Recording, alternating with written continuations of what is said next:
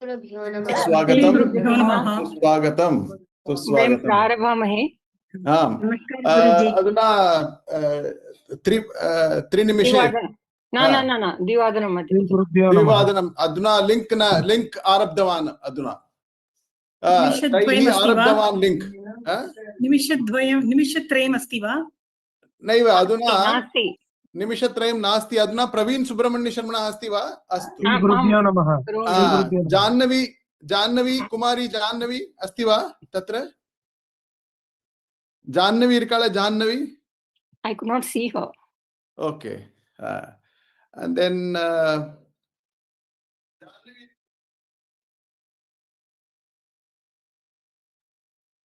Jannavi not there.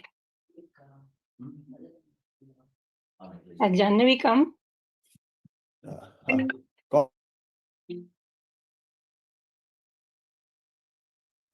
She is not to be seen. Jannavi has not come.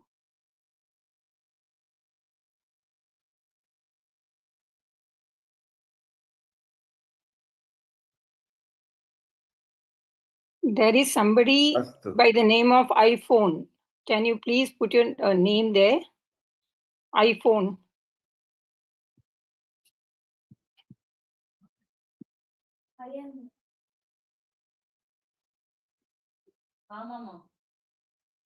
Hello.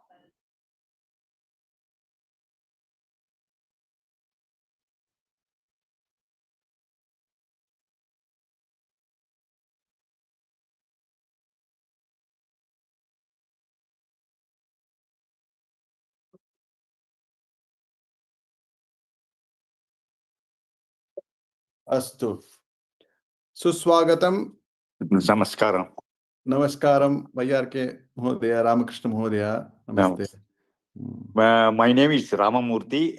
I am the grandfather of Skandan, who is a participant in this. अस्तु अस्तु सुस्वागतम। अधुना नमस्कार प्रिया महोदय आरभामहे। प्रथमं वैदिक मंगलाचरणे।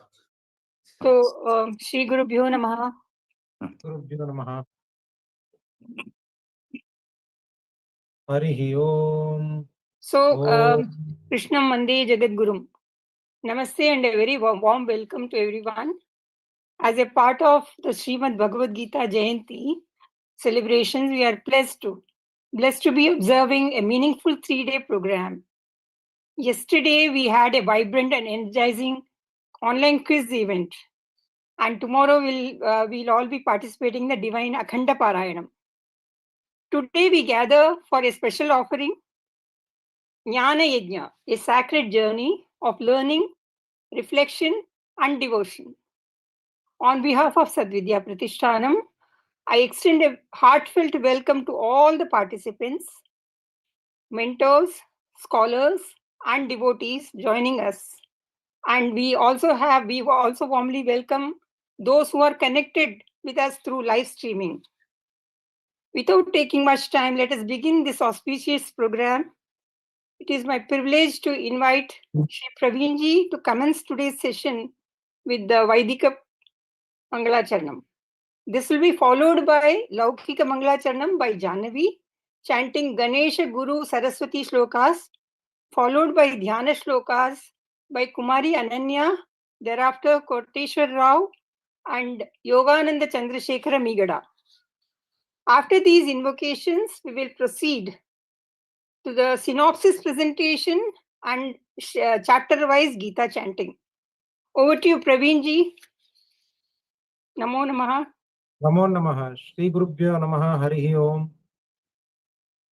ओम गणानां त्वा गणपतिगुं हवामहे कविं कवीनामुपमस्त्रवस्तमं ज्येष्ठराजं ब्रह्मणां ब्रह्मणस्पद आनशृण्वन्नोतिभिः सीदसादनम्। ओम श्री महागणपतये नमः। गुरवे सर्वलोकानां विषचे भवरोहिणां निधये सर्वविद्यानां श्री दक्षिणामूर्तये नमः। अस्मत्सद्गुरु शरणारविन्दाभ्यां नमः। गुरुर्ब्रह्मा गुरुर्विष्णु गुरुर्देवो महेश्वरः गुरुर् साक्षात् परब्रह्म तस्मै श्री गुरवे नमः। अस्मत् सद्गुरु शरणारविन्दाभ्यां नमः। अज्ञानतिमिरान्धस्य ज्ञानाञ्जनशलाकया चक्षुरुन्मिलित्येन तस्मै श्री गुरवे नमः। अस्मत् सद्गुरु शरणारविन्दाभ्यां नमः। श्री वेदव्यासाय नमः। ओम प्रणो देवी सरस्वती वाजेभिर्वाजिनीवती धीनाम विद्रियवतु श्रीवाग्देव्यै नमः। ओम श्री महासरस्वती नमः। मृत्युंजयाय रुद्राय नीलकंठाय शंभवे अमृतेशाय सर्वाय श्री महादेवाय ते नमः। अमृत मृत्युंजय रुद्राय नमः। हरि ओम। नौ स्वस्ति सूक्तम्।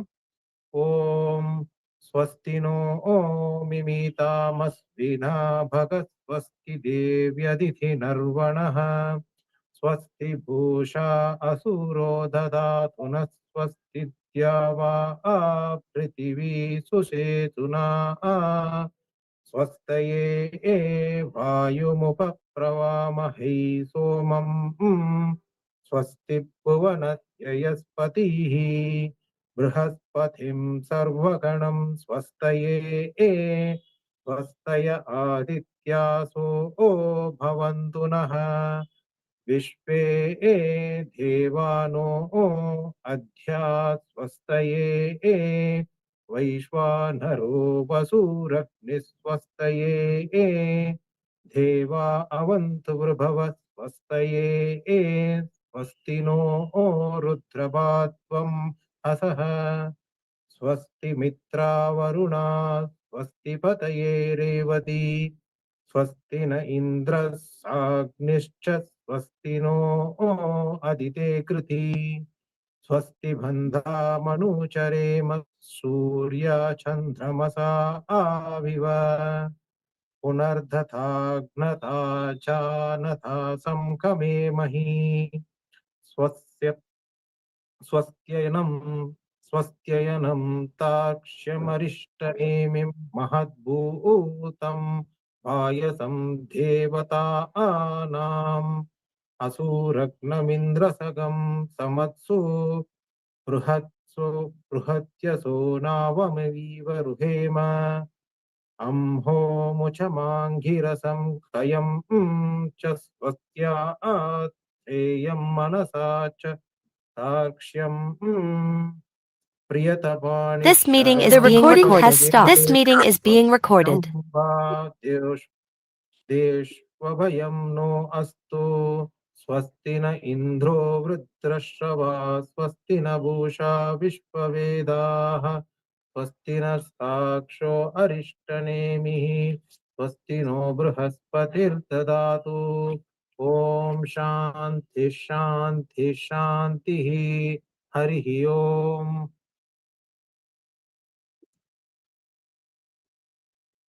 Thank you, Praveen ji, for that divine Mangala Charanam. May I now request, has Janvi come? Janvi? Yeah, Janvi is there. Janvi is here, please. Yeah. Janvi, over to you, beta. Tell. So, Moshika. Moshika, Vagana, Modaka, Hasta, Shamara, Karana, Loud. Vilambita, Sutra, Vamana. Vamana, Rupa, Maheshwara, Putra, Vishnu, Vinayaka, Pada, Namaste, Guru Brahma, Guru Vishnu, Deva, Maheshwara, Guru Sakshat, Param Brahma, Tasmai Gurave Namaha. Saraswati. Saraswati Namaskubhyam Varade Dhanurupini Vidya Arambam Karishyami Siddhit Bhavatu Me Sada. Hari Om. Hari Om. Shri Gurubhyo Namah.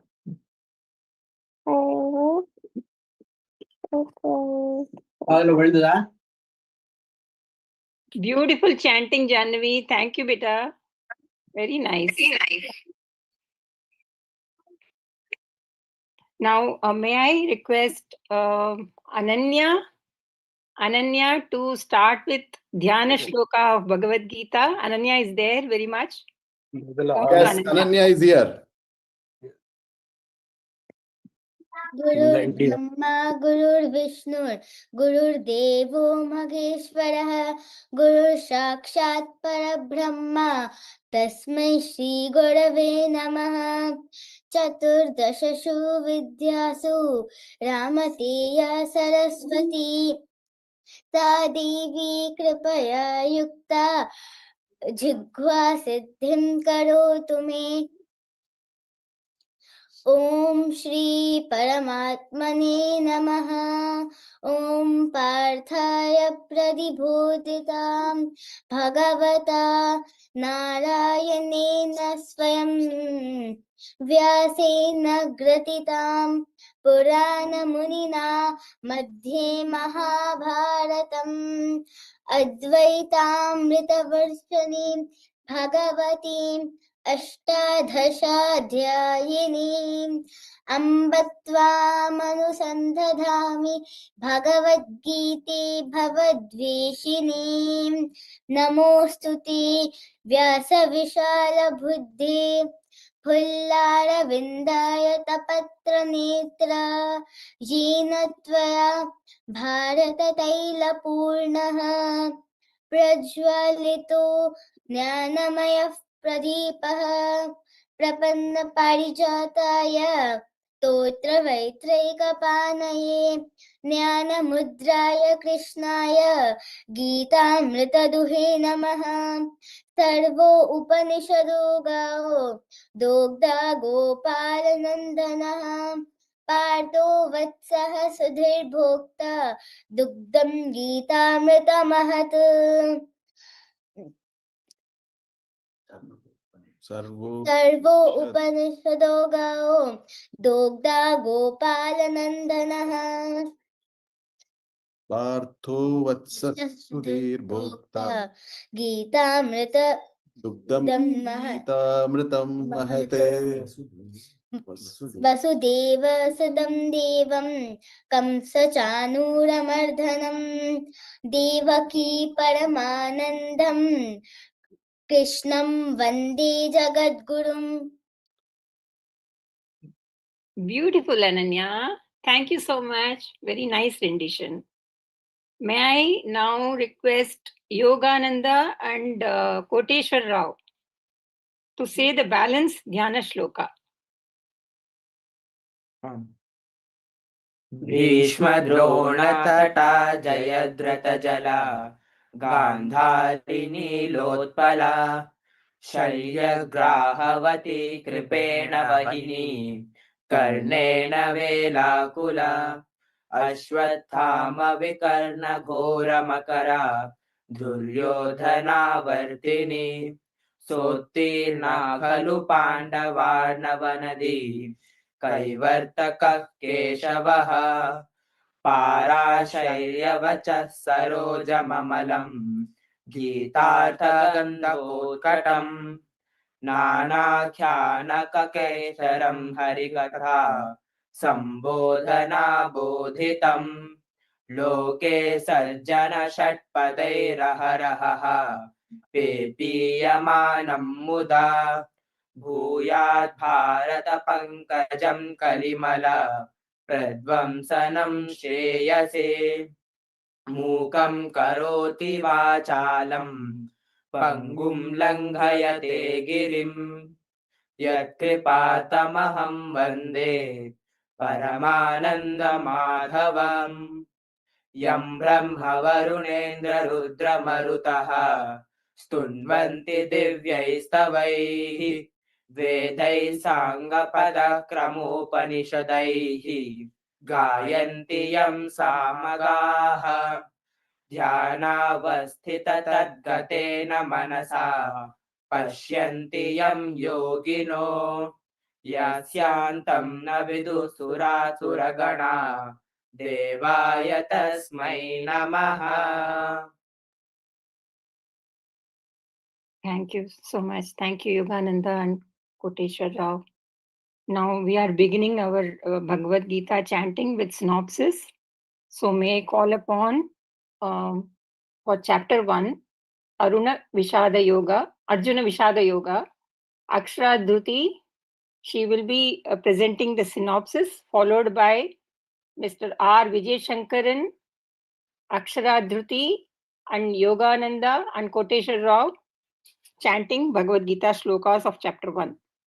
Over to you, Akshara. Okay, thank you. Shri Gurubhyo Namaha.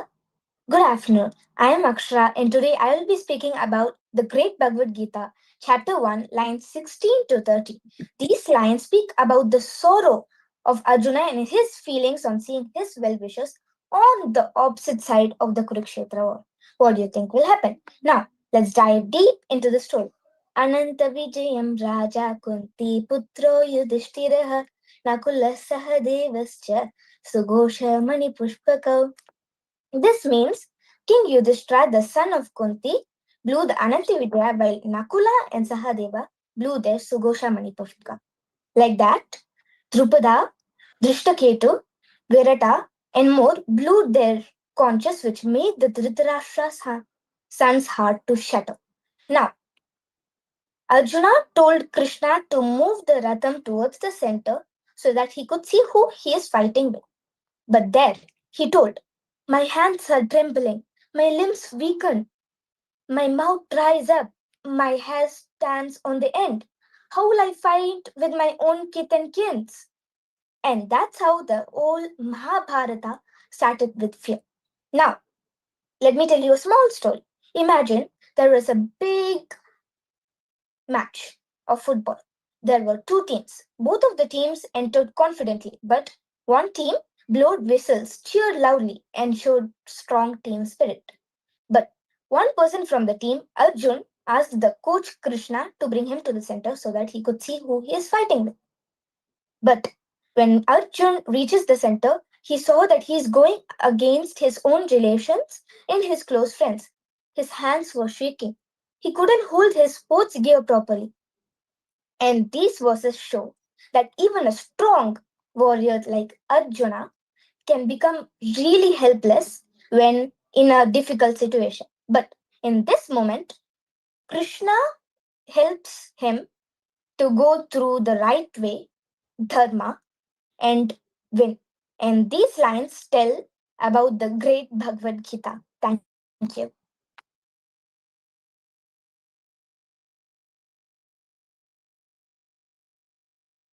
Okay. R. Vijay Shankaran. Thanks, Vita. R. Vijay Shankaran there?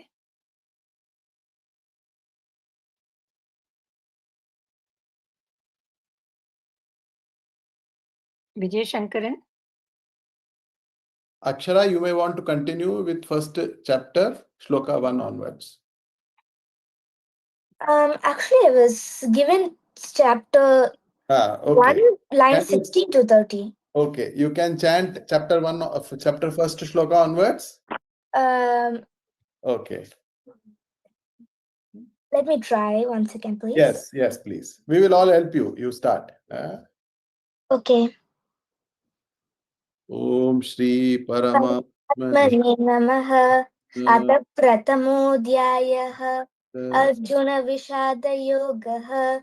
Dhritarashtra Uvacha. Dharma Kshetre Kurukshetre. Samavetaayujutsavaha. Mamakah Pandavaschaiva. Kimakurvata Sanjaya. Sanjaya Uvacha. Sanjaya Uvacha.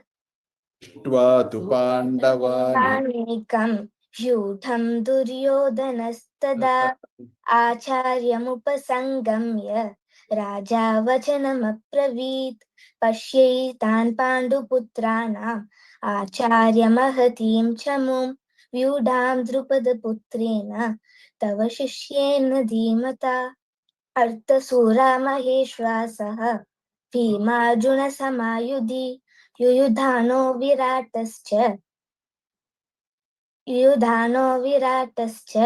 Drupadascha Maharata. दृष्टकेतुश्चैकितानः काशीराजश्च वीर्यवान् पुरुजित् कुन्तिभोजश्च सायबस्य नरपुङ्गवः युधामन्युश्च विक्रान्तः उत्तमौजाश्च वीर्यवान् सौभद्राश्च महाबाहो सर्व एव महारथाः अस्माकं तु विशिष्टाः ये तानि बोधद्विजोत्तमा नायकामसैन्यस्य सन्नासं तान् ब्रवीमि भवान् भीष्मश्च कर्णश्च कृपश्च समितिञ्जयः अश्वत्थामा विकर्णश्च सौमदत्तिस्तथैव च अन्ये च बहवः शूरा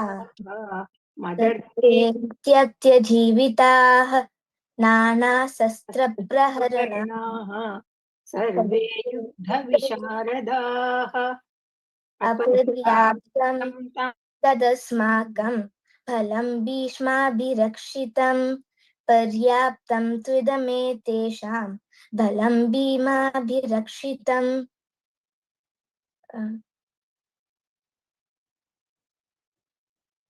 आयनेषु च सर्वेषु यथा भागमवस्थितान् भीष्मवेभिरक्षन्तु भवन्तः सर्व एव हि तस्य सञ्जनयन् हर्षं कुरु वृत्तः पितामहः सिंहनादं विनद्योच्चैः ततः शङ्खाश्च भैर्यश्च पणवानकघोषाः सहसैवाभ्यहन्यन्त सा शब्दस्तु मूलोऽभवत् ततः श्वेतैः भयैर्युक्ते महति स्यन्दने स्थितौ माधवः पाण्डवश्चैव दिव्यौ शङ्कौ प्रदत्मतुः पाञ्चजन्यं ऋषिकेशो देवदत्तं धनञ्जयं पौण्ड्रं दद्मौ महाशङ्कं भीमकर्मं वृकोदरः अनन्तविजयं राजा कुन्तीपुत्रो युधिष्ठिरः नकुलः सह देवश्च सुघोषरमपि पुष्पकं कास्यश्च परमेश्वासः शिखण्डिश्च महारथः दृष्टद्युम्नो विराटश्च सात्यकिश्चापराजितः द्रुपदो द्रौपदेयाश्च सर्वशः पृथिवीपते सौभद्राश्च महाबाहुः शङ्कण्डद्मुः पृथक् पृथक् सघोषो धातराष्ट्राणां त्रयदानि व्यधारयत् नभश्च पृथिवीं चैव तुमुलो व्यनुनादयन् अत व्यवस्थितान् दृष्ट्वा धार्तराष्ट्रकपिध्वजः प्रवृते शस्त्रसम्पाते धनुरुद्यम्य पाण्डवः ऋषिकेशं तदा वाक्यम् इदमाह महीपते सञ्जय अर्जुन उवाच सेनयोरुभयोर्मध्ये रथं स्थापयमेच्युत यावदेतानि ऋषेऽहं योद्धुकामानवस्थितान् कैर्मया सह योद्धव्यम् अस्मिन् जनसमुद्यमे योत्स्यमानान् वीक्षेऽहं य एतेऽत्र समागताः धार्तराष्ट्रस्य दुर्बुद्धे युद्धे प्रियचिकीर्षवः सञ्जय उवाच एवमुक्तो ऋषिकेशः गुडाकेशेन भारत सेनयोरुभयोर्मध्ये स्थापयित्वा रथोत्तमं भीष्मद्रोणप्रमुखतः सर्वेषां च महीक्षिताम् उवाच पार्थ पश्येतान् समवेतान् कुरु इति तत्र पश्यन् स्थितान् पार्थः पितॄणां पितामहान् आचार्यान् मातुलान् भ्रातान् पुत्रान् पौत्रान् स्कहींस्तथा स्वसुरान् सुहृदश्चैव सेनयोरुभयोरपि तान् समीक्ष्य कुन्तेयः सर्वान् बन्धूनवस्थितान् कृपया परयाविष्टः ऋषिदण्डीदमब्रवीत्। अर्जुन उवाच दृष्ट्वेमं स्वजनं कृष्ण युयुत्सं समुपस्थितम् सीदन्ति मम गात्राणि मुखं च परिशुष्यन्ति वेपतुश्च शरीरे मे रोमहर्षश्च जायते गान्धीवं स्वं सते हस्तात् त्वक्षैव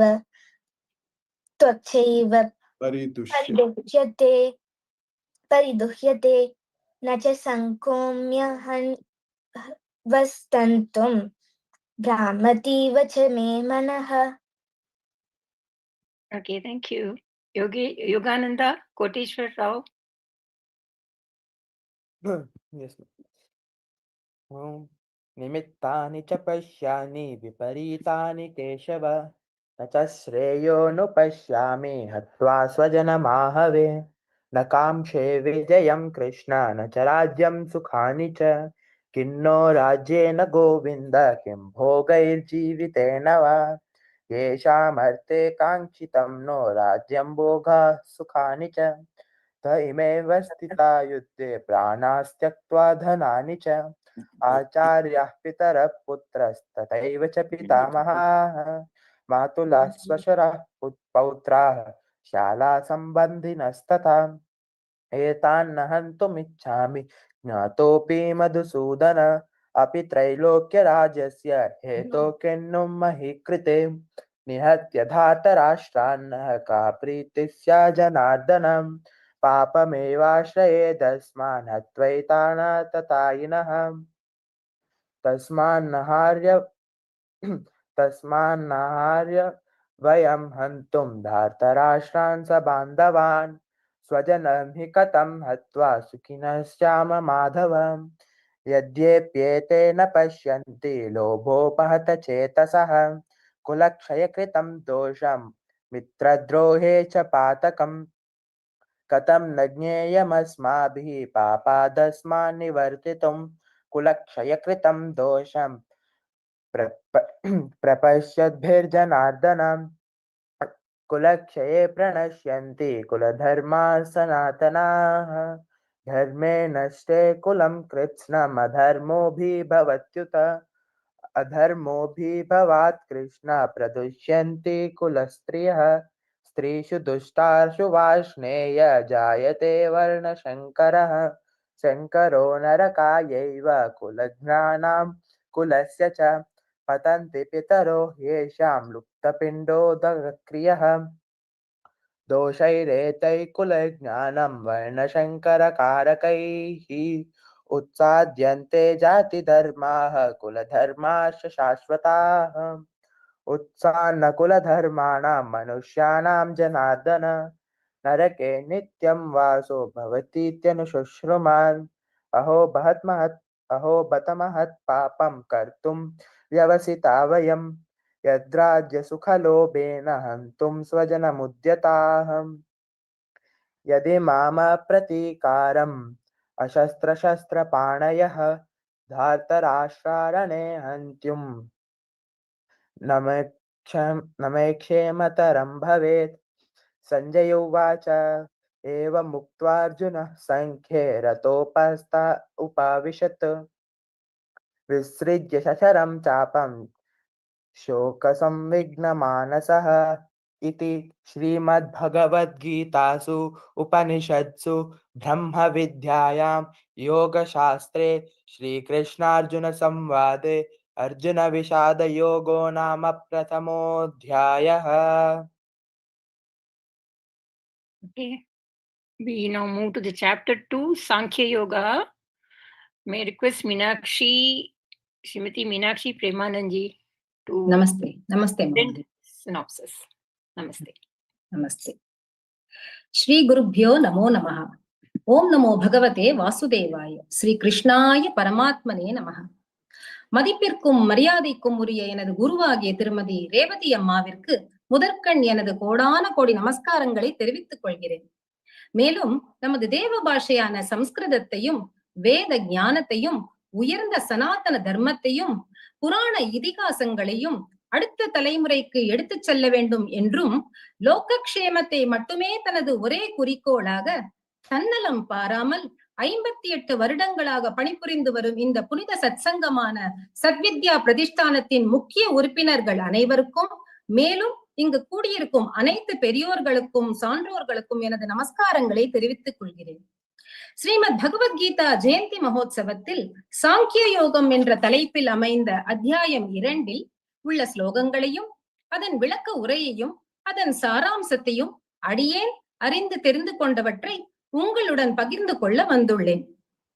வேதத்தின் சாரமான ஸ்ரீமத் பகவத்கீதையில் நம் அகக்கண்களை திறப்பது போல கிருஷ்ண பரமாத்மா நம் அனைவரின் வாழ்க்கை நெறியையும் வாழ வேண்டிய முறையையும் மிக எளிய முறையில் கர்மயோகம், ஞான யோகம், பக்தி யோகம் என்று படிப்படியாக எடுத்துரைத்துள்ளார்.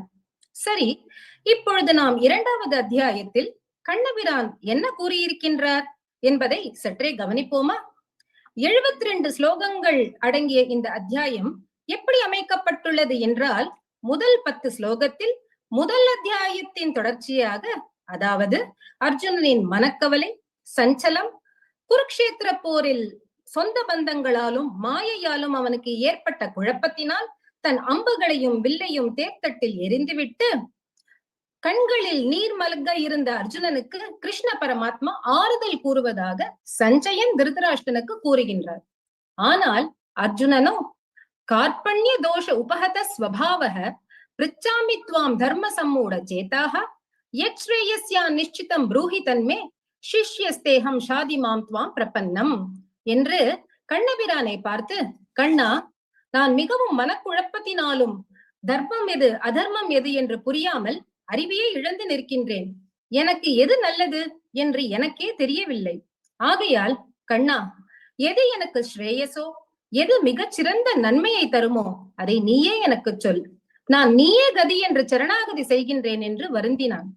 அடுத்தபடியாக 11 - 25வது ஸ்லோகத்தில் சரணாகதி அடைந்த அர்ஜுனனை தெளிவிக்கும் வகையில் கண்ணபிரான் கூறுகிறார், அர்ஜுனா, பரமாத்மாவாகிய எனக்கு அழிவு உண்டோ? கிடையாதல்லவா? பரமாத்மாவாகிய நான் எப்படி எக்காலத்திலும் இருப்பேனோ அதே போல ஜீவாத்மாவாகிய நீயும் உன்னை போன்ற எல்லா மனிதர்களின் ஜீவாத்மாக்களும் எப்பொழுதும் நிலைத்து இருக்கும்.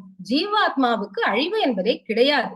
உடல் மட்டுமே அழிவற்றது, ஜீவாத்மா நித்தியமானது என்று கூறுகின்றார். 29, 30வது ஸ்லோகங்களில் கண்ணபிரான் அர்ஜுனனுக்கு உடல் வேறு ஆத்மா வேறு என்ற தத்துவத்தை மீண்டும் வலியுறுத்தாக அமைந்துள்ளது.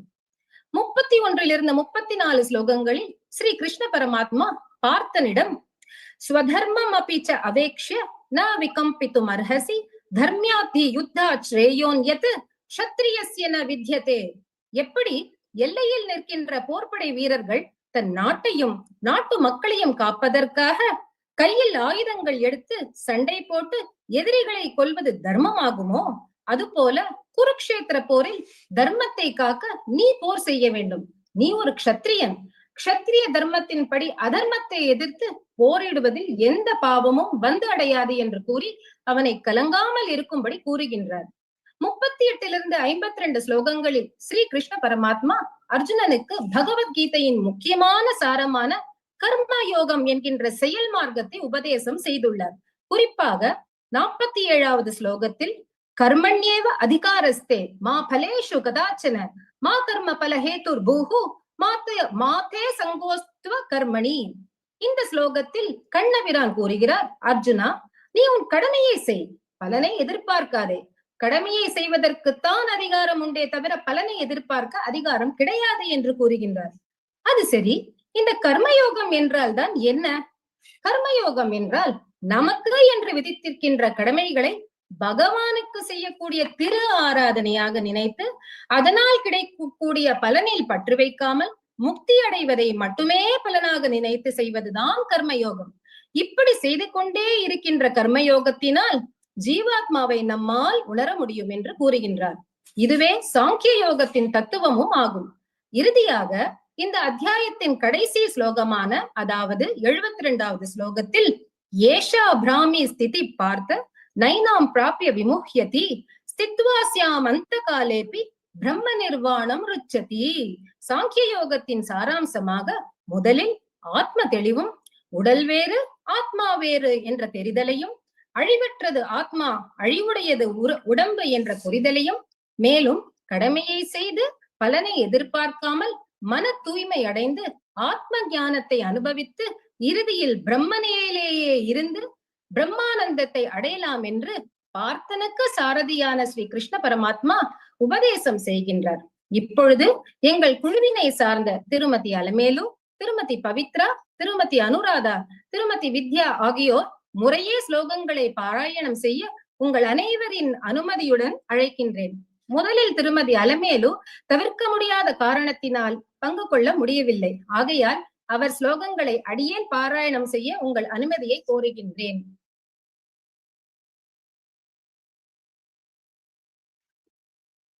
ஸ்ரீ பரமாத்மனே நமः. அத த்விதீயோऽध्यायः சாங்ख्ययोगः. சஞ்சய உவாச்ச தந்ததா கிருபயாவிஷ்டம் அஷ்ணுபூர்ணாகுலேக்ஷணம் விக்ஷீதந்தம் இதம் வாக்யம் உவாச்ச மதுசூதனः. ஸ்ரீ பகவானுவாச்ச குதஸ்த்வா கஷ்மலமிதம் விஷமேசம் உபஸ்திதம் அநார்யஜுஷ்டம் அஸ்வர்க்யம் அகீர்த்திகரமர்ஜுன क्लैभ्यं आस्मगमः पार्थ नैतत्त्वय्युपपद्यते क्षुद्रं हृदय दौर्बल्यं त्यक्तवोत्तिष्ठ परन्तप. अर्जुन उवाच कथं भीष्मम् अहं संख्ये द्रोणं च मधुसूदन इषुभिः प्रतियोत्स्यामि पूजार्हावरिसूदन. गुरून् हत्वा हि महानुभावान् श्रेयो भोक्तुं भैक्ष्यमपीह लोके हत्वार्थकामान् तु गुरूनिहैव भुञ्जीय भोगान् रुधिरप्रतिक्तान्. न चैतद्विद्मः कतरन्नो गरीयः यद्वा जयेम यदि वा नो जयेयुः.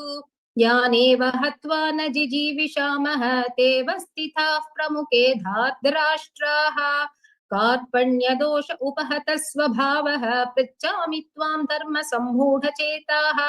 यच्छ्रेयस्यान्निश्चितं ब्रूहि तन्मे शिष्येस्तेऽहं शाधि मां त्वां प्रपन्नं. न हि प्रश्यामि ममापनुद्यात् यच्चोकमुच्चोषणमिन्द्रियाणाम् अवाप्य भूमावसपत्नमृद्धं राज्यं सुराणाम् अपि जातिपत्यम्. सञ्जय उवाच एवमुक्त्वा ऋषिकेशं गुडाकेशः परन्तपः न योत्स्य इति गोविन्दम् उक्त्वा तूष्णीं बभूवः. तम् उवाच ऋषिकेशः प्रहसन्निव भारत सेनयोरुभयोर्मध्ये विषीदन्तम् इदं वचः. श्रीभगवानुवाच अशोच्यान् अन्वशोचस्त्वं प्रज्ञावादांश्च भाषसे गतासून् अगतासूंश्च न अनुशोचन्ति पण्डिताः. न त्वेवाहं जातु नासं न त्वं नेमे जनाधिपाः. न चैव न भविष्यामः सर्वे वयमतः परम्. देहिदास्मिन् यथा देहे कौमारं यौवनं जरा तथा देहान्तरः प्राप्तिः धीरस्तत्र न मुह्यति. मात्रा स्पर्शास्तु कौन्तेय शीतोष्णः सुखदुःखदाः आगमापायिनो नित्याः तां तितिक्षस्व भारत. यं हि न व्यतयन्त्येते पुरुषं पुरुषर्षभ समदुःखसुखं धीरं सोऽमृतत्वाय कल्पते. नासतो विद्यते भावो न भावो विद्यते सतः उभयोरपि दृष्टान्तः त्वनयोस्तत्त्वदर्शिभिः. अविनाशि तु तद्विद्धि येन सर्वमिदं ततं. विनाशम् अव्ययस्यास्य न कश्चित् कर्तुम् अर्हति. अन्तवन्त इमे देहा नित्यस्योक्ता शरीरिणः अनाशिनो प्रमेयस्य तस्मात् युध्यस्व भारत. ययेनं वेति हन्तारं यश्चैनं मन्यते हतम् उभौ तौ न विजानीतो नायं हन्ति न हन्यते. न जायते म्रियते वा कदाचित् नायं भूत्वा भविता वा न भूयः. अजो नित्यः शाश्वतोऽयं पुराणो न हन्यते हन्यमाने शरीरे. वेदा विनाशिनं नित्यं ययेनम् अजमव्ययम् कथं सत्पुरुषः पार्थ कं कादयति हन्तिकम्. वासांसि जीर्णानि यथा विहाय नवानि गृह्णाति नरोपराणि तथा शरीराणि विहाय जीर्णानि अन्यानि संयाति नवानि देहि नैनं चिन्धन्ति शस्त्राणि नैनं दहति पावकः न चैनं क्लेदयन्त्यापो न शोषयति मारुतः अच्छेद्योऽयं मदाख्योऽयम् अक्लेद्यो शोष्य एव च नित्यः सर्वगतस्थाणुः अचलोऽयं सनातनः अव्यक्तोऽयम् अचिन्त्योऽयम् अविकार्योऽयमुच्यते तस्मादेवं विदित्वैनं नानुं शोचितुमर्हसि अथ चैनं नित्यजातं नित्यं वा मन्यसे मृतं तथापि त्वं महाबाहो नैनं शोचितुमर्हसि जात्यस्य हि ध्रुवो मृत्युः ध्रुवं जन्म मृतस्य च तस्मादपरिहार्येऽर्थे न त्वं शोचितुमर्हसि अव्यक्तादीनि भूतानि व्यक्तम् अध्यानि भारत अव्यक्तनिधनान्येव तत्र का परिदेवना आश्चर्यवत् पश्यति कश्चिदेनं नाश्चर्यवद् वदति तथैव च अन्यः आश्चर्यवच्चैनमन्यः शृणोति श्रुत्वाप्येनं वेद न चैव कश्चित् देहि नित्यम् अवध्योऽयं देहे सर्वस्य भारत तस्मात् सर्वाणि भूतानि न त्वं शोचितुमर्हसि स्वधर्मम् अपि च आवेक्ष्य न विकम्पितुमर्हसि धर्म्यादियुद्धाश्रेयः अन्यश्रत्यस्य न विद्यते यदृच्छया चोपपन्नं स्वर्गद्वारम् अपावृतं सुखिनः क्षत्रियाः पार्थ लभन्ते युद्धमीदृशम् अथ चेत्त्वम् इमं धर्म्यं सङ्ग्रामं न करिष्यसि ततः स्वधर्मं कीर्तिं च हित्वा पापम् अवाप्स्यसि अकीर्तिं चापि भूतानि कथयिष्यन्ति देव्ययां सम्भावितस्य च अकीर्तिः मरणादधिरिच्यते भयाद्राणाधुपरतं मन्यन्ते त्वां महारथाः येषां च त्वं बहुमतो भूत्वा यास्यसि लाघवम् अवाच्यवातां च बहून् वतिष्यन्ति तवाहिताः निन्दन्तस्तव सामर्थ्यं ततो दुःखं तरन्नु किम् हतो वा प्राप्स्यसि स्वर्गं जित्वा वा भोक्ष्यसे महिम् तस्मादुत्तिष्ठ कौन्तेय युद्धाय कृतनिश्चयः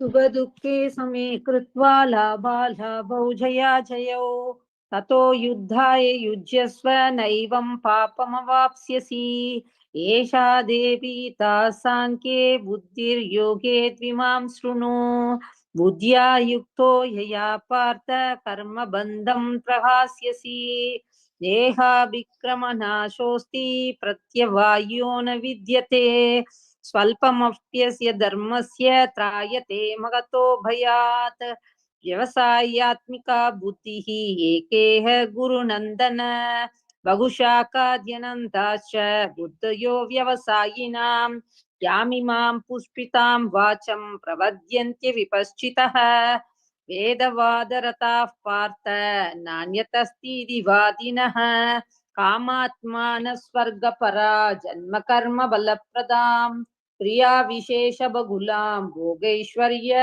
गतिं प्रति भोगैश्वर्य प्रसक्तानां तयापकृत चेतसां व्यवसायात्मिका बुद्धिः समाधौ न विधीयते त्रैगुण्य विषया वेदा निस्त्रैगुण्यो भवार्जुन निर्वन्तो नित्यसत्त्वस्थः निर्योगक्षेम आत्मवान् यावानर्थ उदपाने सर्वतः सम्प्लुतोदके तावान् सर्वेषु वेदेषु ब्राह्मणस्य विजानतः कर्मण्येवाधिकारस्ते मा फलेषु कदाचन मा कर्मफलये दुर्भूः मा ते सङ्गोऽस्त्व कर्मणि योगस्तः कुरु कर्माणि सङ्गं त्यक्त्वा धनञ्जय सिद्ध्य सिद्ध्यो समो भूत्वा समत्वं योग उच्यते दूरेण ह्यवरं कर्म बुद्धियोगात् धनञ्जय बुद्धौ शरणमन्विच्य कृपणा फलये तव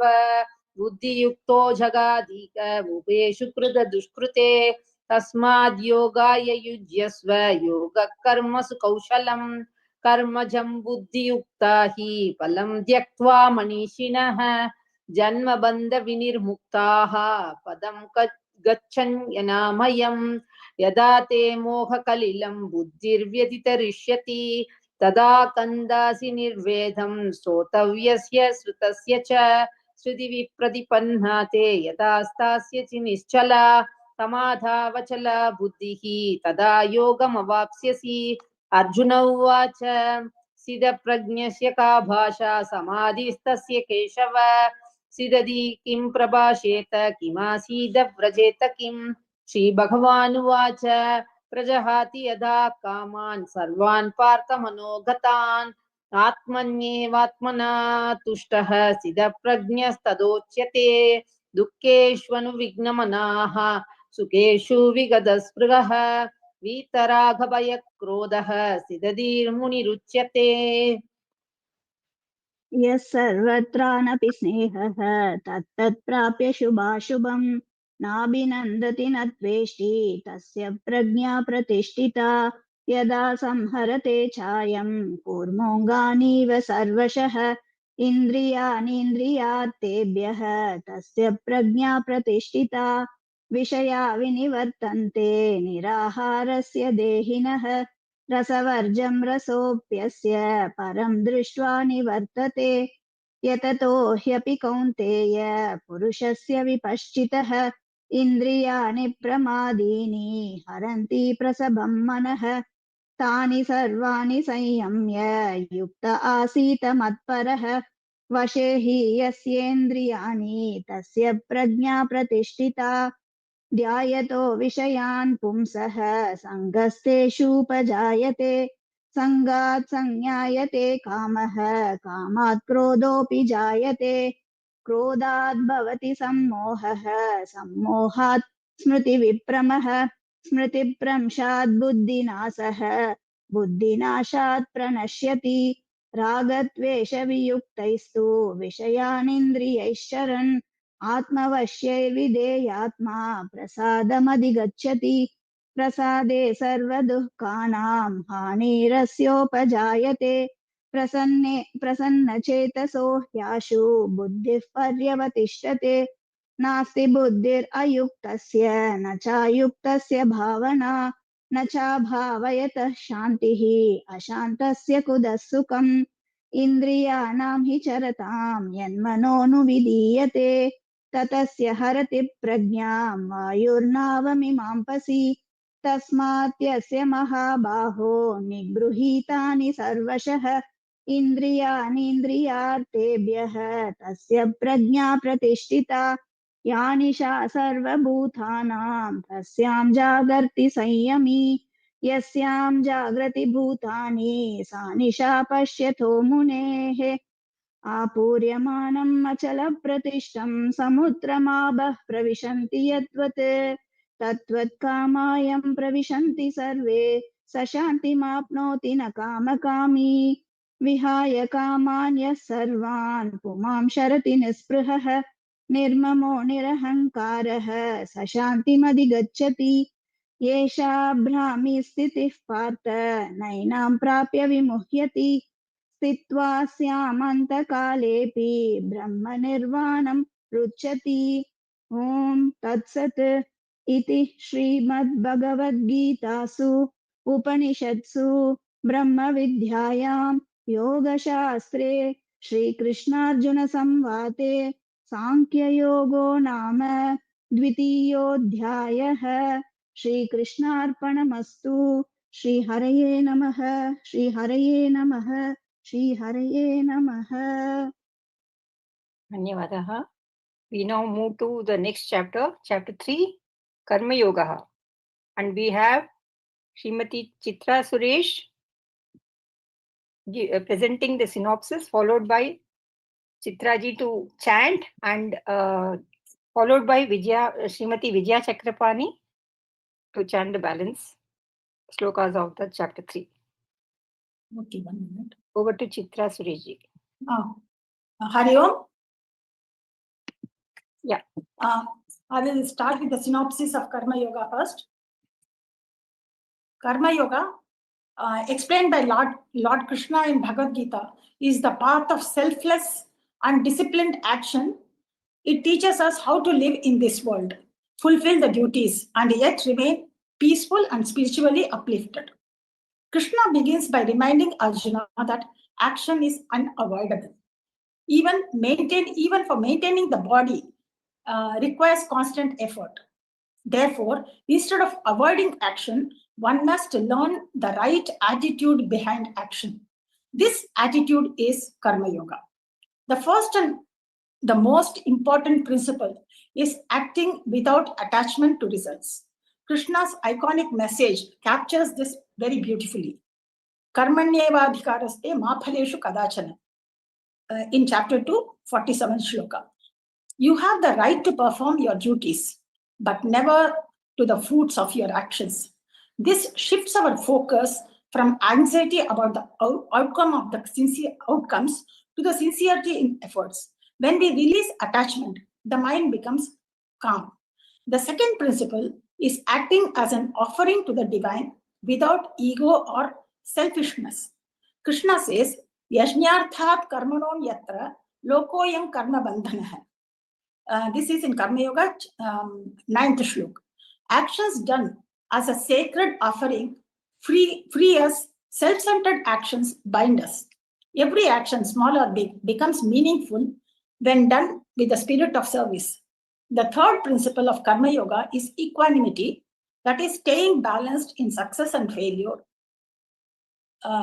This is well explained by the shloka from chapter 248. Siddhya siddhyo samo bhutva samatvam yoga uchyate. Be even-minded in success and failure. Such balance itself is yoga. This equanimity reduces stress, improves clarity, and makes us more effective in all roles. Krishnaji explains that action done without ego purifies the mind. The fourth one is Tasmad Sattat Satatam Karyam Karma Samachara. That is 19th shloka of Karma Yoga. Perform your duties constantly without attachment. Such selfless action leads to the highest good. Finally, Krishna emphasizes the power of living by example. Yadyada acharati shreshtas tattadevetaro janah. This is 21st shloka of chapter 3. Whatever a noble person does, others follow. Therefore, our sincere actions can uplift our family, community, and society at large. In essence, Karma Yoga can be summarized as the act of to act wholeheartedly, offer the results to divine, and remain balanced in all outcomes. This transforms everyday work into a spiritual path and leads us towards inner freedom. Now I will.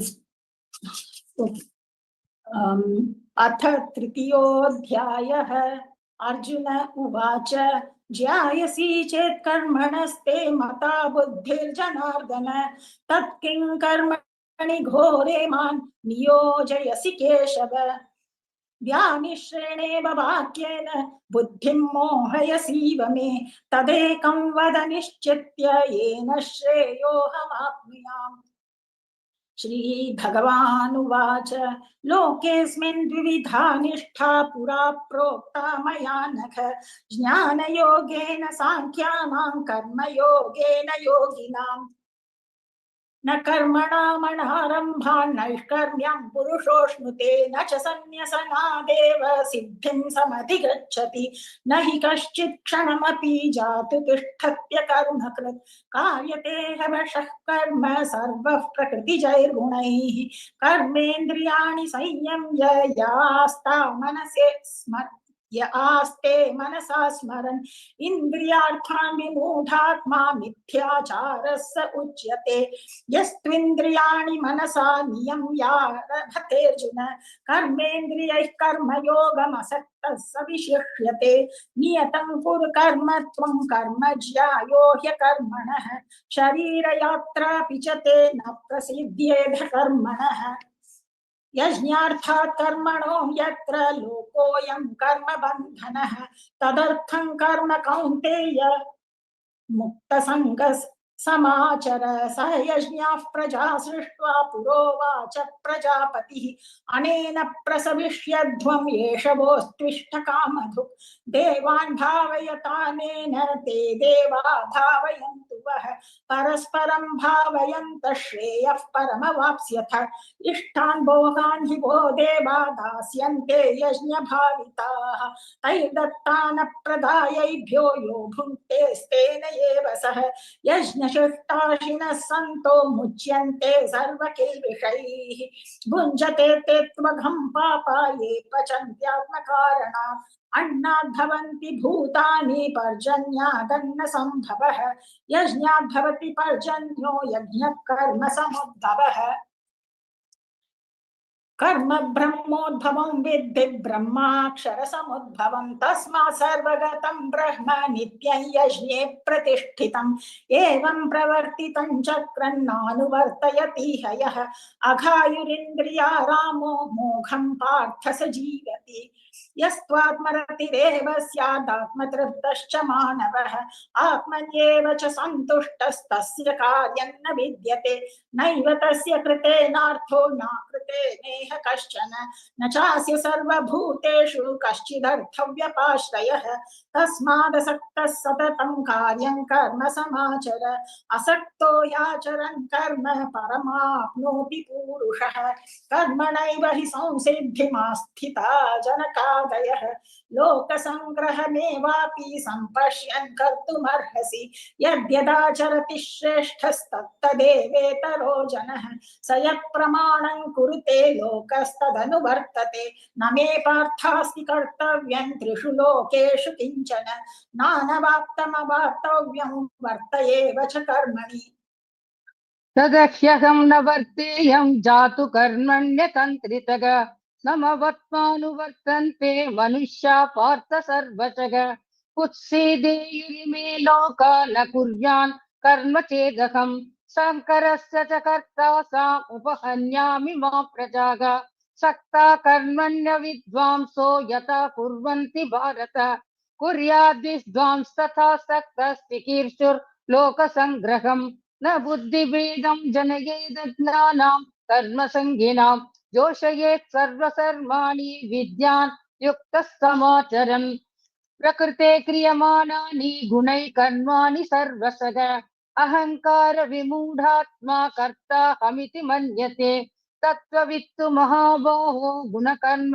विभागयोः गुणागुणेषु वर्तन्त इति मत्वा न सज्जते प्रकृतेर्गुणसम्मूढाः सज्जन्ते गुणकर्मसु तान कृष्णविदो मन्दान् न कृष्ण विन्न विचालयेत् मयि सर्वाणि कर्माणि सन्न्यस्याध्यात्मचेतसा निराशी निर्ममो भूत्वा युध्यस्व द्विगतज्वरः ये मे मतमिदं नित्यम् अनुतिष्ठन्ति मानवाः श्रद्धावन्तो न सूयन्तो मुच्यन्ते तेऽपि कर्मभिः ये त्येतदभ्यसूयन्तो नानुतिष्ठन्ति मे मतम् सर्वज्ञानविमूढान् विद्धि सा नष्टान चेतसः सदृशं चेष्टते स्वंस्याः प्रकृतेर्ज्ञानवानपि प्रकृतिं यान्ति भूतानि निग्रहः कं करिष्यति इन्द्रियास्येन्द्रियस्यार्थे रागद्वेषौ व्यवस्थितौ तयोर्न वशमागच्छे तौ हस्य परिपन्थिनौ श्रेयान् स्वधर्मो विगुणः परधर्मात्मनुष्ठितात् स्वधर्मे निधनं श्रेयः परधर्मो भयावहः अर्जुन उवाच अथ केन प्रयुक्तोऽयं पापं चरति पूरुषः अनिच्छन्नपि वार्ष्णेय बलादिव नियोजितः श्रीभगवानुवाच कामयेष क्रोधयेष रजो गुणसमुद्भवः महाशनो महापाप्मा विद्येनमिह वैरिणम् धूमेन व्रियते वह्निः यथा दर्शो मलेन च यथोल्बेनावृतो गर्भस्तथा तेनेदमावृतम् आवृतं ज्ञानमेतेन ज्ञानिनो नित्यवैरिणा कामरूपेण कौन्तेय दुष्पूरेणानलेन च इन्द्रियाणि मनोबुद्धि यस्याधिष्ठानमुच्यते एतैर्विमोहयत्येष ज्ञानमावृत्य देहिनम् तस्मात् स्वमिन्द्रियाण्यादौ नियम्य भरतर्षभ पाप्मानं प्रजहिह्येनं ज्ञानविज्ञाननाशनम् इन्द्रियाणि पराण्याहुः इन्द्रियेभ्यः परं मनः मनसस्तु परां बुद्धिर्यो बुद्धे परतस्तु सगा एवं बुद्धे परं बुद्ध्वा संस्तभ्यात्मानमात्मना जहि शत्रुं महाबाहो कामरूपं दुरासदम् श्रीहरये नमः एवं बुद्धे परं बुद्ध्वा संस्तभ्यात्मानमात्मना जहि शत्रुं महाबाहो कामरूपं दुरासदम् श्रीहरये नमः श्रीहरये नमः ओम तत्सदिति श्रीमद्भगवद्गीतासु उपनिषत्सु ब्रह्मविद्यायां योगशास्त्रे श्रीकृष्णार्जुन संवादे कर्मयोगो नाम तृतीयोऽध्यायः श्रीहरये नमः सर्वं श्रीकृष्णार्पणमस्तु। The recording has stopped.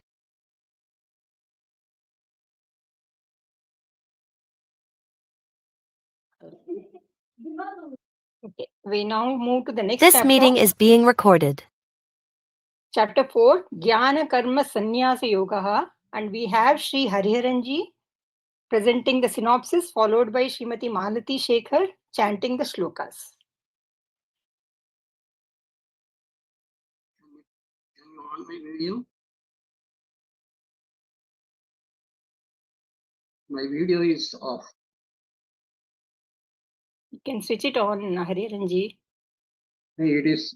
You cannot start your video because it is disabled by host. Disabled by host. Okay, let me check.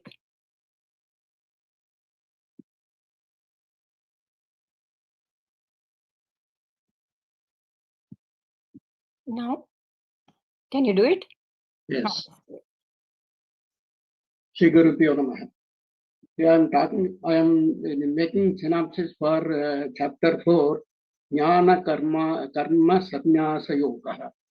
In this chapter, Lord Krishna blends the power of knowledge, Jnana, Karma, and Sannyasa, guiding Arjuna, all of the humanity forward liberation, moksha.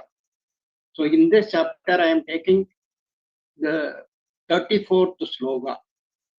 Tat viddhi paripadena parichrachena sevaya. The path of wisdom requires surrender and guidance. The Guru dispels darkness and imparts divine knowledge. Story of Parishit and Sukadeva. King Parishit in Mahabharata was deeply distressed after learning his imminent death due to a curse. Seeking solace, he approached a saga Sukadeva, a spiritual master with deep humility and devotion. Parishit had no pride about his kingship, recognizing that true wisdom could only come from a realized sage. He humbly sat on the feet of Sukadeva, asking questions and listening all attentively, even though he was a king and Sukadeva was a wandering sage. Sukadeva, recognizing his sincerity, imparted the secret knowledge of the SRIMAD BHAGAVATAM, which contains the essence of bhakti, devotion, knowledge, and action. Parishit's question and profound teachings of Sukadeva transformed his heart, enabling him to prepare for his death with peace and wisdom. The story of Parishit and Sukadeva examples humility in questions of knowledge. Despite his royal status, King Parishit approached a sage with the mindset of a student, understanding that the true learning begins with humility. His willingness to serve and listen to the Guru without arrogance opened a path to spiritual entanglement. Supporting for this, in Mundaga Upanishad To know Brahman, approach a guru who is well versed in scriptures and established in the truth. And Swami Ramakrishna Paramahansa said, even if God comes, he does so in the form of a guru. So a qualified teacher and a humble seeker is a sacred bond, is the vehicle for the true transformation. Like Parikshit, we must approach our guru with the right attitude, humility, questioning, and service. The guru holds the key to dispelling our ignorance and guiding us towards the ultimate truth. True wisdom is attained not through intellectual pride, but through devotion and surrender to the Guru's teachings. Now I am reciting the 4th chapter up to 21. Sri Paramatmane Namaha.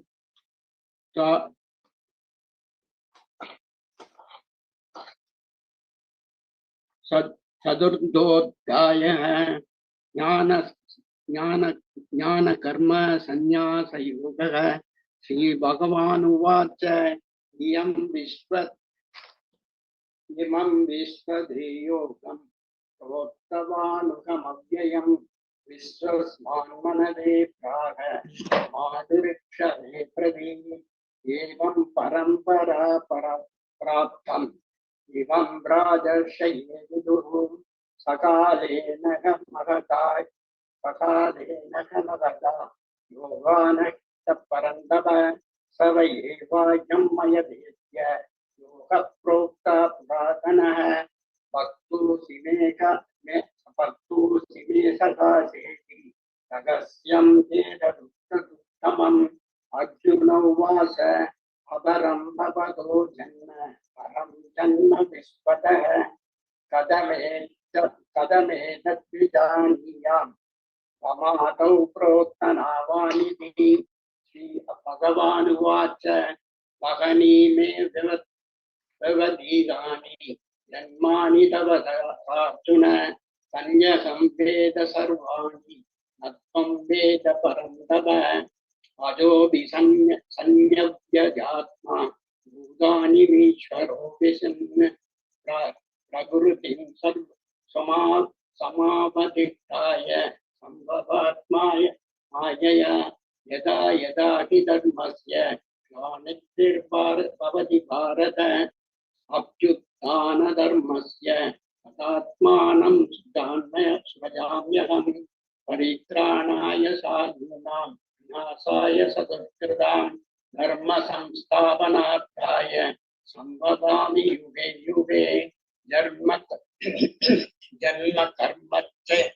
Karmachaya Me Divyam Evam yo veti tattvadaha Dvaita dekam punarjanma Naiti mameti surduna Vidaraga payakruga Manmaya mamurichita Bhagave jnana tabasa Buddha matpava magada Yedam mam prapatyante Kamastaiva prajapajamyaham mama vartamanu vattande manushya partha sarvasaha kankshanta karmanam siddhim yachanta iha devada shipranti manushe loge siddhir bhavati karmaja sadurvarnyam mata srishtam gunakarma vibhagata tasya kartaramahimam Vityakartaram Namam Karmani Lipsandi Name Karma Vale Sprudha Idimam Bhojanadi Karma Mayirna Pachyade Evam Nyatva Kritam Karma Urvairavi Mukshavi Guru Karma Yugataspantam Urvai Purvataram Kritam Kim Karma Kima Karmedi Avayo Yatra Mohida Tat ते कर्म प्रवक्ष्यामि यज्ञज्ञात्वा मोक्षय शेषु भाग कर्मणो अभिभूतव्यम् च विकर्मणः अकर्मणश्च बोद्धव्यम् गहना कर्मणो गति कर्मण्यकर्मपच्चयम् अधर्मणि च कर्म च बुद्धिमान् मनुष्येषु संयुक्त कृष्ण कर्म कृते यस्य सर्वे समारम्भा कामसंज्ञवर्जिता ज्ञानाज्ञानि तत्कर्माणां तमाहु पंडितं बुधा लक्का कर्मफला सांगम नित्यतीर्थो निरासर कर्मण्य प्रवृत्तो वृद्धो नैव किंचित् करोति स निराशीर्यत सिद्धात्मा यक्तः सर्वपरिग्रहः शारीरं केवलं कर्म कुर्वन्नाप्नोति किल्बिषम् यदृच्छालाभसन्तुष्टो द्वन्द्वातीतो विमत्सरः समसिद्धावसिद्धौ च कृत्वापि न निबध्यते गतसङ्गस्य मुक्तस्य ज्ञानावस्थितचेतसः यज्ञयाचरतः कर्म समग्रं प्रविलीयते ब्रह्मार्पणं ब्रह्महविर्ब्रह्माग्नो ब्रह्मणाहुतं ब्रह्मैव तेन गन्तव्यं ब्रह्म कर्म समाधिना दैवेमेवापरे यज्ञं योगिनः पर्युपासते ब्रह्माज्ञावपरे यज्ञं यज्ञेनैवोपजुह्वति श्रोतादीनिन्द्रियानन्ये संयमाग्निषु जुह्वति शब्दादीन् विषयानन्य इन्द्रियाग्निषु जुह्वति सर्वाणि इन्द्रियकर्माणि प्राणकर्माणि चापरे आत्मसंयमयोगाग्नौ जुह्वति ज्ञानदीपिते द्रव्ययज्ञस्तपो यज्ञा योगयज्ञास्तथा परे स्वाध्यायज्ञानयज्ञाश्च यथयः संश्रिता व्रताः अपाने जुह्वति प्राणं प्राणे पाणं तथा परे प्राणापानगतिर्हृत्वा प्राणायामपरायणाः अपरे नियताहाराः प्राणान् प्राणेषु जुह्वति सर्वेप्येते यज्ञविदो यज्ञक्षपितकल्मषाः यज्ञशिष्टामृतभुजो यान्ति ब्रह्मा सनातनं न्यायं लोकस्य यज्ञस्य कुतोऽन्यः कुरु सत्तम एवं बहुविधा यज्ञा वितता ब्रह्मणो मुखे कर्मजान् विद्धितान् सर्वान् एवं ज्ञात्वा विमोक्ष्यसे श्रेयान् द्रव्यमयाद् यज्ञां ज्ञानयज्ञः परन्तप सर्वं कर्माखिलं पार्थ ज्ञाने परिसमाप्यते तद्विद्धि प्रणिपातेन परिप्रश्नेन सेवया उपदेक्ष्यन्ति ते ज्ञानं ज्ञानिनस्तत्त्वदर्शिनः यज्ञात्वा न पुनर्मोहम् एवं यास्यसि पाण्डव येन भूतान्यशेषेण द्रक्ष्यन्यस्यात्मन्योपमयि अपि चेदसि पापेभ्यः सर्वेभ्यः पापकृत्तमः सर्वं ज्ञानं प्लवेनैव वृजिनं सन्तरिष्यसि एते धांसि समाधौग्निर्भस्मसात् कुरुतेऽर्जुन ज्ञानयज्ञे सर्वकर्माणि भस्मसात् कुरुते तथा न हि ज्ञानेन सदृशं पवित्रमिह विद्यते तत्स्वयं योगसंसिद्धः कालेनात्मनि विन्दति श्रद्धावान् लभते ज्ञानं तत्परः संयतेन्द्रियः ज्ञानं लब्ध्वा परं शान्तिम् अचिरेणाधिगच्छति यज्ञयश्चाश्च श्रद्धदानश्च संशयात्मा विनश्यति न्यायं लोकस्य न परो न सुखं संशयात्मनः योगसन्न्यस्तकर्माणं ज्ञानसञ्छिन्न संशयम् आत्मवन्तं न कर्माणि निबध्नन्ति धनञ्जय तस्मात् अज्ञानसम्भूतं हृस्तं ज्ञानस्यनात्मनां चित्वैनं संशयं योगम् आतिष्ठोतिष्ठ भारत ओम तत्सदिति श्रीमद्भगवद्गीतासु उपनिषत्सु ब्रह्मविद्यायां योगशास्त्रे श्रीकृष्णार्जुनसंवादे ज्ञानकर्मसन्न्यासयोगो नाम चतुर्थोऽध्यायः। श्री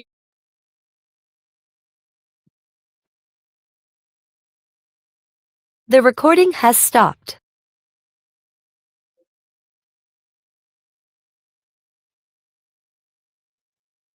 ஸ்டார்ட் பண்ணலாமா? வேற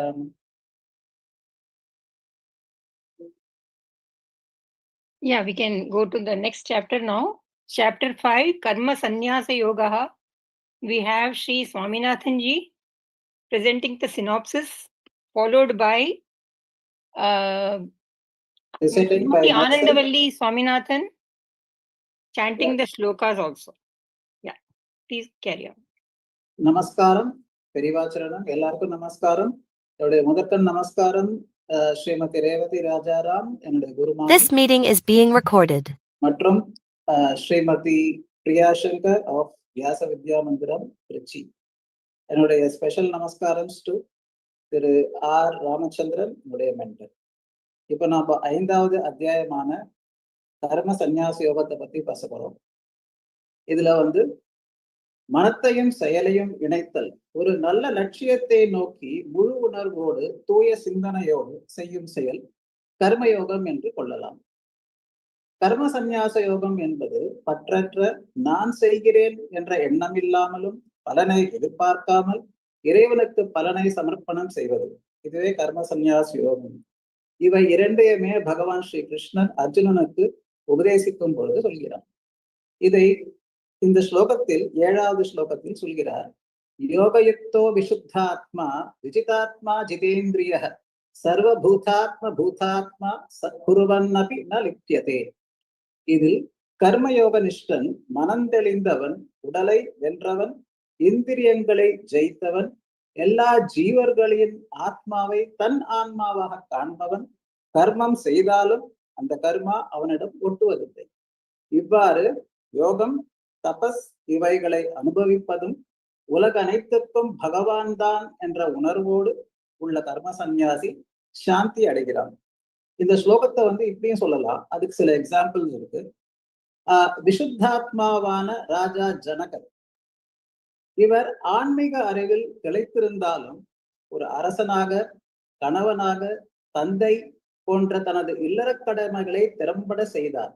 கர்ம சந்நியாசத்தின் கொள்கைகளை பின்பற்றி அவர் முக்தியும் அடைந்தார். அடுத்த உதாரணம் ஜிதேந்திரியர் அப்படிங்கிறதுக்கு நாம ஆஞ்சநேய பகவான சொல்லலாம். இவர் ராவணனுடைய அந்தப்புரத்தில் சீதா பிராட்டியை தேடிக்கொண்டு அவனுடைய இந்த பானகசாலையான ஆரண்ய காண்டத்திற்கு போகும்போது அந்த சூழலில் இருந்த பெண்களுடைய பொசிஷனை பார்த்து கூட அவர் மனம் சஞ்சலப்படுத்தாமல் அவருடைய குறிக்கோளான சீதா பிராட்டியை தேடுவதுதான் என்ற அந்த ஒரு குறிக்கோளோடையே சென்று அதில் வெற்றியும் அடைந்தார். இதில் மற்றொருவர் ஜடபரதர். இவர் கதை நிறைய பேருக்கு தெரிந்திருக்கும். ஸ்ரீமத் பாகவதத்தில் கூறப்படும் ஒரு பெரிய கதை இது. இது நம்ம நாட்டை ஆண்ட பரதன் என்ற ராஜா. இவர் தன்னுடைய காட்டில் தவ வாழ்வு மேற்கொள்ள நாட்டை துறந்து செல்கிறார். அங்கே தவ வாழ்க்கையில் ஈடுபட்டு கொண்டிருக்கும் பொழுது காட்டில் தாயை இழந்த ஒரு மான்குட்டியை பார்த்து பரிதாபப்பட்டு எடுத்து வளர்க்கிறார். அந்த மான்குட்டி மேய்ச்சலுக்கு சென்று திரும்பும் வரை அதன் நினைவாகவே இருந்து தவ வாழ்வினை மறந்தார். மரண தருவாயிலும் பரதர் மான்குட்டியின் நினைவாகவே இறந்தார். இதனால் மறுபிறவியில் பரதர் மானாக பிறந்தார். பட் அவருடைய புண்ணியத்தினால் அதே நைமிஷாரண்யத்தில் அவர் அந்த ஆசிரமத்துக்கு அருகிலேயே மானாக பிறந்து அவருடைய முற்பிறவி பயனினால் அவர் என்னவாக இருந்தார் என்பதை அறிந்து கொண்டு அதற்கு ஏற்றாபோல் தவம் செய்து தன்னுடைய நற்கதியை அடைந்தார். இந்த காலத்தில் நம்முடைய சமகாலத்தில் நம்ம பார்த்தோம் என்றால் சிறந்த யோகிகளான ஸ்ரீ காஞ்சிமணி மகாபெரிவா, பகவான் ஸ்ரீ ரமணர் ஆகியோர் சிறந்த எடுத்துக்காட்டு. நாம இப்பொழுது ஸ்லோகத்துக்கு போலாம். ஸ்லோகம் ஃபர்ஸ்ட் 1 to 15 நான் படிச்சுடுவேன். 16 to 29 ஸ்ரீமதி ஆனந்தவல்லி அவா படிப்பார். ஓம் ஸ்ரீ பரமாத்மனே நமஹ. அத பஞ்சமோऽध्यायः கர்ம சந்நியாச யோகः. அர்ஜுன உவாச்ச सन्न्यासं कर्मणां कृष्ण पुनर्योगं च शंससि यच्छ्रेय एतयो एकं तन्मे ब्रूहि सुनिश्चितम्।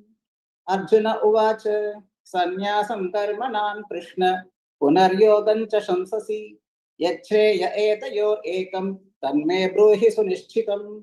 श्रीभगवानुवाच सन्न्यासः कर्मयोगश्च निःश्रेयसकरावुभौ तयोस्तु कर्मसन्न्यासात् कर्मयोगो विशिष्यते। ज्ञेयस्य नित्यसन्न्यासी यो न द्वेष्टि न काङ्क्षति निर्द्वन्द्वो हि महाबाहो सुखं बन्धात् प्रमुच्यते। सांख्ययोगो पृथक् बालाः प्रवदन्ति च पण्डिताः प्रवदन्ति न पण्डिताः एकमप्यास्ति तस्सय्यक् उभयोर्विन्दते फलम्। यत्साङ्ख्यैः प्राप्यते स्थानं तद्योगैरपि गम्यते। एकं साङ्ख्यं च योगं च यः पश्यति स पश्यति। सन्न्यासस्तु महाबाहो दुःखमाप्तुम् अयोगतः योगयुक्तो मुनिर्ब्रह्म न चिरेणाधिगच्छति। योगयुक्तो विशुद्धात्मा विजितात्मा जितेन्द्रियः सर्वभूतात्मा भूतात्मा कुर्वन्नपि न लिप्यते। नैव किञ्चित् करोमीति युक्तो मन्येत तत्त्ववित् पश्यन् शृण्वन् स्पृशन् जिघ्रन् नश्नन् गच्छन् स्वपन् श्वसन् प्रलपन् विसृजन् गृह्णन् उन्मिषन् निमिषन् अपि इन्द्रियाणीन्द्रियार्थेषु वर्तन्त इति धारयन्। ब्रह्मण्याधाय कर्माणि सङ्गं त्यक्त्वा करोति यः लिप्यते न स पापेन पद्मपत्रविभाम्भसा। कायेन मनसा बुद्ध्या केवलैरिन्द्रियैरपि योगिनः कर्म कुर्वन्ति सङ्गं त्यक्त्वात्मशुद्धये। युक्तः कर्मफलं त्यक्त्वा शान्तिमाप्नोति नैष्ठिकीम्। अयुक्तः कामकारेण फले सक्तो निबध्यते। सर्वकर्माणि मनसा सन्न्यस्यास्ते सुखं वशी। नवद्वारे पुरे देहि नैव कुर्वन्न कारयन् न कर्तृत्वं न कर्माणि लोकस्य सृजति प्रभुः। न कर्म फलसंयोगं स्वभावस्तु प्रवर्तते। न दत्ते कस्यचित् पापं न चैव सुकृतं विभुः। अज्ञानेनावृतं ज्ञानं तेन मुह्यन्ति जन्तवः। இப்போ ஆனந்தி சுவாமிநாதன் அவ கண்டினியூ பண்ணுவான்.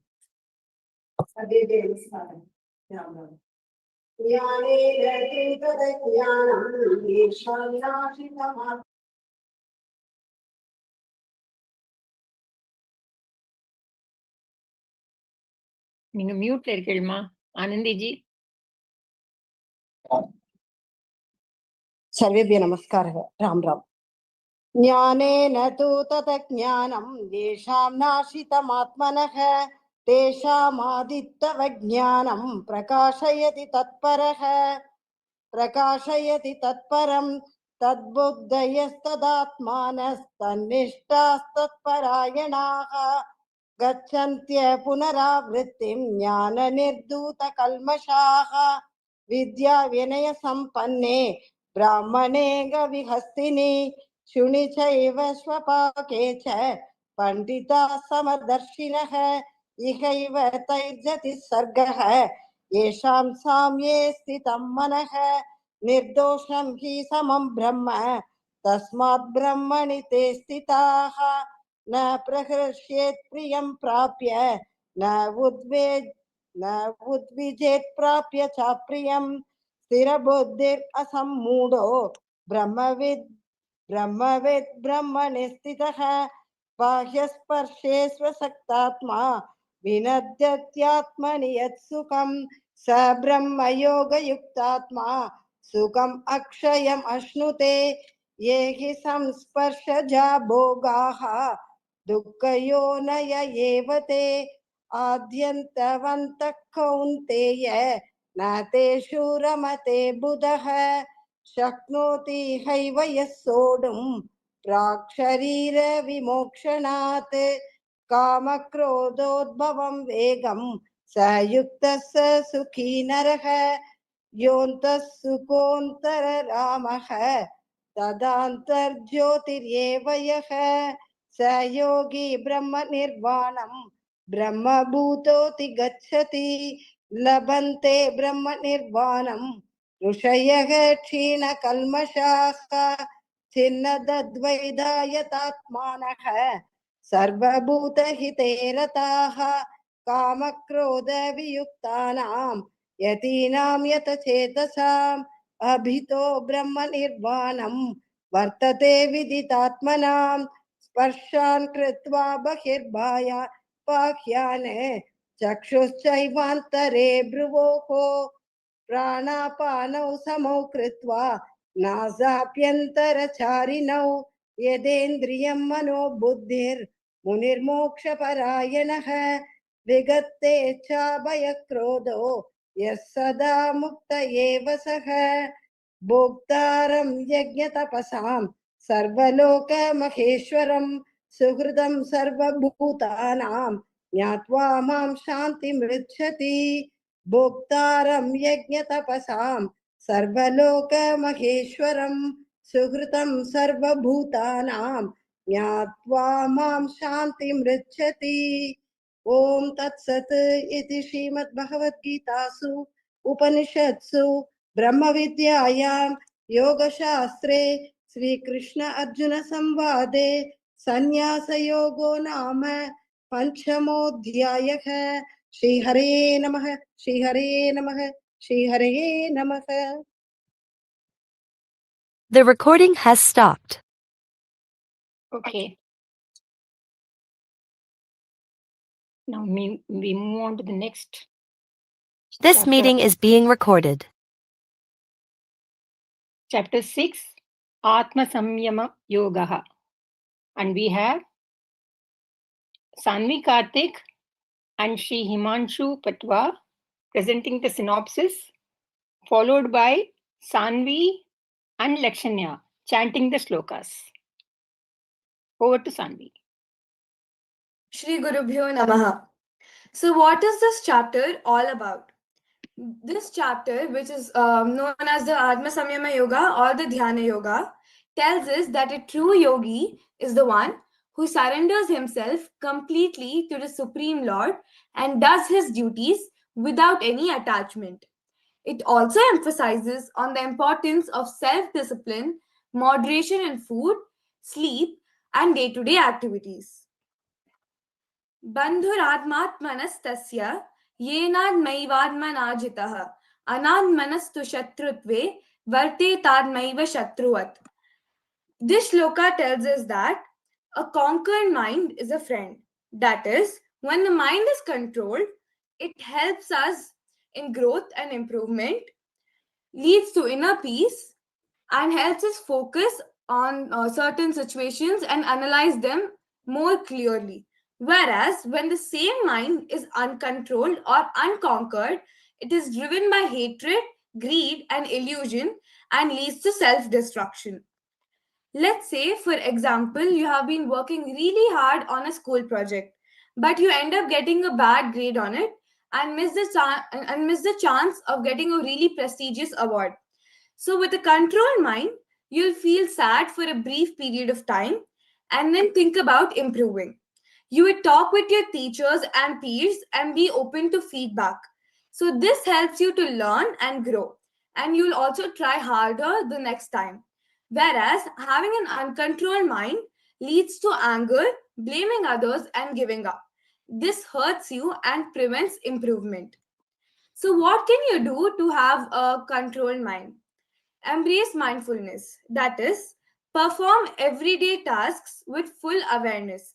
Even if it's a simple task such as eating or washing utensils, do it with complete concentration. Dedicate at least 5 to 10 minutes a day in practicing meditation. Focus on actions and not the results. Perform your duties to the best of your ability, but do not have any attachment to the outcome. What we read, watch, and listen also fills our intellect. So we have to fill our mind with more constructive and positive thoughts and discard the negative and idle ones. Upon all of this, we have to perform our duties without any attachment or worrying about the outcome and surrender all these worries to a supreme power such as the Lord Krishna. Thank you.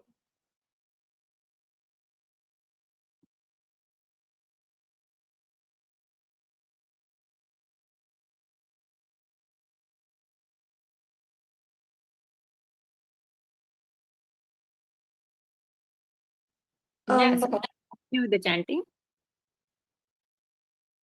Okay. Om Shri Paramatmane Namaha.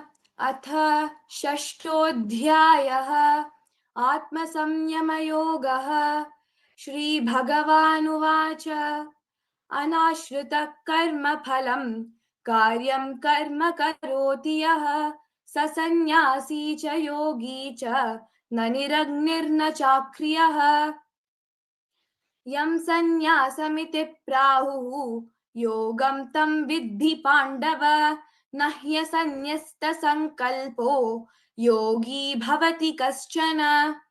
आरुरुक्षोर्मुनिर्योगं कर्म कारणमुच्यते योगारूढस्य तस्यैव समः कारणमुच्यते। यदा हिनेन्द्रियार्थेषु न कर्मस्वनुसज्जते सर्वसङ्कल्पसन्न्यासी योगारूढस्तदोच्यते। उद्धरेदात्मनात्मानं नात्मानमवसादयेत् आत्मैव ह्यात्मनो बन्धुः आत्मैव रिपुरात्मनः। बन्धुरात्मात्मनस्तस्य येनात्मैवात्मना जितः अनात्मनस्तु शत्रुत्वे वर्तेतात्मैव शत्रुवत्। जितात्मानः प्रशान्तस्य परमात्मा समाहिताः शीतोष्णसुखदुःखेषु तथा मानापमानयोः।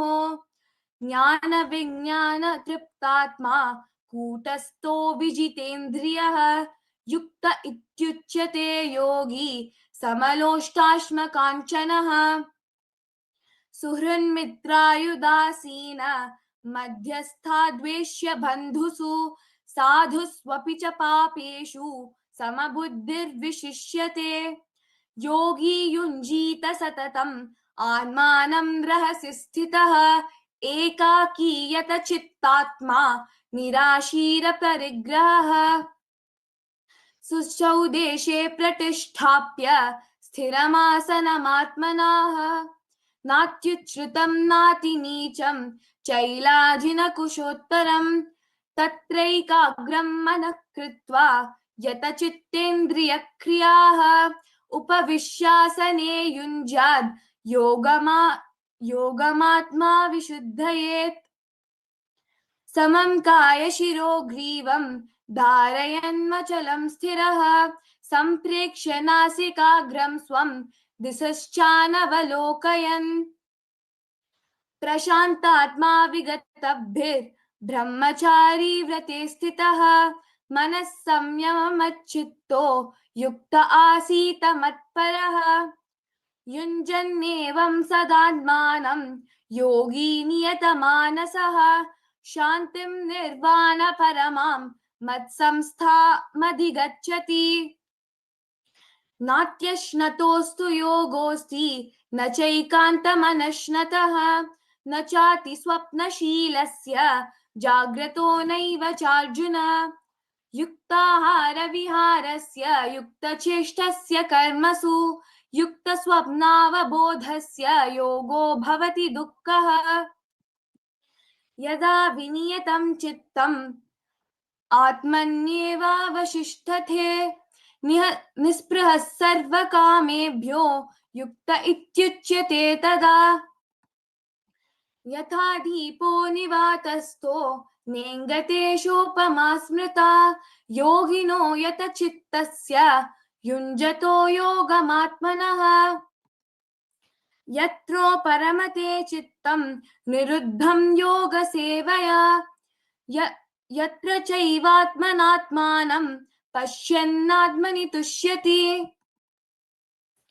सुखमात्यन्तिकं यत्तद् बुद्धिर्ग्राह्यमतीन्द्रियं वेत्ति यत्र न चैवायं स्थितश्चलति तत्त्वतः। यं लब्ध्वा चापरं लाभं मन्यते नाधिकं तथा यस्मिन् स्थितो न दुःखेन गुरुणापि विचाल्यते तं विद्या दुःख संयोग वियोगं योग संजितं स निश्चयेन योक्तव्यो योग निर्विन्न चेतसः संकल्प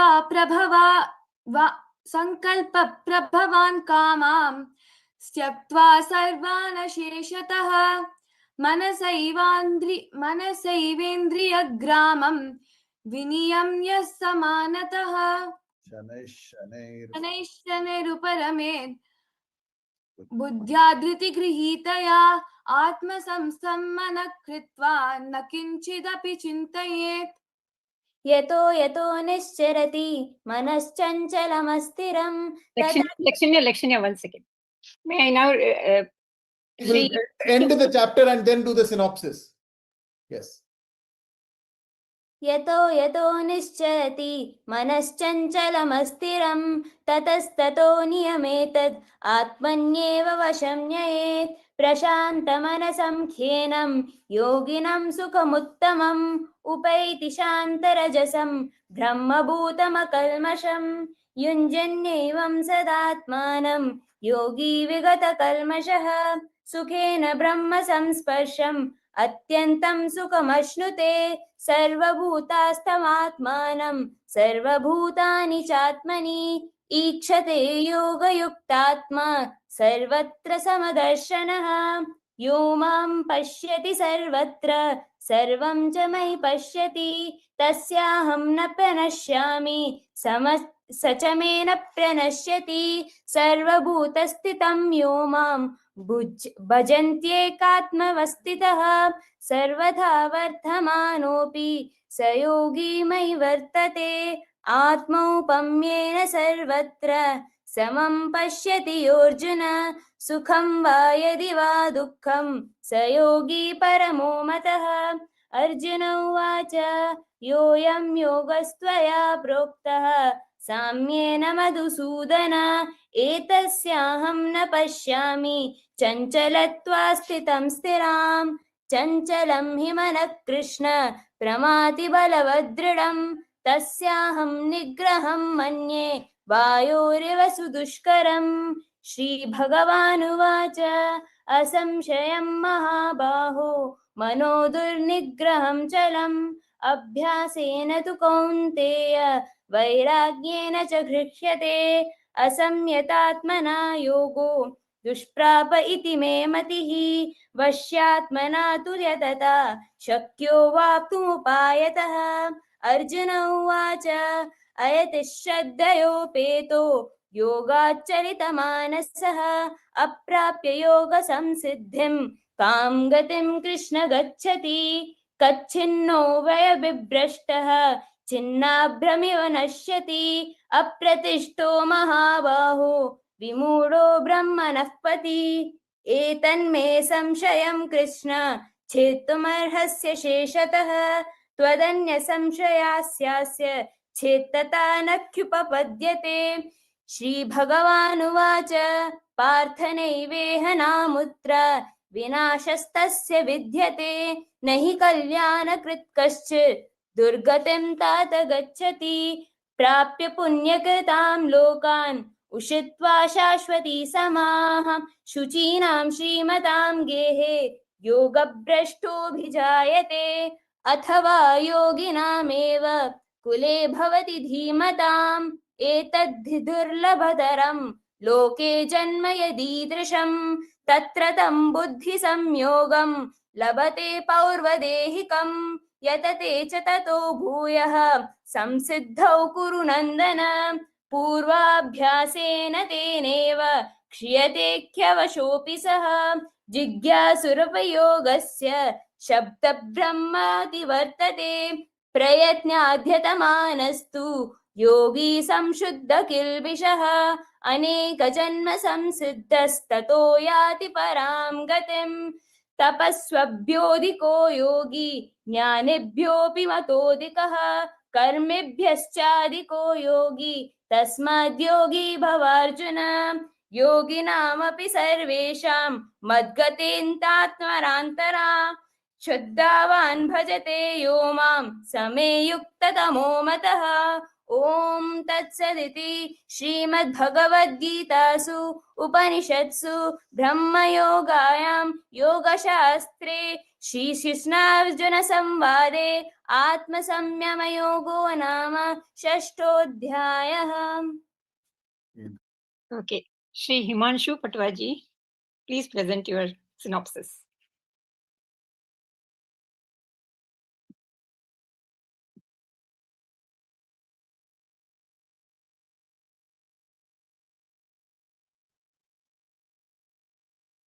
Yes.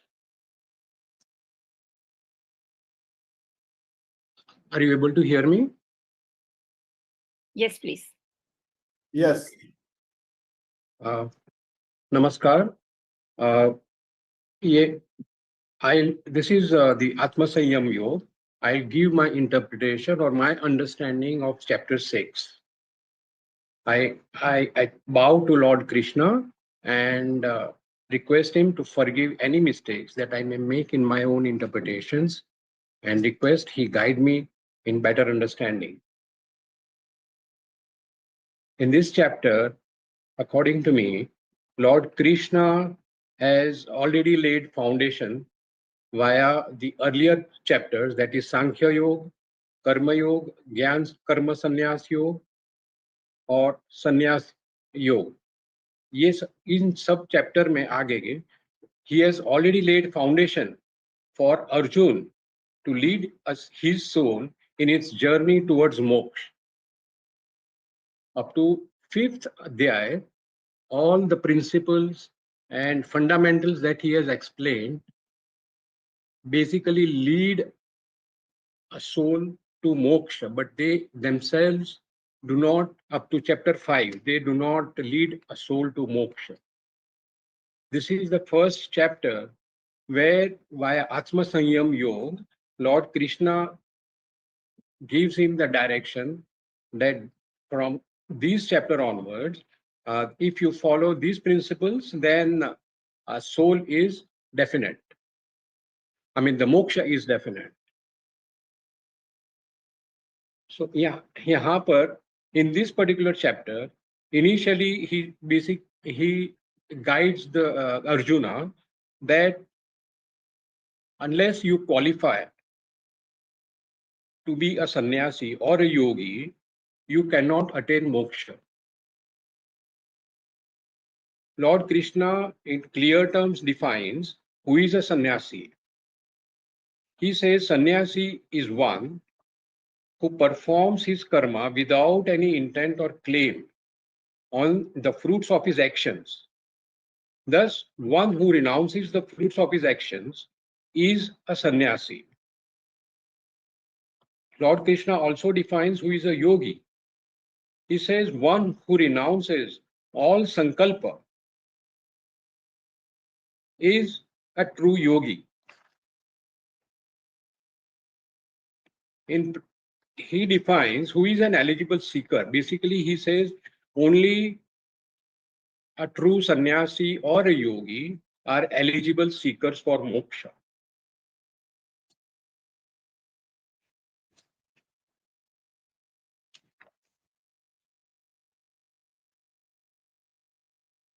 In the crux of the whole Adhyaya, chapter 6, Lord Krishna says it is the mind that is the reason of bondage and moksha.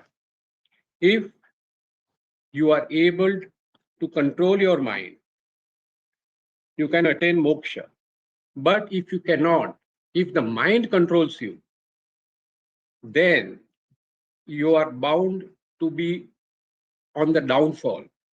So even in the next birth, you will get another chance, no doubt about that. That आपका अधोगति होगी, but नाश नहीं होगा. This is clearly defined by Lord Krishna. So he says, like, if you fail, say in an exam, a student fails, it is not that he gets demoted, but he remains in the same class and he gets one more chance next year to give the test, pass, and move forward.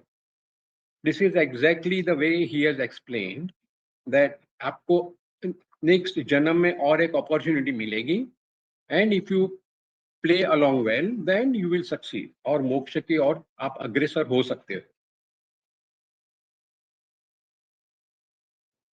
ब्रह्म बिंदु उपनिषद जो है, in that also the focus is on mind. It says mind is the door to bondage as well as moksha. So it is very clear that if a mind is controlled, all is well, otherwise there is nothing but disaster.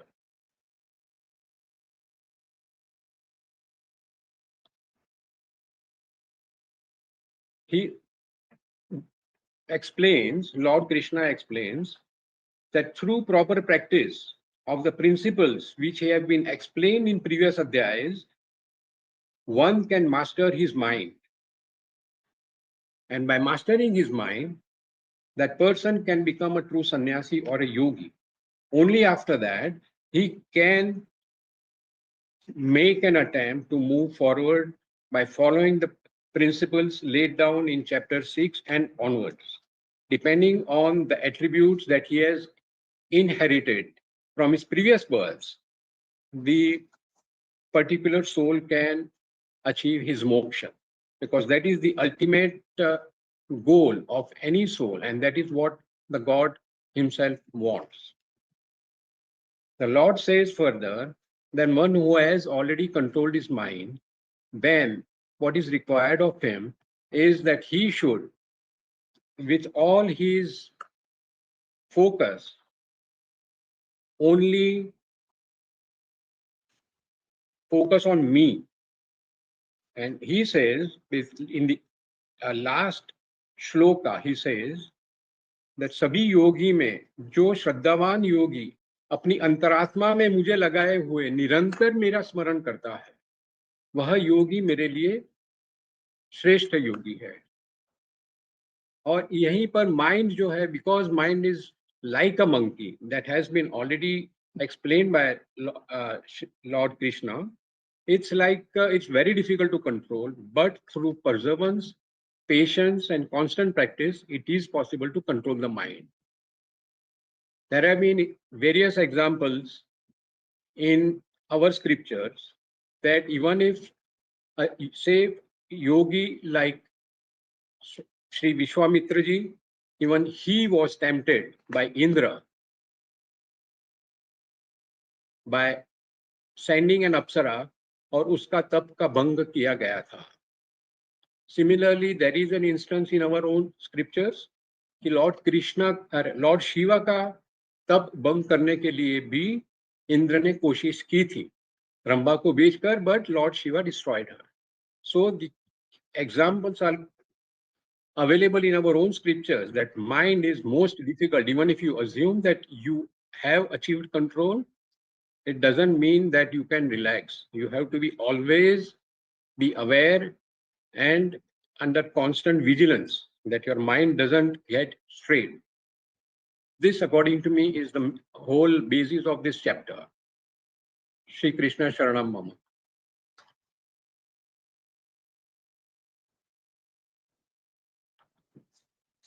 The recording has stopped. This meeting is being recorded.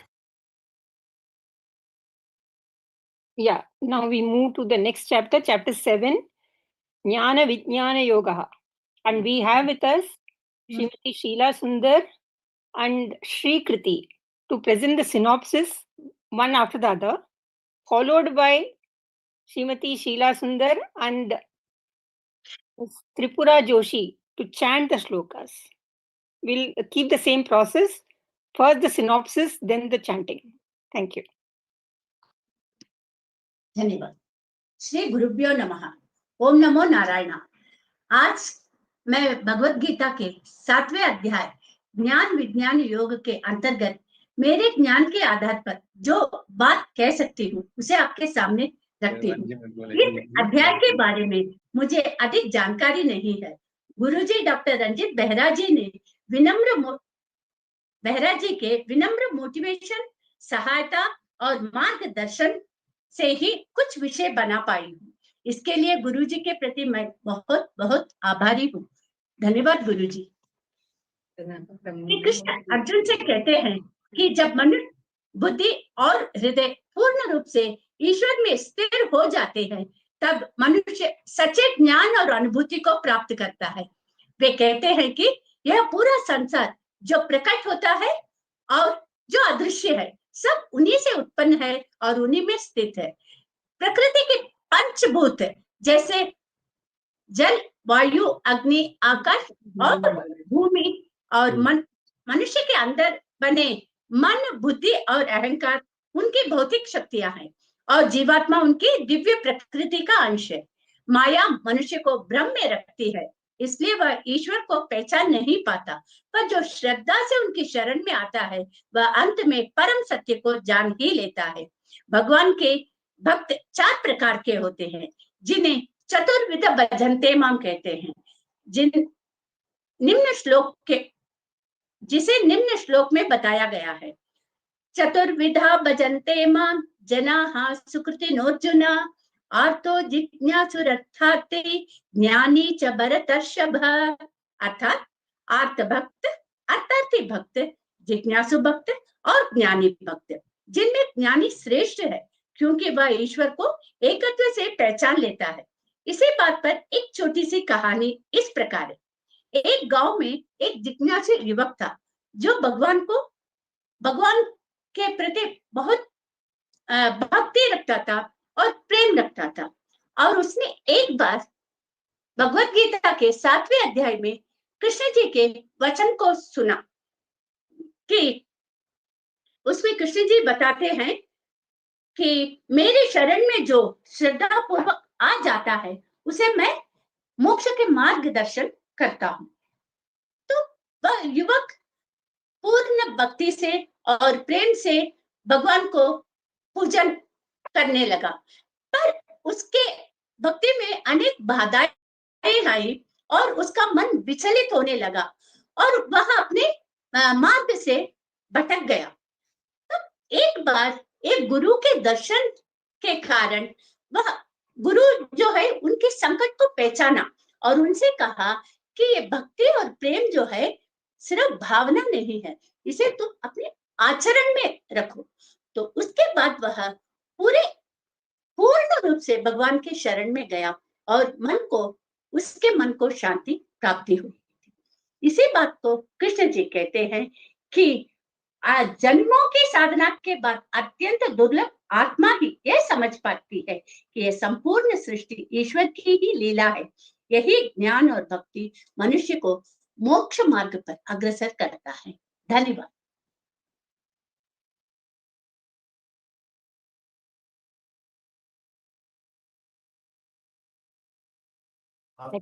Srikriti has not joined yet, so we continue. Sheila ji, you can continue chanting. जी। ओम श्री परमात्मने नमः। अथ सप्तमोऽध्यायः ज्ञान विज्ञान योगः।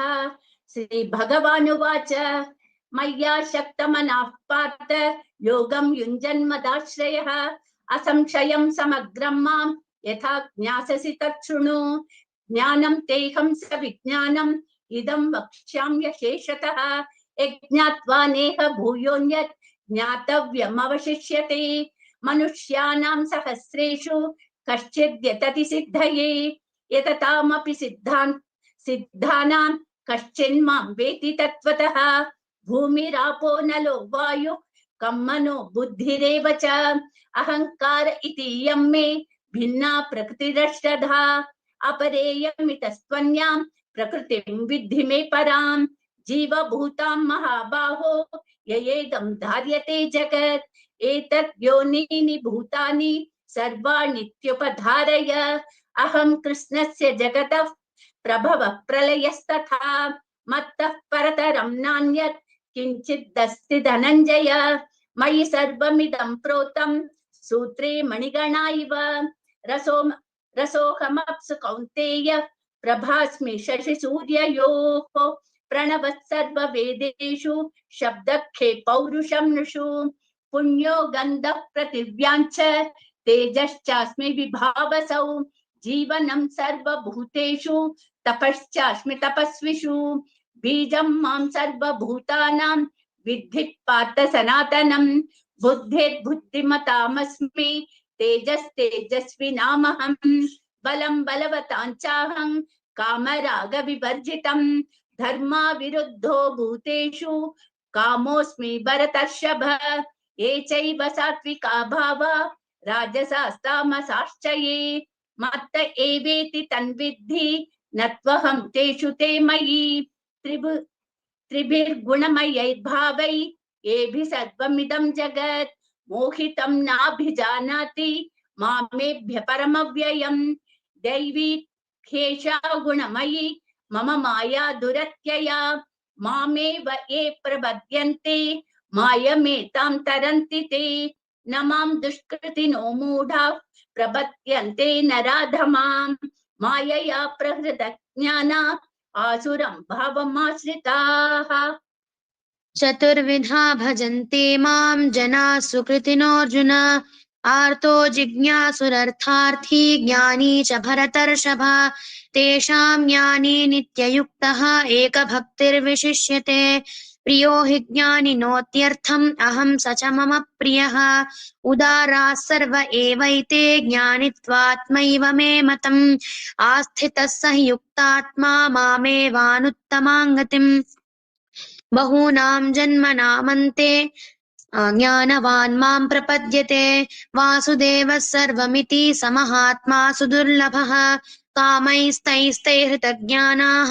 प्रपद्यन्तेऽन्यदेवताः तं तं नियममास्थाय प्रकृत्या नियता स्वया यो यो यां यां तनुं भक्तः श्रद्धयार्चितुमिच्छति तस्य तस्याचलां श्रद्धां तामेव विदधाम्यहम् सतया श्रद्धया युक्तः तस्याराधनमीहते लभते च ततः कामान् मयैव विहितान् हितान् अन्तवत्तु फलं तेषां तद्भवत्यल्पमेधसां देवान् देवयजो यान्ति मद्भक्ता यान्ति मामपि अव्यक्तं व्यक्तिमापन्नं मन्यन्ते मामबुद्धयः परं भावमजानन्तः ममाव्ययमनुत्तमम् नाहं प्रकाशः सर्वस्य योगमाया समावृतः मूढोऽयं नाभिजानाति लोको वामजमव्ययम् वेदाहं समतीतानि वर्तमानानि चार्जुन भविष्याणि च भूतानि मां तु वेद न कश्चन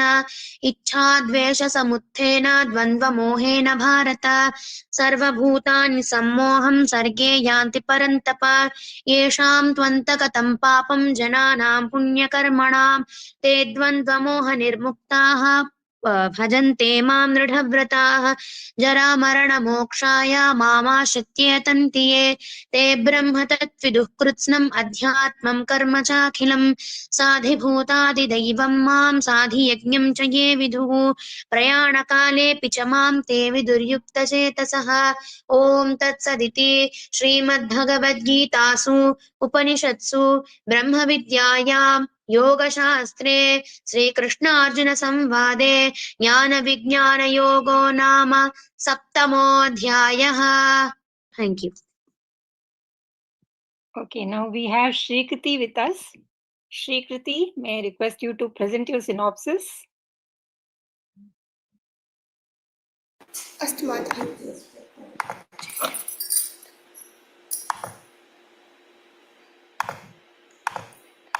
Please come on the camera.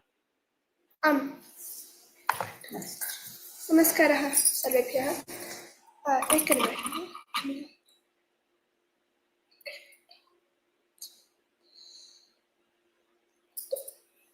Yeah, you can start.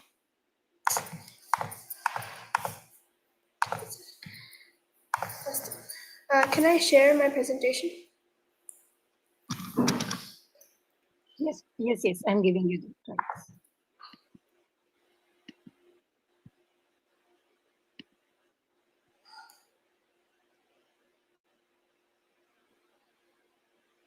You get it?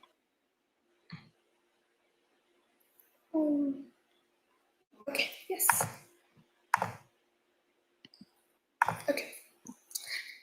सर्वेभ्यः नमस्कारः। मम नाम श्रीकृतिः। अहं सप्तमकक्षां पठामि। अहं US मध्ये टेक्सस् राष्ट्रे आस्टिन् इति नगरे निवसामि। सप्तमोऽध्यायः ज्ञानविज्ञानयोगः। So overall summary of the Prathama Shatkam, first 6 chapters is Krishna Bhagavan talked about Sthita Pragya Lakshanaha, characteristics of one who has control over his emotions. Atma Swarupam, the nature of the self. Niyata Karma, prescribed action. Phalapeksha Rahita Karma, action done without desire for results. Jnanam, knowledge of Paramatma Tattvam. And for the knowledge, tat sadhanartham dhyanam. And for it means meditation about Bhagavan. In this chapter, Sri Krishna Bhagavan talks about who he is and who praise him. Who is Bhagavan? Bijam mam sarva bhutanam vidhi partha sanatanam buddhir buddhimatam asmi tejas tejasvinamaham balam balavatam chaham kamaraga vivarjitam dharma viruddho bhuteshu kamosmi bharatarshabha. So these are the 10th and 11th shlokas in the Saptamodhyaya. What is the meaning in these is, Hey Partha, O Partha, Mam Sarvabhutanam Sanatanam Bijam Vidhi. Aham Buddhimatam Buddhihi, Tejasvinam Tejaha, Balavatam Kamaraga Vivarjitam Balam, Bhuteshu Dharma Viruddhaha Kamaha cha Ahameva Asmi, iti Arjunam Krishnaha Vadati. Nama, O Partha, you should know me as the seed of all living beings, the karta of all these living beings. I am the buddhi and tejas in everyone, and the desireless strength in those who are strong, the strength that doesn't come with desire to materialistic things, and I am the desire that follows the path of dharma. I am desire, but I am desire that is following dharma and that doesn't have any desire to materialistic things in these worlds. Dharma viruddhaha kamaha cha aham asmi. Now we knew who Bhagavan is. So who follows Bhagavan? Bhagavan himself is saying, Chaturvidha bhajante mam janas sukritinarjuna arto jignasu artharthi jnani cha bharatarshabha. Hey Arjuna, Bharatarshabha, mam chaturvidhaha sukritinaha janaha bhajante. Arte, artaha, jignasuhu, artharthi, jnani cha. Ete chaturvidhaha janaha mam bhajante. So he's saying, O Arjuna, only 4 types of people in this world praise me. One of them is one who needs help. Another one is someone that is curious for knowledge. The other one is someone who is ambitious for wealth. And not only in money, but in knowledge and everything, in wealth. And one who completely understands me. And these 4 people praise me. So now Bhagavan has told us about 4 people that praise him. Which one does he want us to be, us as human beings? Which one does he want us as astikas? Which one does Bhagavan want us to be? He says in the 17th shloka, Tesham jnani nitya yuktaha eka bhaktar vishishyate priyo hi jnani notyartham aham sacha mama priyaha. Tesham jnani nitya yuktaha eka bhaktihi vishishyate mama jnaninaha atyartham priyaha aham tesham priyaha cha. Out of all those people, those 4 categories that we talked about, only the one who understands me fully is focused on one aspect. He only focuses on me and has bhakti for only me. So completely only if you follow if you understand Bhagavan, you will only think about Bhagavan. Like Prahlada, you will only do stuff for Bhagavan. This man will understand me most. This man favors me most, which is why he is only most favored by me. So in order to be most favored by Bhagavan, what kind of lakshana should we have? We should have nitya yuktaha. We should only focus on one thing whether we're doing anything, we should only focus on that. And Eka Bhakti, we should only have bhakti for Bhagavan and only think about Bhagavan.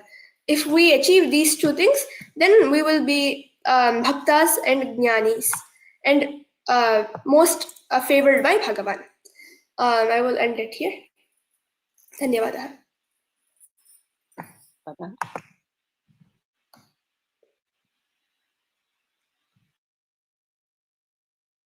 The recording has stopped.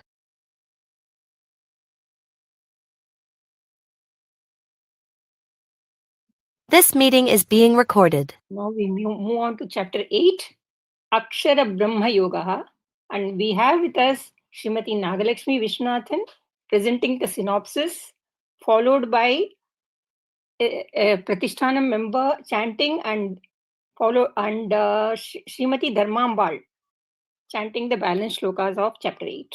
Over to Srimati Nagalakshmi ji. Namo Namaha.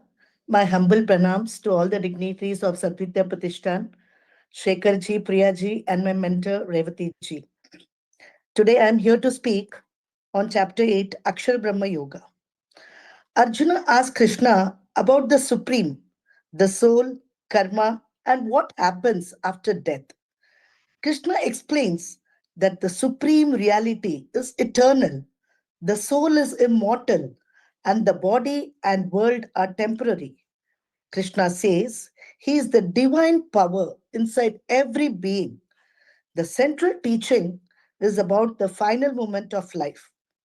Krishna quotes in the verse 6, Yam yam vapi smaran bhavam tyajatyante kalevaram tam tamevaiti kaunteya sada tad bhava bhavitaha. Whatever we think of constantly during life becomes our thought at the final moment, and that we surely attain. So, if we think of God with love daily, we will naturally think of him at the end and reach his divine peaceful abode.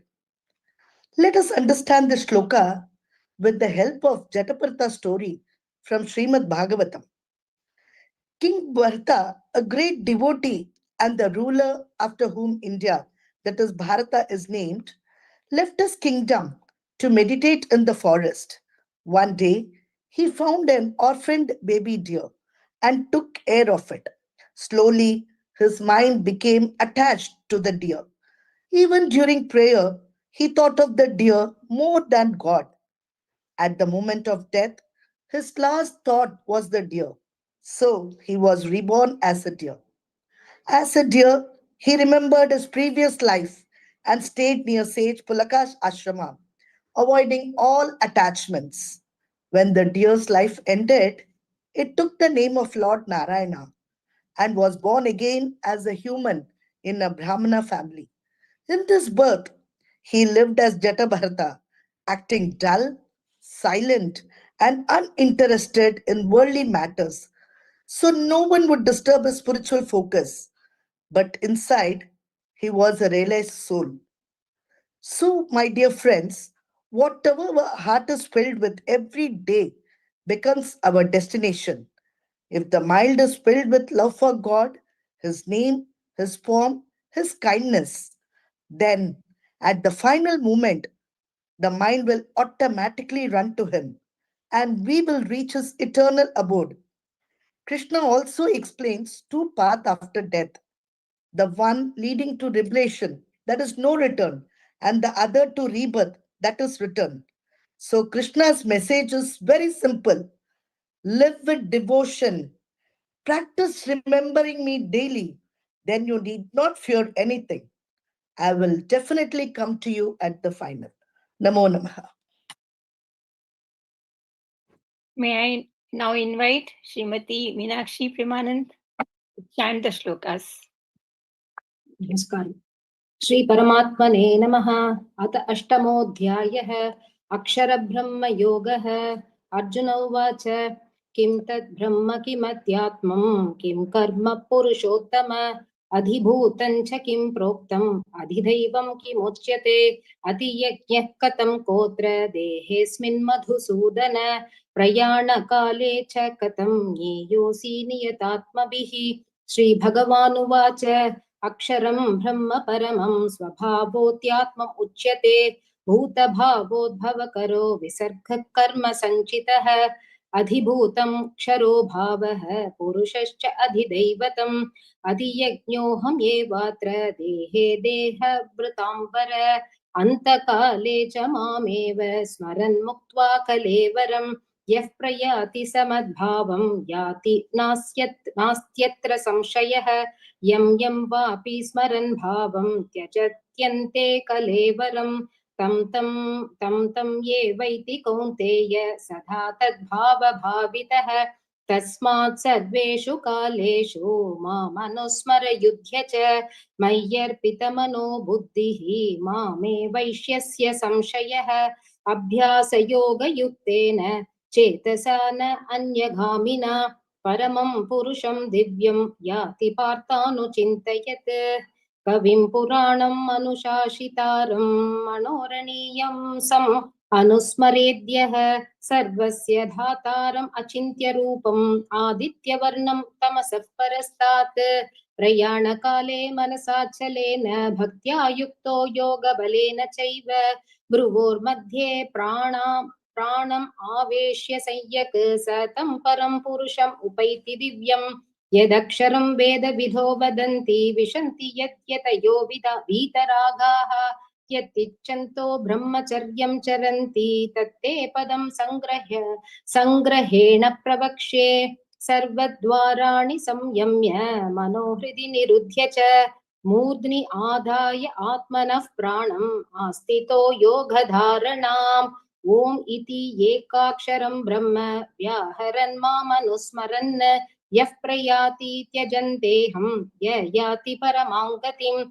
अनन्यचेताः सततं यो मां स्मरति नित्यशः तस्याहं सुलभः पार्थ नित्ययुक्तस्य योगिनः माम् उपेत्य पुनर्जन्म दुःखालयम् अशाश्वतं न आप्नुवन्ति महात्मानः संसिद्धिं परमां गताः।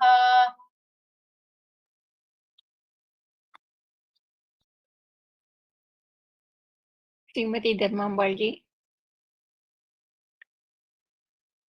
अब्रह्म पूर्णल्लोकः पुनरावर्तिनो अर्जुन माम् उपेत्य तु कौन्तेय पुनर्जन्म न विद्यते सकस्य युगपर्यन्तम् अगयत् ब्रह्मणो विदुः रात्रिं युगसहस्रान्तं देहारत्नविदो जनाः अव्यक्तात् व्यक्तः सर्वः प्रबद्धन्यहरागमे रात्र्यागमे प्रलीयन्ते तत्रैव वाक्यसंज्ञके यूदक्रामश्च एवायां भूत्वा प्रलीयते रात्रि एकम् एव च पार्थ प्रवत्य हरागमे परतस्मात् भावेन्यः अव्यक्तो व्यक्तः सनातनः यस्तत् सर्वेषु भूतेषु नश्येषु न विनश्यति अव्यक्तोषयित्युक्तः तम् आहु परमां गतिं यं प्राप्य न निवर्तन्ते तत्ताम परमं मम पुरुषः स प्रवपार्थ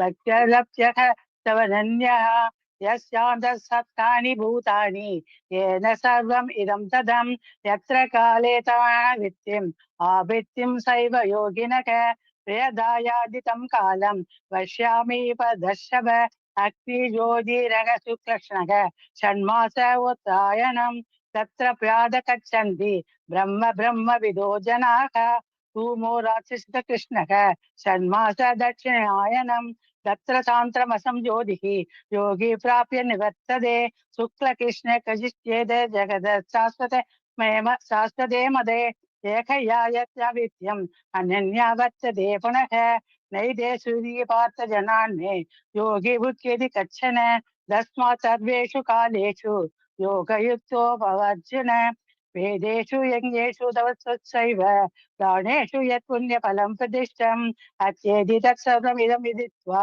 योगी परं सत्तानं वेदि सत्यं वेदेषु यज्ञेषु तवत्सैव दानेषु यत् पुण्यफलं प्रतिष्ठम् अत्येति तत्सर्वमिदं विदित्वा योगी परं सत्तानं वेदि सत्यम् इति सत्सिद्धिः। ओम इति श्रुतिदासु उपदिष्टासु ब्रह्मविद्यायां योगशास्त्रे श्रीकृष्णार्जुनसंवादे अक्षरब्रह्मयोग नाम अश्वमोऽध्यायः। कृष्णाय वासुदेवाय हरये परमात्मने प्राणवकेत नारायणाय गोविन्दाय नमो नमः। Thank you, Sarah. Thank you, Sairam. The recording has stopped. Okay, now we move on to chapter 9. Rajavidya Rajaguhya Yogaha. And I again request Srimati Nagalakshmi Vishnathan to present the synopsis, followed by Trinuta Joshi and Srimati Ranjini Balaraman to chant the shlokas. Over to Nagalakshmi ji. Namo Namaha. My humble namaskarams to one and all here. I'm here to speak This about meeting chapter is being 9. recorded. I'm here to speak about chapter 9, which is called the Rajavidya Rajaguhya Yoga, which means the most important knowledge and the deepest secret taught by Lord Krishna. He quotes a famous shloka, which is from the verse 26.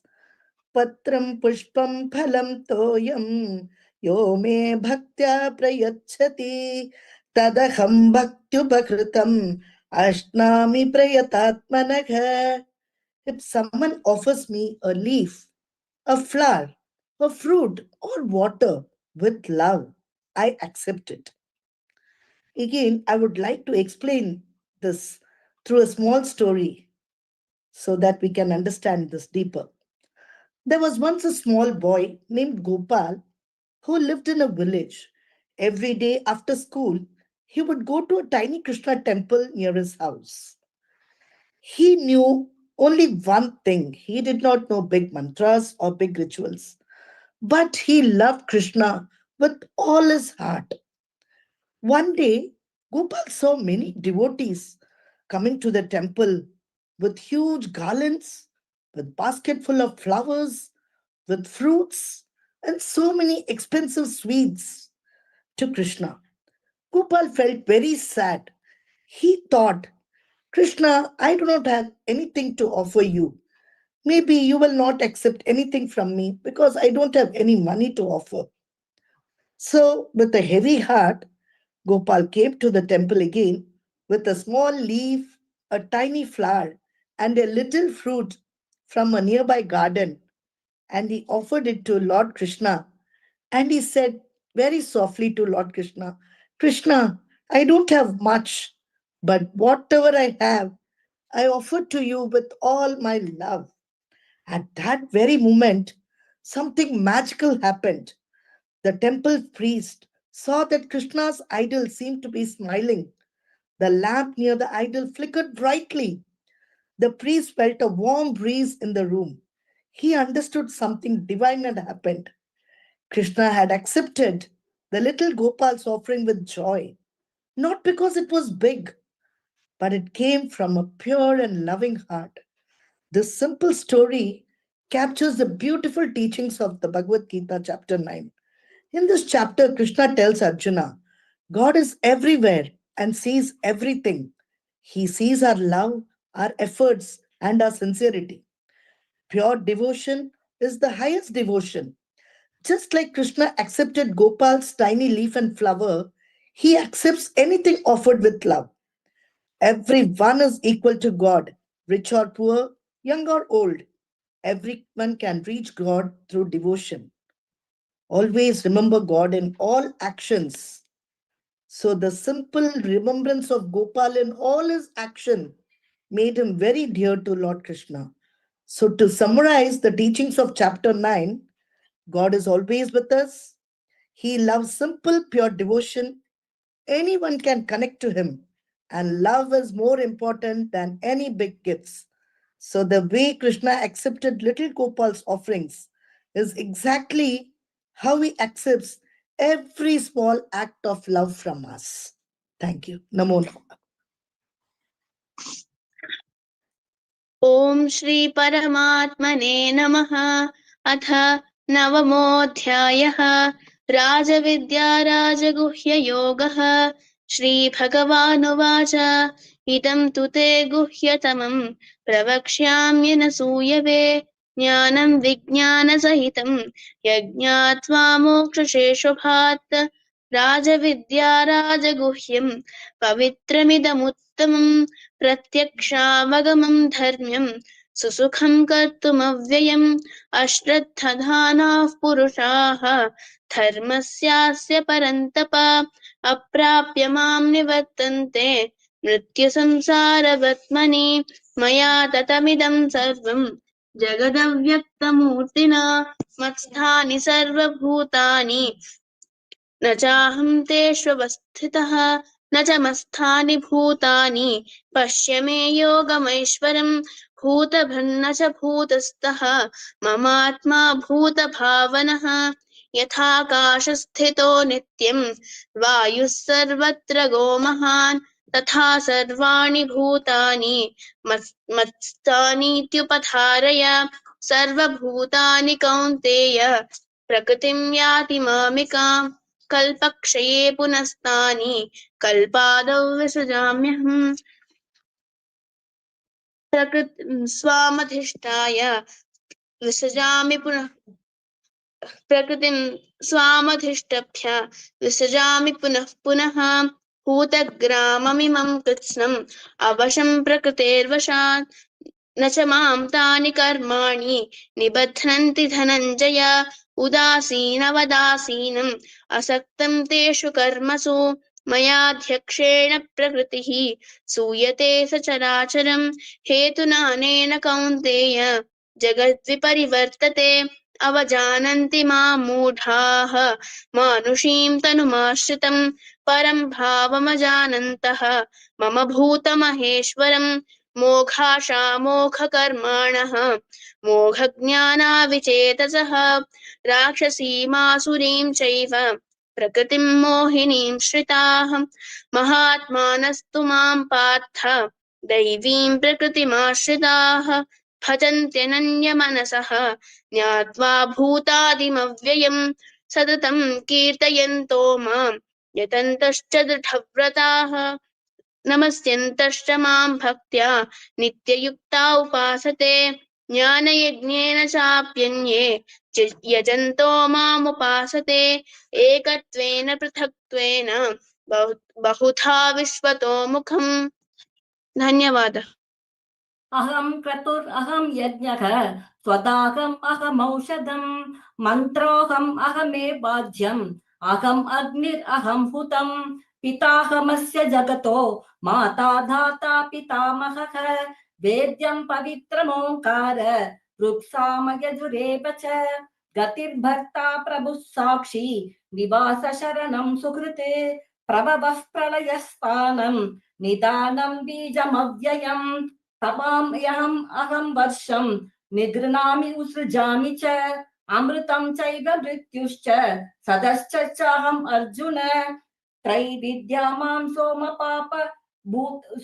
सोमपाभूतपापा यज्ञैरिष्ट्वा स्वर्गतिं प्रार्थयन्ते ते पुण्यमासाद्य सुरेन्द्रलोकम् अश्नन्ति दिव्यान् दिवि देवभोगान् ते तं भुक्त्वा स्वर्गलोकं विशालम् क्षीणे पुण्ये मर्त्यलोकं विशन्ति एवं त्रयी धर्मम् अनुप्रपन्ना गतागतं कामकामा लभन्ते अनन्याश्चिन्तयन्तो मां ये जना पर्युपासते तेषामित्याभियुक्तानां योगक्षेमं वहाम्यहम् येऽप्यन्त्यदेवता भक्ता यजन्ते श्रद्धयान्विताः तेऽपि मामेव कौन्तेय यजन्त्य विधिपूर्वकम् अहं कि सर्वयज्ञानां भोक्ता च प्रभुरेव च न तु माम् अभिजानन्ति तत्त्वेनादश्च वन्ति ते यान्ति देवव्रता देवान् पितॄन् यान्ति पितृव्रताः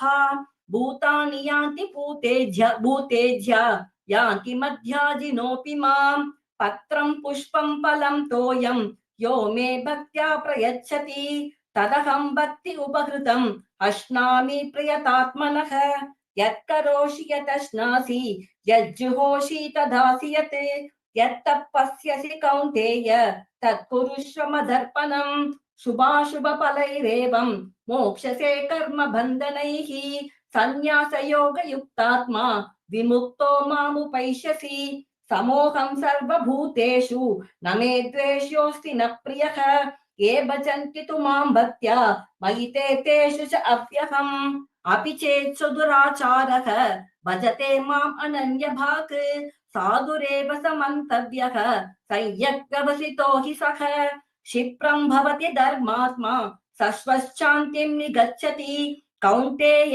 प्रतिजानीहि न मे भक्तः प्रणश्यति मां हि पार्थव्यपाश्रित्य येऽपि स्युः पापयोनयः श्रियो वैश्वास्तदा शूद्राः तेऽपि याति परां गतिं किं पुनर्ब्राह्मणा पुण्या भक्ता राजर्षयस्तथा अनित्यम् असुखं लोकम् इमं प्राप्य भजस्व मां मन्मना भव मद्भक्तो मद्याजी मां नमस्कुरु मामे वैश्यसि युक्त्वैवम् आत्मानं मत्परायणः।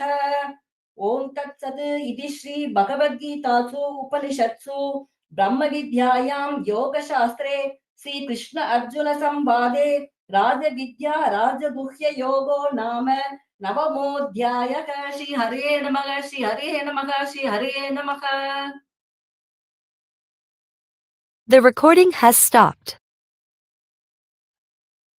Moving to the next chapter, chapter 10. We have Srimati Hema This Kalyanara meeting is being recorded. to present the synopsis, followed by Srimati Kalavati Chandrasekharan for chant. நமஸ்காரம். ஓம் நமோ பகவதே வாசுதேவாய. இங்கு வந்திருக்கும் அனைவருக்கும் நமஸ்காரம். என்னுடைய ஆன்மீக குருவான மிஸ்ஸஸ் ரேவதி ராஜாராமன் அவர்களுக்கும் என்னுடைய இந்த 10வது அத்தியாயத்திற்கு வழிகாட்டிய மிஸ்டர் ராமச்சந்திரன் சார் அவர்களுக்கும் சிரம் சார்ந்த வணக்கங்கள். அத்தியாயம் 10 விபூதி யோகம். அகம் சர்வஸ்ய பிரபவோ மத்த சர்வம் பிரவர்த்ததே இதி மத்வா பஜந்தே மாம் புதா பாவ சமன்விதாஹா. கிருஷ்ணன் கூறுகிறார், வாசுதேவனான நானே அனைத்துலகும் தோன்றுவதற்கு காரணம். என்னாலேயே அகில உலகமும் இயங்குகிறது.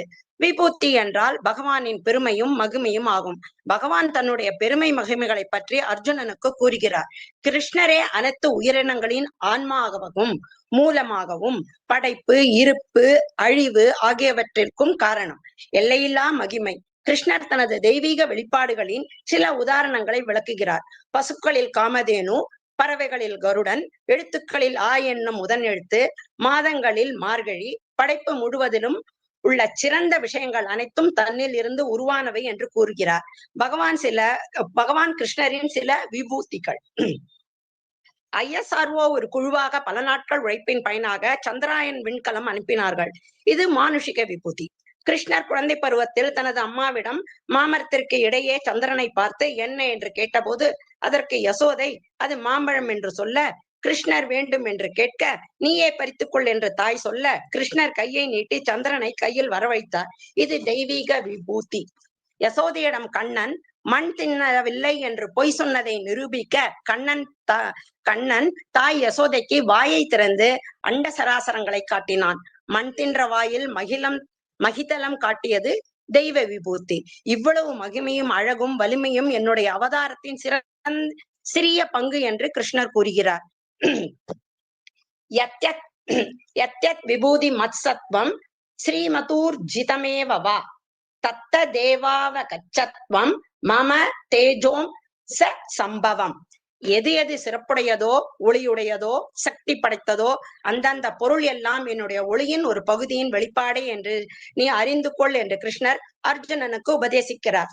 ஒரு சின்ன கதை மூலமா அதை நான் எப்படி பகவான் எல்லா இடத்துலயும் பிரத்யட்சமாக இருக்கிறார். அதாவது நம்ம ஒரு ஏதோ ஒரு விதைய மண்ணில் போட்டாக்க அது ஒரு விருட்சமாக வடிவெடுக்கிறது. அந்த விருட்சத்துல நிறைய பழங்கள் இருக்கு.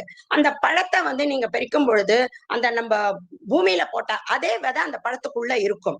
அதாவது அந்த விதையானது பகவான், அந்த விருட்சமானது பகவான் உண்டாக்கிய இந்த உலகம்.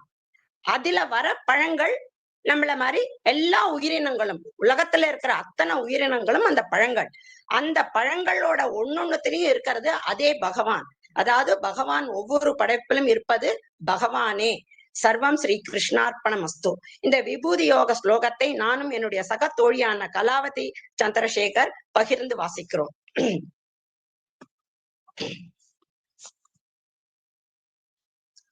அத தசமோத்யாயக ஸ்ரீ பகவான் உவாச்ச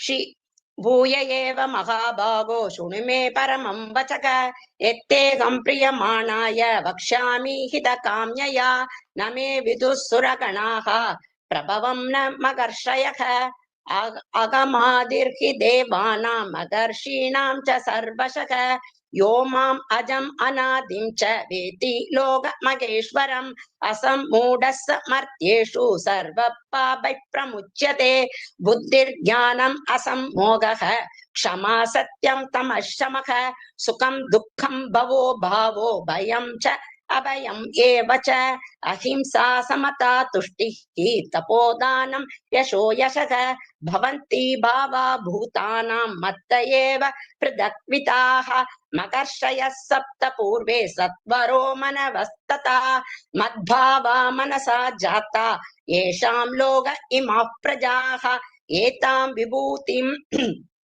योगं च मम यो वेत्ति तत्त्वतः सोऽविकम्पेन योगेन युज्यते नात्र संशयः अहं सर्वस्य प्रभवो मत्तः सर्वं प्रवर्तते इति मत्वा भजन्ते मां बुधा भावसमन्विताः मच्चित्ता मद्गतप्राणा बोधयन्तः परस्परं कथयन्तश्च मां नित्यं तुष्यन्ति च रमन्ति च तेषां सततयुक्तानां भजतां प्रीतिपूर्वकं तदामि बुद्धियोगं तं येन माम् उपयान्ति ते तेषाम् एवानुकम्पार्थम् अहम् अज्ञानजं तमः नाशयाम्यात्म भावस्तो ज्ञानदीपेन भास्वता अर्जुन उवाच परं ब्रह्म परं धाम पवित्रं परमं भवान् पुरुषं शाश्वतं दिव्यम् आदिदेवमजं विभुम् आहुस्त्वां ऋष्यः सर्वे देवर्षिर्नारदस्तथा असितो देवलो व्यासः स्वयं चैव प्रवीशिमे सर्वमेद ध्रुवं मन्ये यन्मां वदसि केशव न हि ते भगवन् व्यक्तिं विदुर्देवान् दानवाः स्वयं एव आत्मन् आत्मानं वेदत्वं पुरुषोत्तम भूतभावन भूतेषु देवदेव जगत्पते वक्तुम् अर्हसि अशेषेण दिव्यसि आत्मविभूतयः यापिर्विभूति विर्लोकान् इमां त्वं व्याप्य तिष्ठसि कथं विद्याम् अहं योगिन् त्वां सदा परिचिन्तयन् केषु केषु च भावेषु चिन्त्योऽसि भगवान् मया विस्तरेणात्मनो योगं विभूतिं च जनार्दन भूयः कथय दृप्तिर्हि शृण्वतो नास्ति मे मृतं श्री भगवान् उवाच अन्तते कथयिष्यामि दिव्या हि आत्मविभूतयः प्राधान्यः कुरु श्रेष्ठ नास्त्यन्तो विस्तरस्य मे अहम् आत्मा कुटाकेश सर्वभूताशयस्थितः अहम् आतिष्ठ मध्यं च भूतानाम् अन्त एव च। नमस्कार।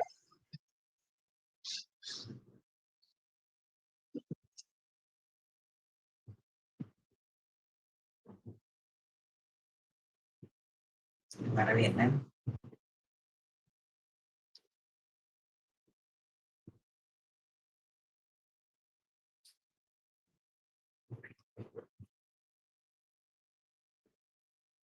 கேக்குறது கேக்குறது.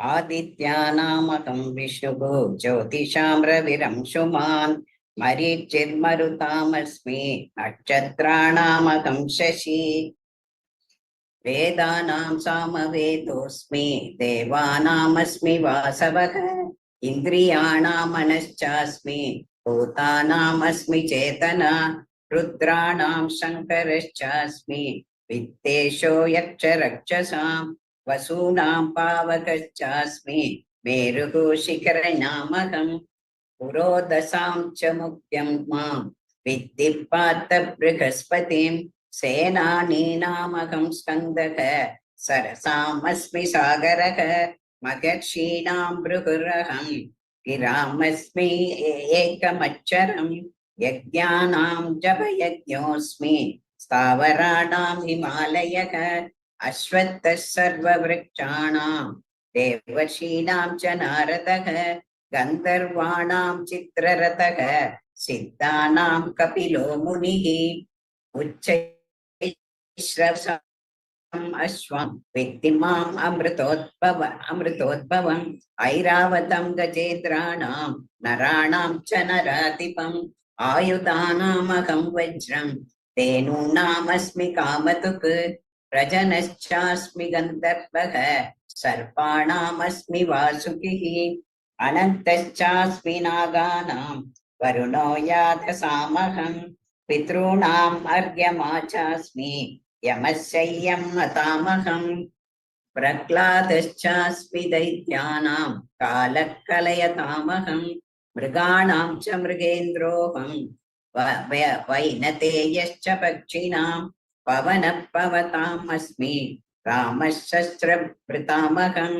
जषाणां मकरश्चास्मि स्रोतमासामस्मि जानवी सर्गाणाम् आदिरन्तश्च मध्यं चैवाहमर्जुन अध्यात्मविद्या विद्यानां वादप्रवदतात्महम् अक्षराणाम् अकारोऽस्मि द्वन्द्वः सामासिकस्य च अहमेवाक्षयः कालः दाताहं विश्वतोमुखः मृत्युः सर्वहरश्चाहम् उद्भवश्च भविष्यताम् कीर्तिश्रीवच्च नारीणां स्मृतिर्मेधा धृतिश्चमा बृहत्साम तथा साम्नां गायत्री छन्दसामहं मासानां मार्गशीर्षोऽहं ऋतूनां कुसुमाकरः द्यूतं चलयताम् अस्मि तेजस्तेजस्विनामहं जयोऽस्मि व्यवसायोऽस्मि सत्त्वं सत्त्वमतामहं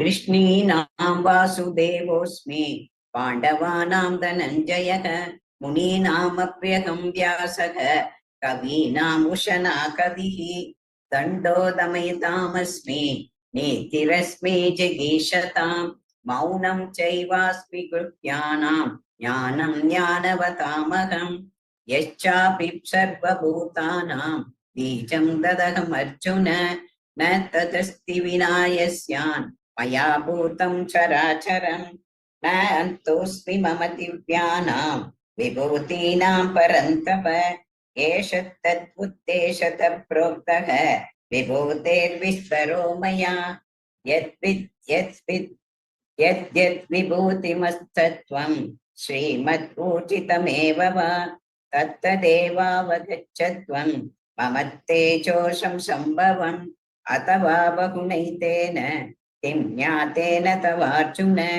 विष्टभ्याहमितं कृष्णम् एकांशेन स्थितो जगत् इति ॐ तत्सदिति श्रीमद्भगवद्गीतासु उपनिषत्सु ब्रह्मविद्यायां योगशास्त्रे श्रीकृष्णार्जुनसंवादे विभूतियोगो नाम दशमोऽध्यायः।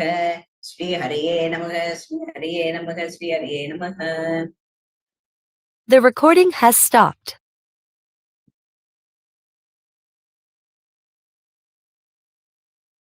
Now we are moving to the This next meeting is being recorded. chapter 11, Vishwarupa Darshana Yogaha, and we have Srimati Ratnashri and Skandan to present the synopsis, followed by chanting by Ratnashri ji, Nagalakshmi ji, and Janaki Ramanan ji. Over to Ratnashri ji. सर्वेभ्यो नमो नमः। मम नाम रत्नश्री। मैं सद्विद्या प्रतिष्ठानम मुख्यतः प्रिया जी को अपना कृतज्ञता व्यक्त करती हूँ और कि मुझे यह एक अवसर मिला सारांश प्रस्तुत करने का। एकादश अध्याय जो है विश्व रूप दर्शन योग, उसका सारांश प्रस्तुत करने की चेष्टा करूंगी। इतना तो समझ नहीं है, बट गुरुजी डॉक्टर शंकर दत्त पांडे जी का भी मैं अपना धन्यवाद प्रकट करती हूँ, जिन्होंने मेरा मार्गदर्शन किया। तो मैं शुरू करती हूँ। तो कैमरा में आइएगा रत्नश्री जी, कैमरा में आइएगा। कैमरा में महोदया, मेरे लैपटॉप में किमपि क्लेशम अस्ति, तो मैं दूसरे अकाउंट से कर रही हूँ। और एक और उसमें मैं वीडियो ऑन है। द्रष्टुं शक्नुमः। दोनों एक ही में करना है क्या? अस्तु अस्तु, नो प्रॉब्लम। तो 10वें अध्याय में अर्जुन की प्रार्थना पर भगवान श्री कृष्ण अपनी विभिन्न विभूतियों का वर्णन करते हैं।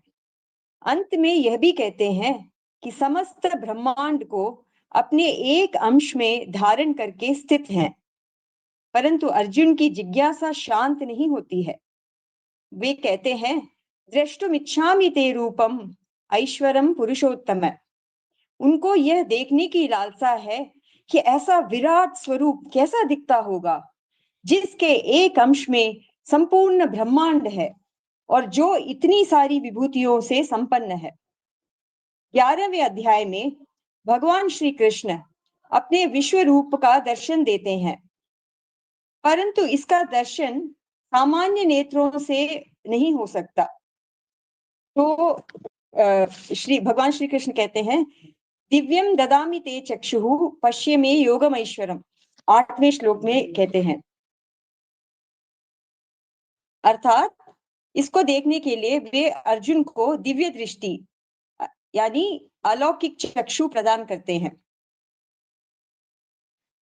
तो जब अर्जुन भगवान श्री कृष्ण का विराट रूप देखते हैं तो वो कहते हैं, पश्यामि देवांस्तव देव देहे सर्वांस्तथा भूत विशेष संघान। तो अर्जुन श्री कृष्ण के शरीर में जो एक विराट स्वरूप दे चुका है, इसमें संपूर्ण रचना को देखते हैं। वे 16वें श्लोक में कहते हैं, नान्तन्न मध्यन्न पुनस्तवादिम पश्यामि विश्वेश्वर विश्वरूप। भगवान के इस अद्भुत अनंत स्वरूप में मुख अनेक अनेक बाहुदर वक्त्र नेत्रम, जिसमें अनंत अनगिनत मुख, आंखें, भुजाएं और उदर हैं। इस विराट रूप का कोई आदि नहीं है और कोई अंत भी नहीं है, और वह प्रत्येक दिशा में अपरिमित रूप से बढ़ रहा है। जैसे 12वें श्लोक में संजय जी कहते हैं, उस रूप का तेज आकाश में एक साथ चमकने वाला 1000 सूर्यों के प्रकाश से भी अधिक है। तो इस विराट रूप को देखकर अर्जुन के शरीर के रोमकूप सिहरने लगते हैं। इस अध्याय में यह साफ प्रकट होता है कि श्री कृष्ण केवल अर्जुन के रथ के सारथी ही नहीं, अपितु संपूर्ण ब्रह्मांड, सब चराचर जीव उन्हीं में है और वे सब में हैं। आगे ये कहते हैं 32वें श्लोक में, कालोस्मि लोक क्षयकृत प्रवृद्धो लोकान समाहर्तुमिह प्रवृत्तः। अर्थात जो सृष्टि के कर्ता पालनहार, सृष्टि के कर्ता पालनहार और हर्ता वही हैं। काल से भी भयभीत होने की आवश्यकता नहीं है, क्योंकि इस रूप में भी वे ही विद्यमान है। इस अध्याय से यह भी स्पष्ट होता है कि श्रीमद् भगवद गीता पूरी तरह एक व्यावहारिक ग्रंथ है। इस अध्याय में अर्जुन को प्रत्यक्ष अनुभव कराया जाता है, जिस विषय में पिछले अध्याय में श्री कृष्ण बताते हैं। आगे ये कहते हैं, आगे अर्जुन कहते हैं, भयेन च प्रव्यथितं मनो में। अर्जुन कहते हैं, आपके इस विराट स्वरूप को देखकर मुझे अत्यंत प्रसन्नता की अनुभूति हो रही है, परंतु मेरा मन भय से व्याकुल हो रहा है। इसलिए हे जगन्निवास, आप अपने सौम्य रूप का दर्शन मुझे पुनः दिखाइए। लेकिन इन सब अनुभव करने के लिए हमें अपने भाव को ऐसा रखना चाहिए जैसे अर्जुन ने रखा। वो क्या था? श्रवण एकाग्रता, विनम्रता, विश्वास और जिज्ञासा युक्त। ये सब प्रभु के दर्शन के लिए अनिवार्य स्थितियां हैं। ये सब हम में ऐसा प्रयास हमें नित्य करते रहना चाहिए।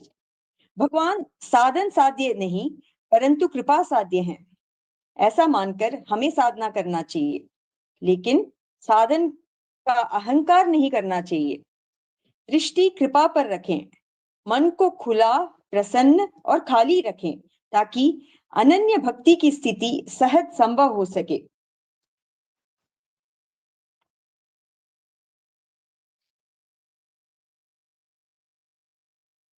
इसके बाद स्वयं श्री कृष्ण का आश्वासन हमें प्रोत्साहन देता है, जो पूरी तरह श्रद्धा और एकाग्रता के साथ मेरी भक्ति करते हैं, अपने कर्म को निष्ठा से और निष्काम से करते हैं और उसके फल को मेरे ऊपर ही छोड़ देते हैं, उन सभी प्राणियों में मैं वैर रहित भावना से व्यवहार करता हूं, वही मुझे प्राप्त करता है। तो अंत में कहते हैं, मत कर्म कृन् मत परमो मत भक्तः संगवर्जितः निर्वैरः सर्वभूतेषु यः स मामेति पांडव। ऐसे लोग जो अपनी साधना और भक्ति निष्काम और निष्ठा से करते हैं, यह स मामेति पांडव, वही मुझे प्राप्त करता है। तो ऐसी दिव्यता के साथ यह अध्याय संपन्न होता है। भगवान श्री कृष्ण के विश्व रूप की कोटि कोटि नमन। धन्यवाद है। आगे मैं एकादश श्लोक का पारायण करने वाली हूँ। एक minute, Skandan, are you there? Shri गुरुभ्यो नमः। श्री गुरुभ्यो नमः। श्री गुरुभ्यो नमः। आरंभं करोमि वा? Can I start the synopsis? Yes. अस्तु। I will just share my screen. Is it visible? Is the screen visible? No, not yet. I can't see anything now.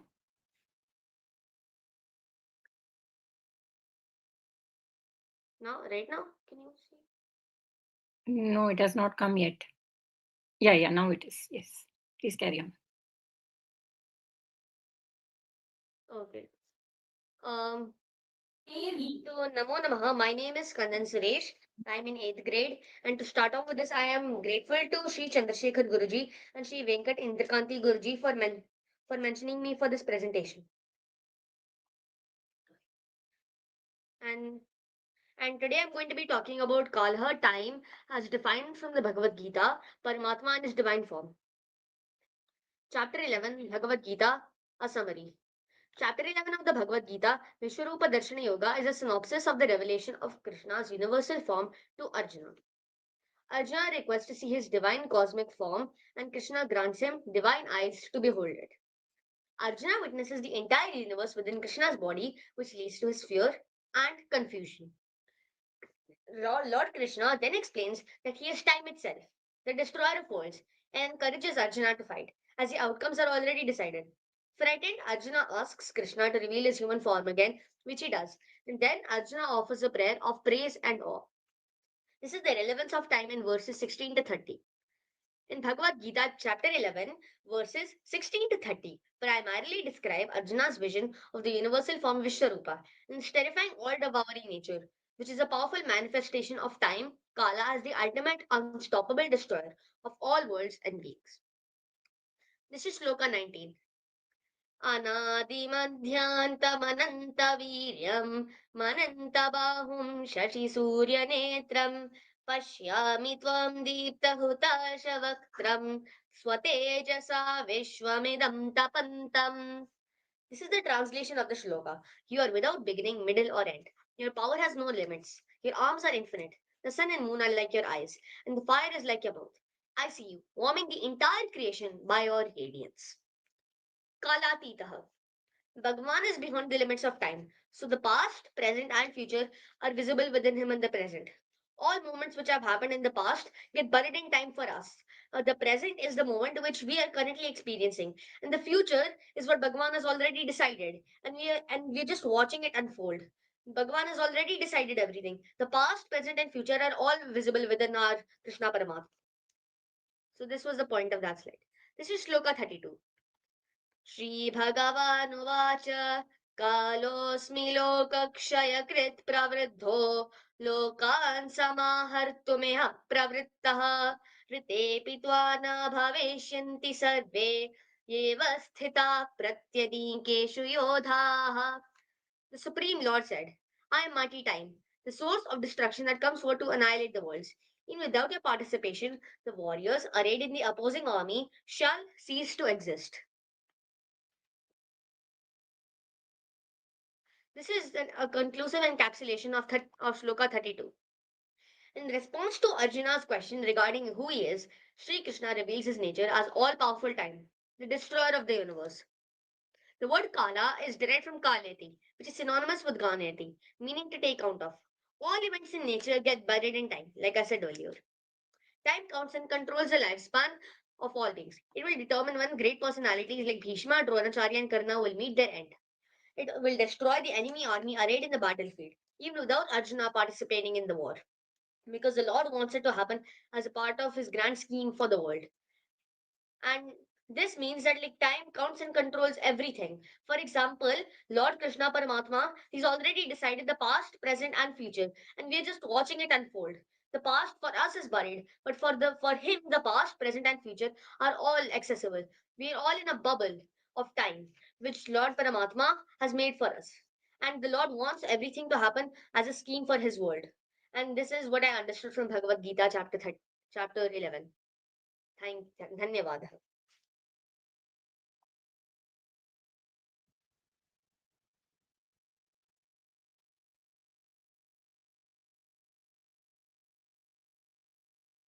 धन्यवाद. Thank you. Ratnashri ji, you can continue with your chanting. अस्तु. अथ ओम श्री परमात्मने नमः. अथ एकादशोऽध्यायः.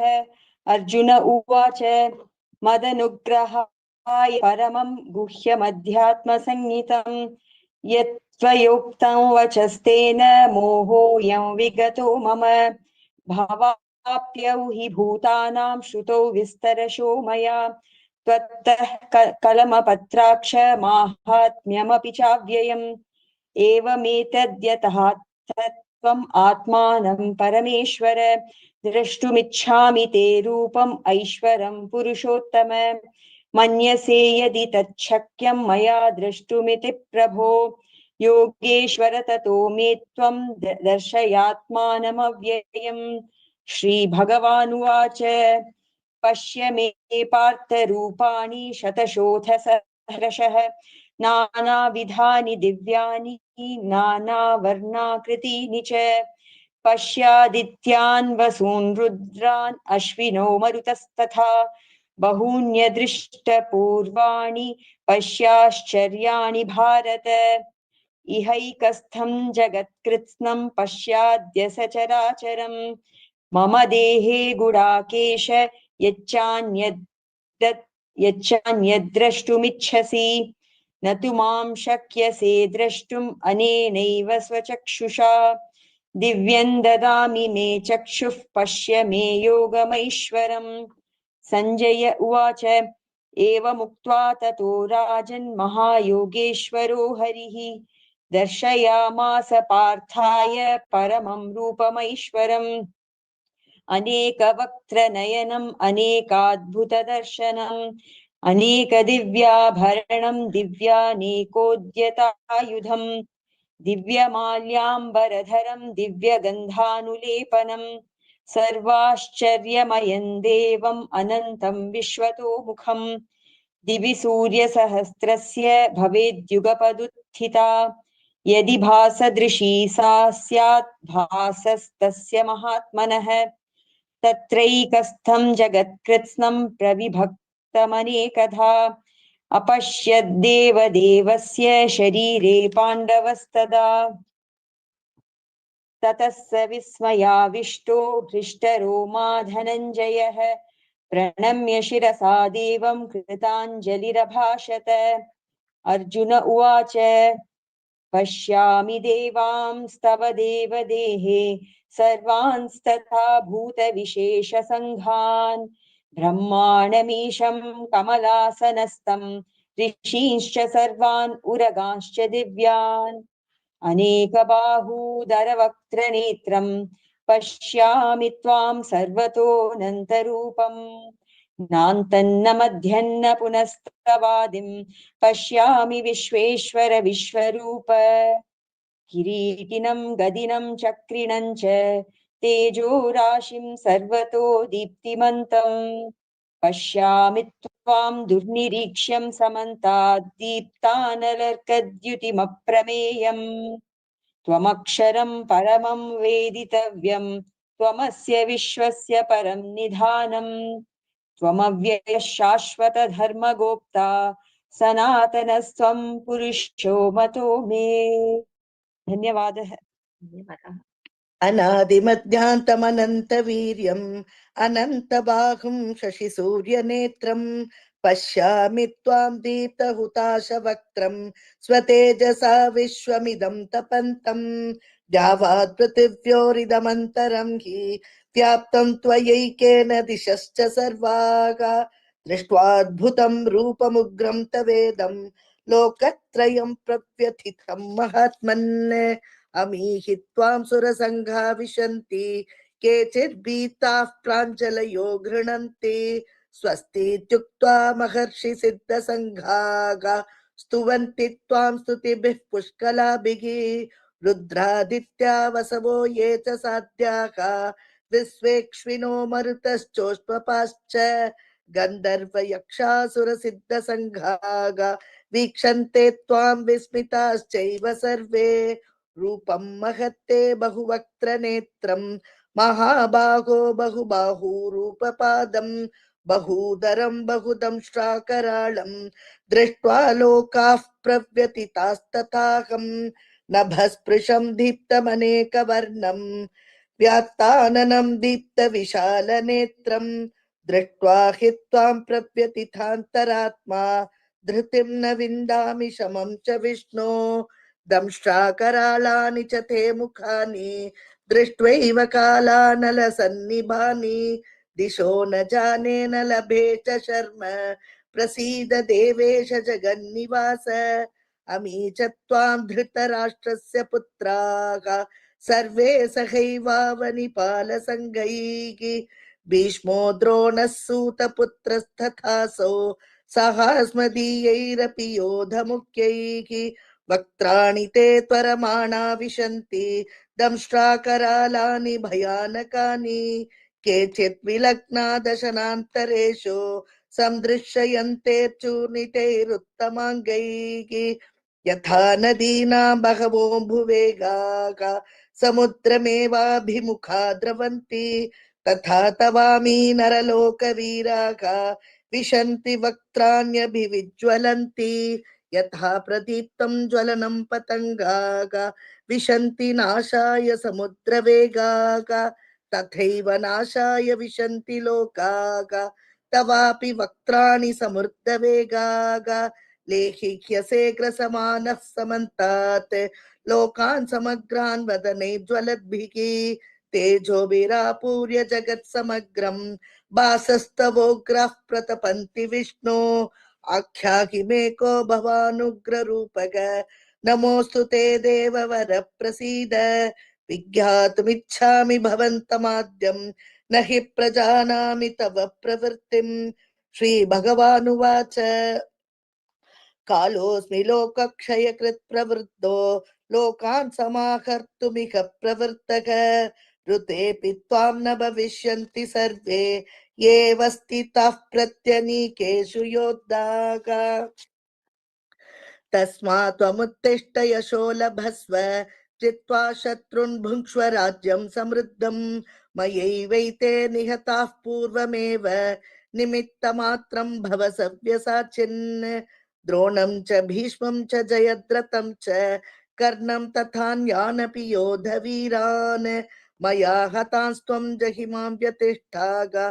युध्यस्व चेतासि रणे सपत्नान् सञ्जय उवाच एतत् श्रुत्वा वचनं केशवस्य कृताञ्जलिर्वेपमानः किरीटी नमस्कृत्वा भूय एवाककृष्णं सगद्गदं भीतः प्रणम्य अर्जुन उवाच स्थाने ऋषिकेश तव प्रकृत्या जगत्प्रहृष्यत्युनरज्यते च रक्षांसि भीतानि दिशो द्रवन्ति सर्वे नमस्यन्ति च सिद्धसङ्घाः भस्माशतेन न मेरन्महात्मन् गरीयसे ब्रह्मणोऽप्यादिकर्त्रे अनन्तदेवेश जगन्निवास त्वमक्षरं सदसत्तत्परं यत् त्वमादिदेवः पुरुषः पुराणः त्वमस्य विश्वस्य परं निधानम् वेत्तासि वेद्यं च परं च धाम त्वया ततं विश्वमनन्तरूपम्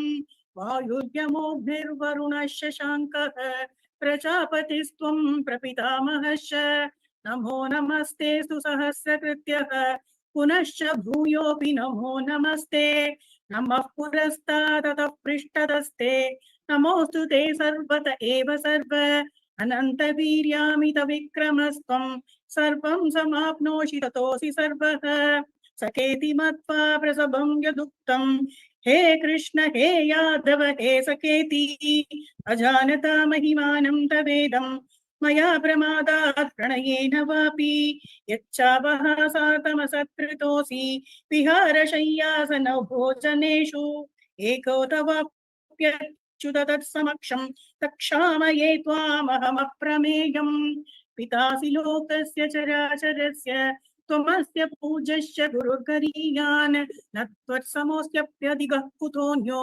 लोकत्रयेऽप्यप्रतिमप्रभाव तस्मात् प्रणम्य प्रणिधाय कायं प्रसादये त्वामहमीशमीढ्यम् पितेव पुत्रस्य सखेव सख्युः प्रियः प्रियायार्हसि देव सोढुम् अदृष्टपूर्वं हृषितोऽस्मि दृष्ट्वा भयेन च प्रव्यथितं मनो मे तदेव मे दर्शय देव रूपं प्रसीद देवेश जगन्निवास किरीटिनं कदिनं चक्रहस्तम् इच्छामि त्वां द्रष्टुमहं तथैव तेनैव रूपेण चतुर्भुजेन सहस्रबाहो भव विश्वमूर्ते श्रीभगवानुवाच मया प्रसन्नेन तवाजुनेतं रूपं परं दर्शितमात्मयोगात् तेजोमयं विश्वमनन्तमाद्यं यन्मे त्वदन्येन न दृष्टपूर्वं न वेदयज्ञात्ययनैर्न दानैः न च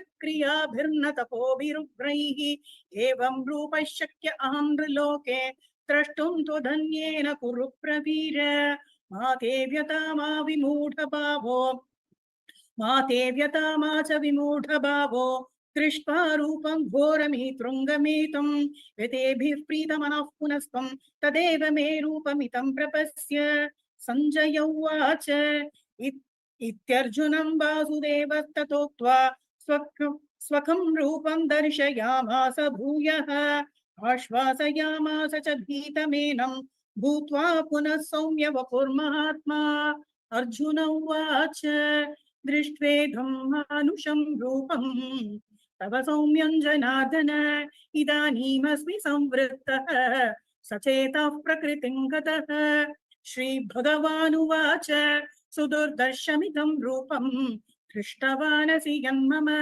देवा अप्यस्य रूपस्य नित्यं दर्शनकाङ्क्षिणः नाहं वेदैर्न तपसा न दानेन न चेज्यया शक्य एवं विधो द्रष्टुं दृष्टवानसि मां यथा भक्त्या त्वनन्यया शक्य अहमेवं विधोऽर्जुन ज्ञातुं द्रष्टुं च तत्त्वेन प्रवेष्टुं च परन्तप मत्कर्म कृन्मत्परमः मद्भक्तः सङ्गवर्जितः निर्वैरः सर्वभूतेषु यः स मामेति पाण्डव ॐ तत्सद् इति श्रीमद्भगवद्गीतासु उपनिषत्सु ब्रह्मविद्यायां योगशास्त्रे श्रीकृष्णार्जुनसंवादे विश्वरूपदर्शनयोगो नाम एकादशोऽध्यायः।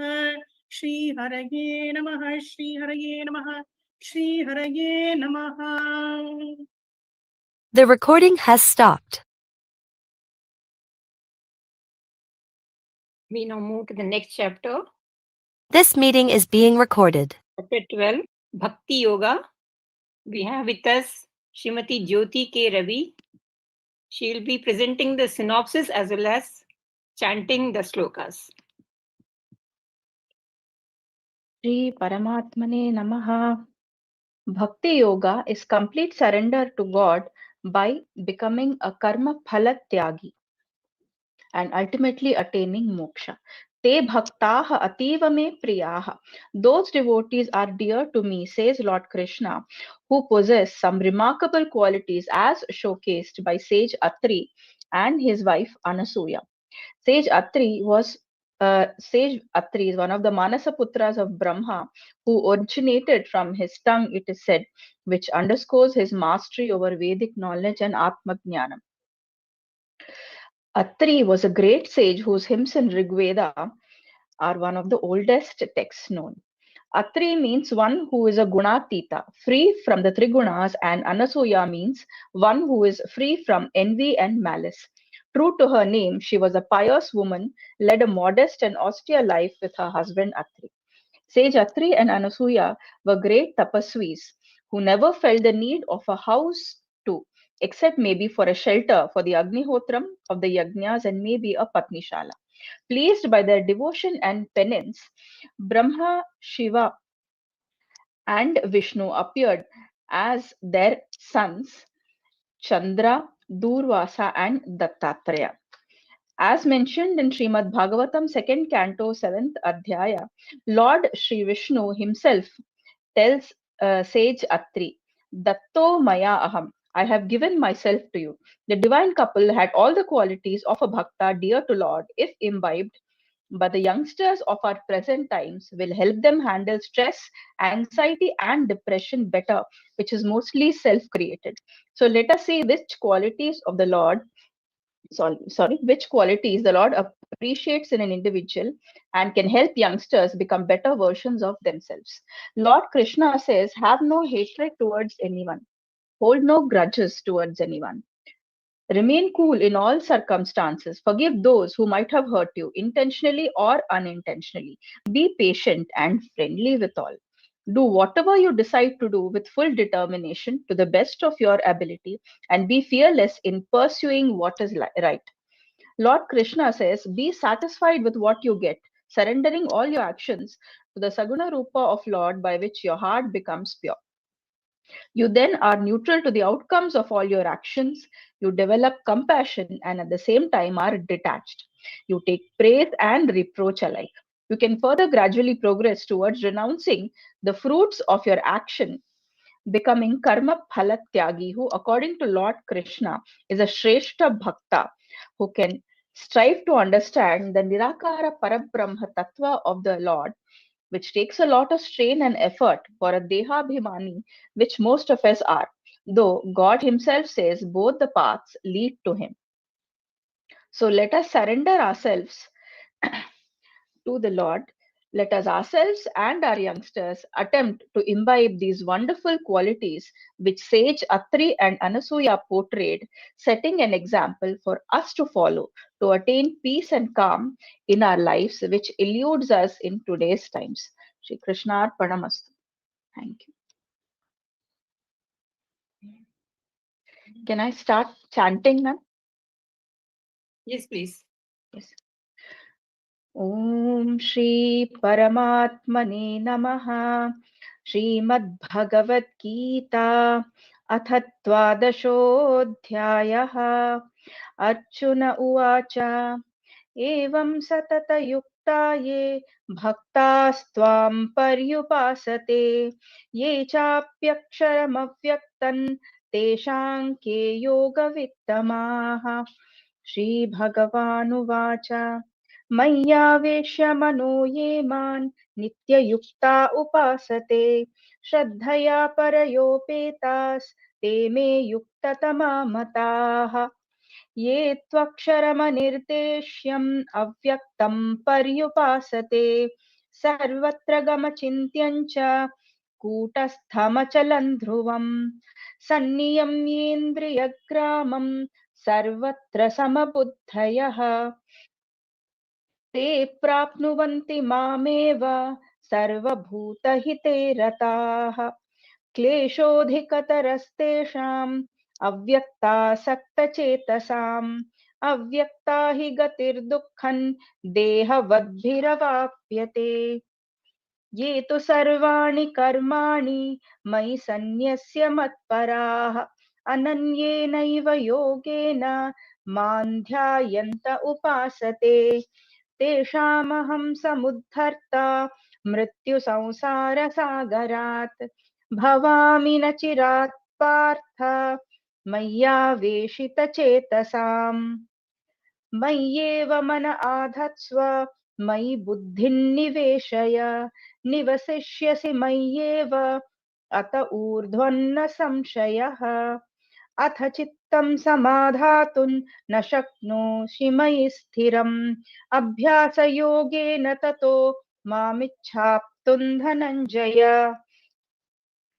अभ्यासेऽप्यसमर्थोऽसि मत्कर्म परमो भव मदर्थमपि कर्माणि कुर्वन् सिद्धिमवाप्स्यसि अथैतदप्यशक्तोऽसि कर्तुं मद्योगमाश्रितः सर्वकर्मफलत्यागं ततः कुरु यथात्मवान् श्रेयो हि ज्ञानमभ्यासाच् ज्ञानात् ध्यानौ विशिष्यते ध्यानात् कर्मफलत्यागस्त्यागाच्छान्तिरनन्तरम् अद्वेष्टा सर्वभूतानां मैत्रः करुण एव च निर्ममो निरहङ्कारः समदुःखसुखः क्षमी सन्तुष्टः सततं योगी यतात्मा दृढनिश्चयः मय्यर्पितमनो बुद्धिर्यो मद्भक्तः स मे प्रियः यस्मान्नो द्विजते लोको लोकान्नो द्विजते च यः हर्षामर्षभयोद्वेगैर्मुक्तो यः स च मे प्रियः अनपेक्षः शुचिर्दक्ष उदासीनो गतव्यथः सर्वारम्भपरित्यागी यो मद्भक्तः स मे प्रियः यो न हृष्यति न द्वेष्टि न शोचति न काङ्क्षति शुभाशुभपरित्यागी भक्तिमान्यः स मे प्रियः तमः शत्रौ च मित्रे च तथा मानापमानयोः शीतोष्णसुखदुःखेषु समः सङ्गविवर्जितः तुल्यनिन्दास्तुतिर्मौनी सन्तुष्टो येन केनचित् अनिकेतस्थिरमतिर्भक्तिमान् मे प्रियो नरः ये तु धर्म्यामृतमिदं यथोक्तं पर्युपासते श्रद्दधाना मत्परमा भक्तास्तेतीव मे प्रियाः ॐ तत्सदिति श्रीमद्भगवद्गीतासु उपनिषत्सु ब्रह्मविद्यायां योगशास्त्रे श्रीकृष्णार्जुनसंवादे भक्तियोगो नाम द्वादशोऽध्यायः ॐ श्रीकृष्णार्पणमस्तु। Thank you.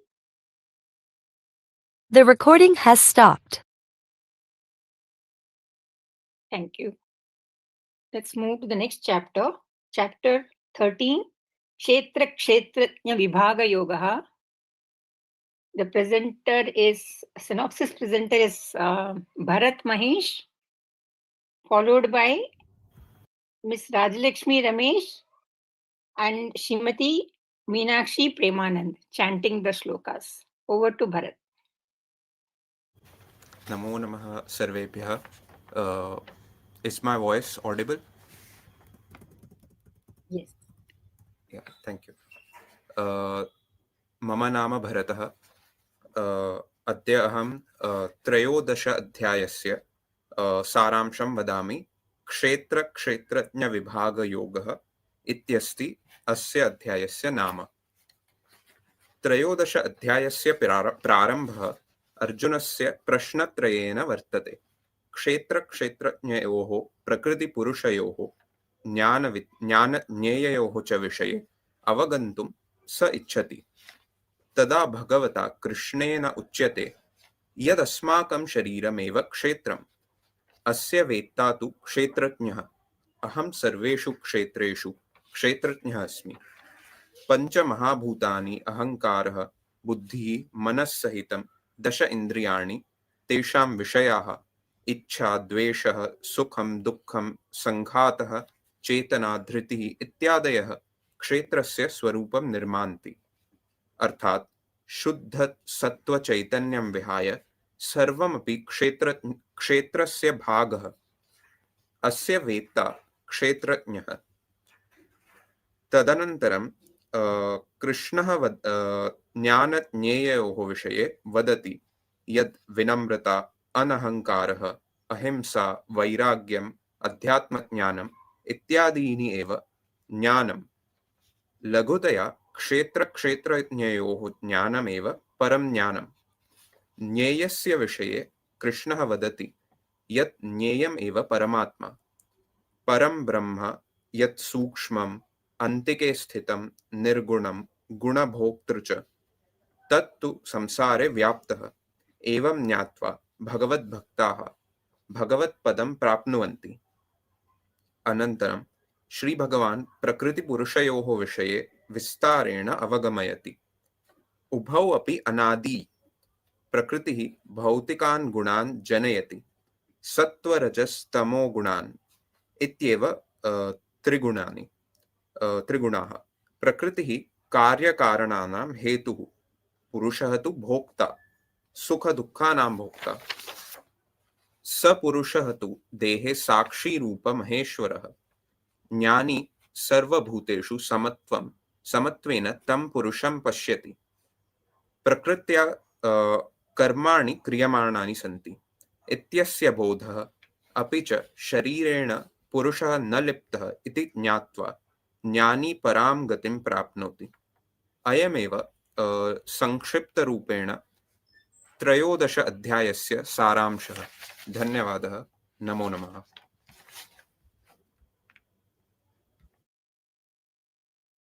राजलक्ष्मी महोदया।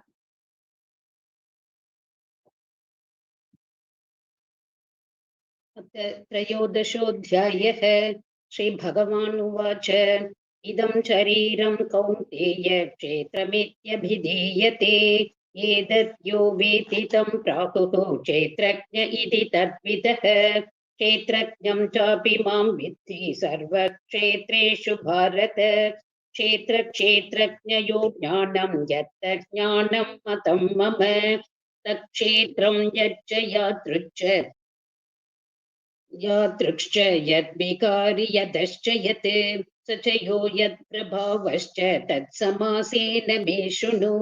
ऋषिभिर्बहुधा गीतं छन्दोभिर्विविधैः पृथक्। ब्रह्मसूत्रपदैश्चैव हेतुमद्भिर्विनिश्चितैः।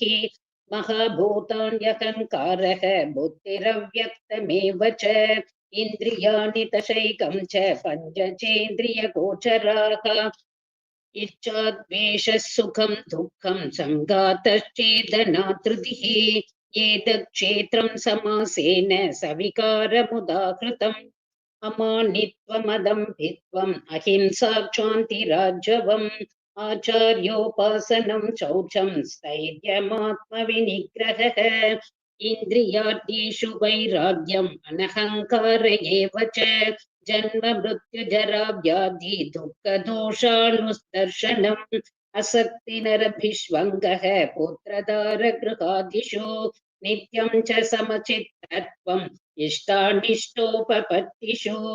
मयि चानन्ययोगेन भक्तिरव्यभिचारिणी। विविक्तदेशसेवित्वम्, अरतिं न जनसंसति। अध्यात्मज्ञाननित्यत्वम्, तत्त्वज्ञानार्थदर्शनं एतज्ज्ञानम् इति प्रोक्तम् अज्ञानं यद्धोन्यता ज्ञेयं यत्तत् प्रवक्ष्यामि यज्ञात्मामृतमश्नुते अनादिमत्परं ब्रह्म न सत्तन्नासुदुच्यते सर्वतः पाणिपादं तत् सर्वदोक्षि शिरोमुखं सर्वतः श्रुतिमल्लोके सर्वमावृत्य तिष्ठति सर्वेन्द्रियगुणाभासं सर्वेन्द्रियविवर्जितम् असक्तं सर्वभृच्चैव निर्गुणं गुणभोक्तृ च बहिरन्तश्च भूतानाम् अचरं चरमेव च सूक्ष्मत्वात् तद्विज्ञेयं दूरस्थं चान्तिके च तत् अविभक्तं च भूतेषु विभक्तम् इव च स्थितं भूतभर्तृ च तज्ज्ञेयं ग्रसिष्णु प्रभविष्णु च ज्योतिषाम् अपि तज्ज्योतिः तमसः परमुच्यते ज्ञानं ज्ञेयं ज्ञानगम्यं हृदि सर्वस्य विष्टितम् इति क्षेत्रं तथा ज्ञानं ज्ञेयं चोक्तं समासतः मद्भक्तये तद्विज्ञाय मद्भावयोपपद्यते प्रकृतिं पुरुषं चैव विद्यनादीवुभौवपि विकारांश्च गुणांश्चैव विद्धि प्रकृतिसम्भवान् कार्यकारणकर्तृत्वे हेतुः प्रकृतिरुच्यते पुरुषः सुखदुःखानां भोक्तृत्वे हेतुरुच्यते पुरुष प्रकृतिस्थो हि भुङ्क्ते प्रकृतिजान् गुणान् कारणं गुणसङ्गोऽस्य सदसत्यो निजन्मसु उपदृष्टानुमन्ता च भर्ता भोक्ता महेश्वरः परमात्मेति च अप्युक्तो देहेऽस्मिन् पुरुषः परः य एवं वेति पुरुषं प्रकृतिं च गुणैः सह सर्वथा वर्तमानोऽपि न स भूयोऽभिजायते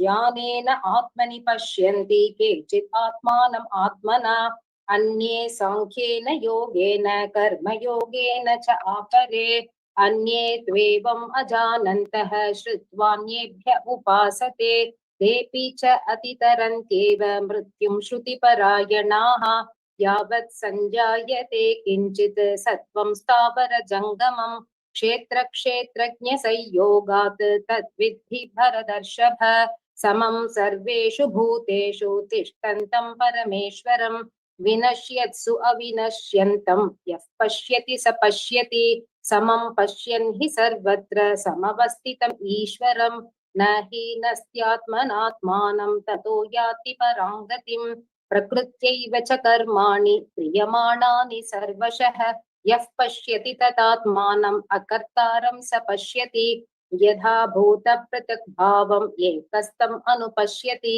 तत एव च विस्तारं ब्रह्म सम्पद्यते तदा अनादित्वान् निर्गुणत्वात् परमात्मायम् अव्ययः शरीरस्थोऽपि कौन्तेय न करोति न लिप्यते यथा सर्वगतं सौक्ष्म्यात् आकाशं नोपलिप्यते सर्वत्र अवस्थितो देहे तथात्मानोपलिप्यते यथा प्रकाशयत्येकः कृत्स्नं लोकम् इमं रविः क्षेत्रं क्षेत्री तथा कृत्स्नं प्रकाशयति भारत क्षेत्रक्षेत्रज्ञयोर्येवम् अन्तरं ज्ञानचक्षुषा भूतप्रकृतिमोक्षं च ये विदुर्यान्ति ते परम् ओम तत्सत् इति श्रीमद्भगवद्गीतासु उपनिषत्सु ब्रह्मविद्यायां योगशास्त्रे श्रीकृष्णार्जुन संवादे क्षेत्रक्षेत्रज्ञ विभागयोगो नाम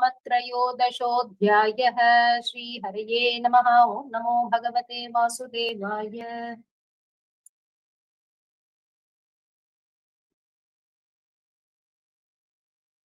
We now move on to the next chapter. Chapter 14, Gunatraya Vibhaga Yoga, and we have with us Shri Shyamji, followed by Ramakrishna Modaya. Shri Gurubhyo Namaha. In the preceding Trayodashadhyaya, named Kshetra Kshetrajna Vibhaga Yoga, as we just heard, Sri Bhagavan explains about Kshetra and Kshetrajna. Therein, Bhagavan This meeting is being recorded. About Prakriti and Purusha, and also explains that all vikaras and gunas are born in Prakriti. Having mentioned them briefly, Bhagavan now in the 14th chapter elaborates on three gunas named the 14th chapter named Gunatraya Vibhaga Yoga. Bhagavan explains, all beings originate from Mahad Brahma or his Trigunatmika Maya or Prakriti when he places his seed in it. Thus, Mahad Brahma or Prakriti is the source or womb or mother of all beings and Bhagavan the Father. The three gunas, Sattva, Rajas, Tamas, are born out of Prakriti and they chain or bind the imperishable dweller of the body.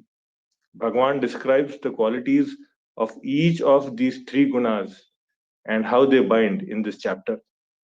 Sattva is described as Nirmala and Prakashaka, binding by attachment to Sukha and Jnana. Rajas is described as being in the form of liking, as in Raga and Dvesha, liking and disliking, as arises from Trishna, which is the craving for what one does not have. It thus drives one into karma and binds through such karma and phala of such karma. Finally, tamas is described as arising out of ajnanam or ignorance and the cause of moham. Tamas binds through neglect, laziness and sleep. Thereafter, Bhagavan proceeds to explain the lakshanas of each of the three gunas when they predominate, and that those who are established in sattva go to higher worlds, those established in rajas remain in the middle worlds, and those established in tamas go to lower worlds when they leave this body. However, the knowledgeable person who perceives beyond the three gunas finally attains Bhagavan himself. Then, curious to know about such knowledgeable persons, Arjuna asks Bhagavan what the signs or indications of such a person are. What is such a person's conduct, achara, like? And how such a person is able to perceive or go beyond the three gunas? Answering this question, Bhagavan describes such a knowledgeable person as being unattached and equanimous.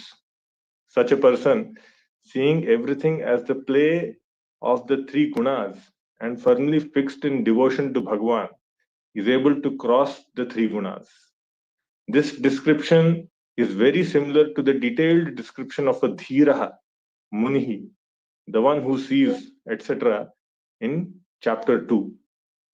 Finally, Bhagavan declares his true nature at the end of this chapter, that he is that in which Brahman is situated, the immortal, imperishable, eternal, and blissful one. Hari Om. You can continue with the chanting, Shyamji. Shyamji, you can continue. Yeah.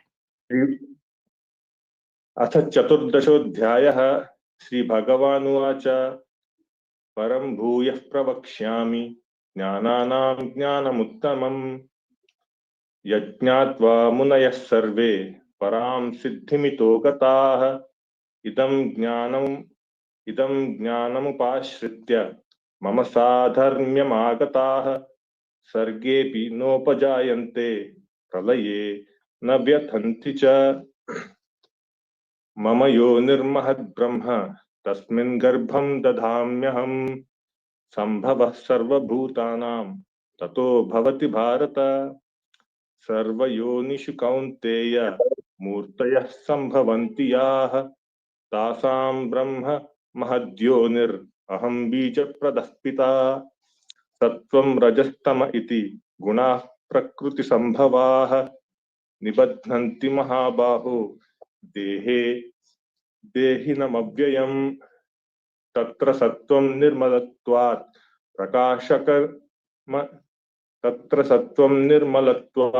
प्रकाशकम् अनामयम् सुखसंगेन बध्नाति ज्ञानसंगेन चानघ रजो रागात्मकं विद्धि तृष्णासंग समुद्भवम् तन्निबध्नाति कौन्तेय कर्मसंगेन देहिनम् तमसत्त्वज्ञानजं विद्धि मोहनं सर्वदेहिनां प्रमादालस्य निद्राभिस्तन्निबध्नाति भारत सत्त्वं सुखे संजयति रजः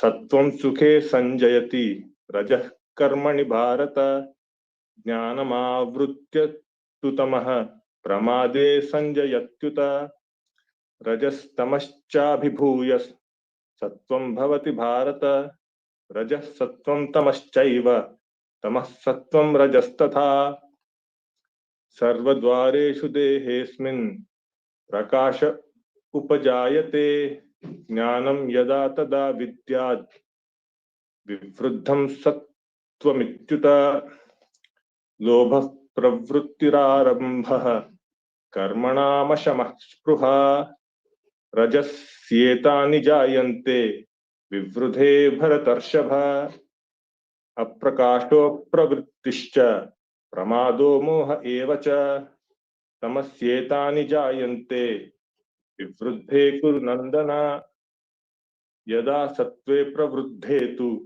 प्रलयं याति देहभृत् तदोत्तमविदां लोकान् अमलान् प्रतिपद्यते रजसि प्रलयं गत्वा कर्मसंगिषु जायते तथा प्रलीनस्तमसि मूढयोनिषु जायते कर्मणः सुकृतस्याहुः सात्विकं निर्मलं फलं रजसस्तु फलं दुःखम् अज्ञानं तमसः फलम् Thank you, Shamji. सत्त्वात् Thank you. Shri गुरुभ्यो नमः सत्त्वा संजायते ज्ञानं रजसो लोभ एव च प्रमादमोहो तमसः भवतो ज्ञानमेव च ऊर्ध्वं गच्छन्ति सत्त्वस्ता मध्ये तिष्ठन्ति राजसाः जगन्यगुणव्यत्यस्ता अधो गच्छन्ति तामसाः नान्यं गुणेभ्यः कर्तारं यदा वृष्टानुपश्यति गुणेभ्यश्च परं वेति मद्भावं सोऽधिगच्छति गुणानेतानतीत्य त्रीन् देहि देहसमुद्भवान् जन्म मृत्युजरा दुःखैः विमुक्तो मृतमश्नुते अर्जुनोवाच कैर्लिङ्गैस्त्रीन् गुणानेतान् अधीतो भवति प्रभो किमाचारः कथं चैतान् त्रीन् गुणान् अधिवर्तते श्रीभगवानुवाच प्रकाशं च प्रवृत्तिं च मोहमेव च पाण्डव न द्वेष्टि सम्प्रवृत्तानि निवृत्तानि काङ्क्षति उदासीनवदासीनो गुणैर्नो यन विचाल्यते गुणो वर्तन्त इत्येव योऽवस्थिष्ठति नेङ्गते समदुःखसुखा स्वस्थः समलोषाष्टशवाञ्चनः तुल्यप्रिया प्रियो धीरः तुल्यनिन्दात्मसंस्तुतिः मानापमानयोस्तुल्य तुल्यो मित्रारिपक्षयोः सर्वारम्भपरित्यागी गुणातीत स उच्यते मां च यो व्यभिचारेण भक्तियोगेन सेवते सगुणान् समुदीत्यैतान् ब्रह्मभूयाय कल्पते ब्रह्मणो हि प्रतिष्ठाहम् अमृतस्याव्ययस्य च शाश्वतस्य च धर्मस्य सुखस्यैकान्तिकस्य च ॐ तत्सत् श्रीमद्भगवद्गीतासु उपनिषत्सु ब्रह्मविद्यायां योगशास्त्रे श्रीकृष्णार्जुनसंवादे गुणत्रयविभागयो नाम चतुर्दशोऽध्यायः हरिः ओम्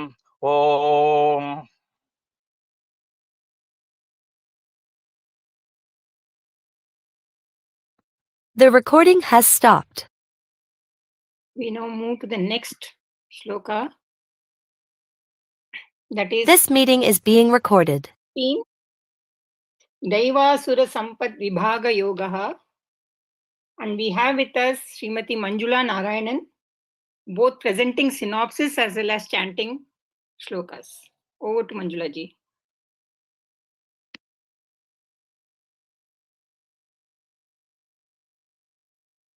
Namaskaram to all. To SA槤VIÐYA, Priyaji, my mentor, Srimati ji, and my guru, Revati Rajaram.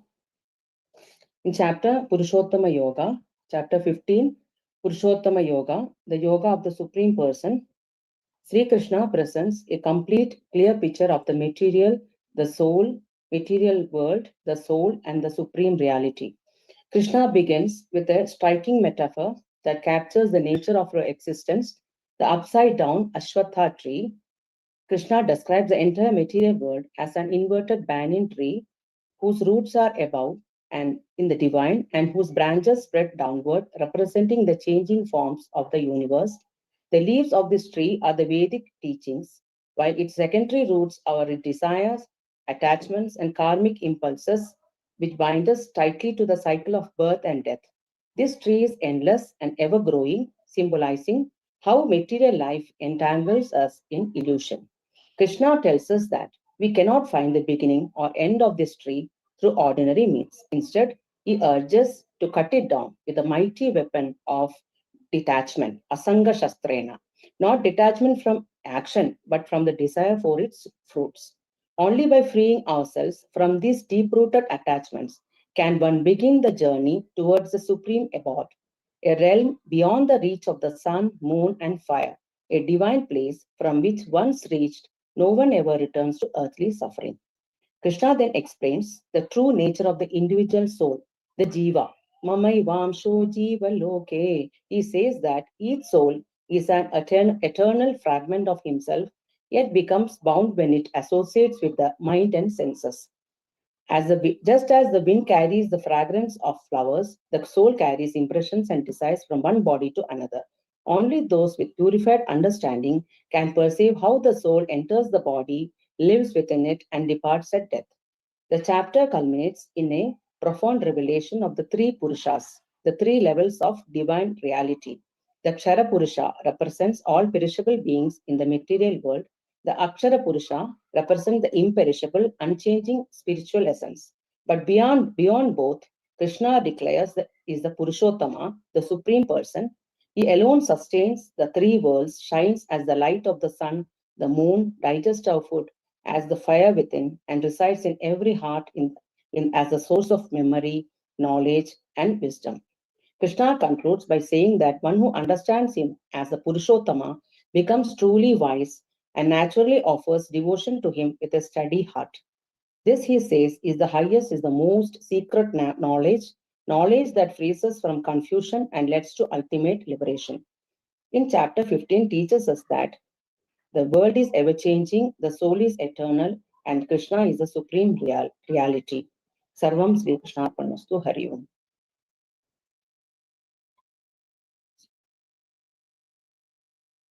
Sloka, chapter 15, Sloka chanting.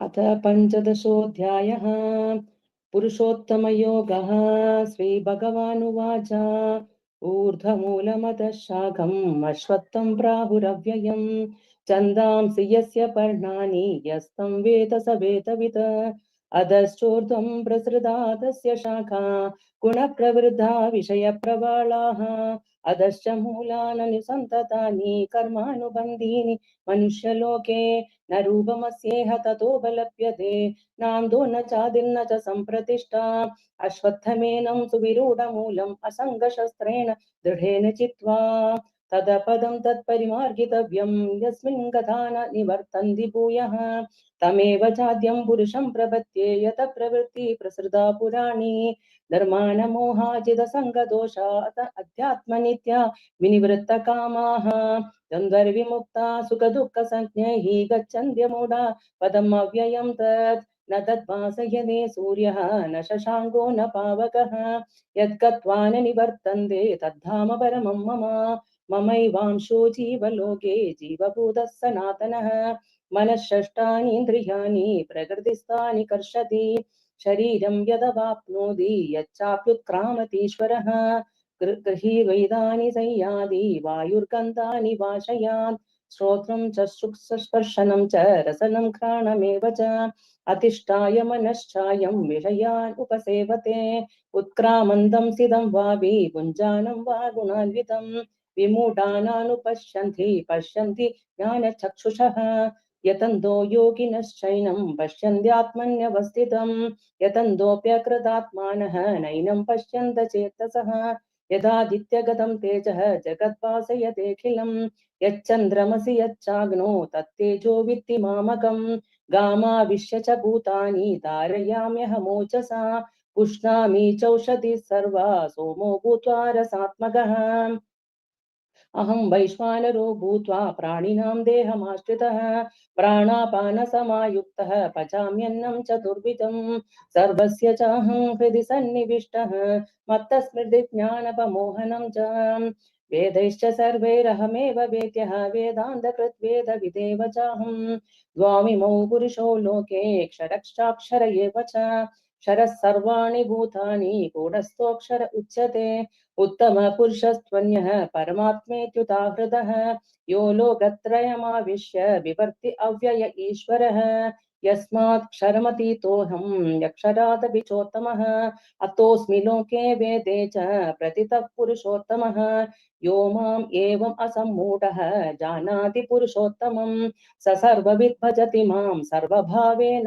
Bharata इति गुह्यतमं शास्त्रम् इदमुक्तं मया नखा एतद् बुद्ध्वा बुद्धिमान् स्यात् कृतकृत्यश्च भारत ओम तत्सत् इति श्रीमद्भगवद्गीतासु उपनिषत्सु ब्रह्मविद्यायां योगशास्त्रे श्रीकृष्णार्जुनसंवादे पञ्चदशोऽध्यायः ओम हरि ओम. Thank you. That was chapter 15, Purushottamah. Dhanyavadah.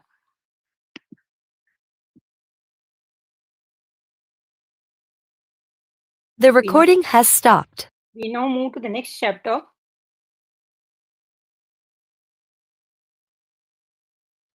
This meeting is being recorded. Devasura Sampat Vibhaga Yoga. May I request Usha Devi ji to present the synopsis as well as chant the shlokas. Usha Devi. Namaskara. Namaskara. Shri Gurubhyo Namaha. Om Namo Bhagavate Vasudevaya. My humble pranams to all, and a special pranam to Dr. Shri Behra sir, who helped and guided me in preparing the synopsis of the chapter 16. And my special thanks to my Guruji, Srimati Revati Rajaram ma'am, who instigated me and motivated me to take part in this program. I am very happy to have taken part in it. So today I am going to talk about Daivasura Sampat, the 16th chapter of Bhagavad Gita, a Hindu scripture that is a song of God, a dialogue between Lord Krishna and Prince Arjuna. In the 4th shloka, Dambho Dharpo Dhimanascha Krodha Parushyameva cha Ajnanam cha Abhijatasya Partha Sampadamasurim. Lord Krishna describes the demoniac and divine qualities respectively. He says, "O Partha, hypocrisy, arrogance, anger, harshness, and ignorance belongs to those born with demonic qualities." In the 5th shloka, Daivim Sampad Vimokshaya Nibandhaya Surimata Mashucha Sampadham Daivim Abhijatosi Pandava. Here Lord Krishna says, divine qualities leads to liberation from the materialistic world, and demonic leads to the entanglement of bondages in the samsara sagara, cycle of birth and death and rebirths. But hey Pandava, you do not worry, as you are born with divine qualities. In this chapter, Lord Krishna highlights the divine and devilish qualities which every human or individual possesses.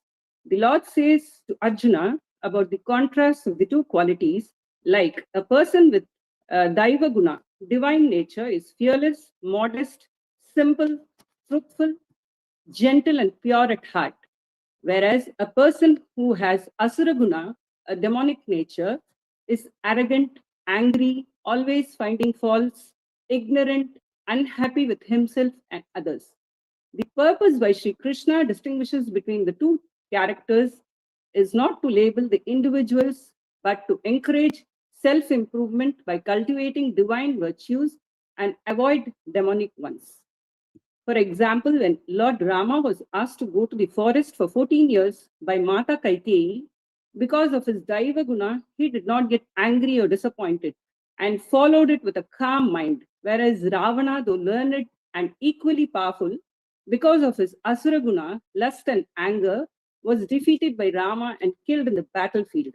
Likewise, Prahlada, though born to an Asura Kula, was a strong devotee of Lord Vishnu, having absorbed the teachings about God while in his mother's womb.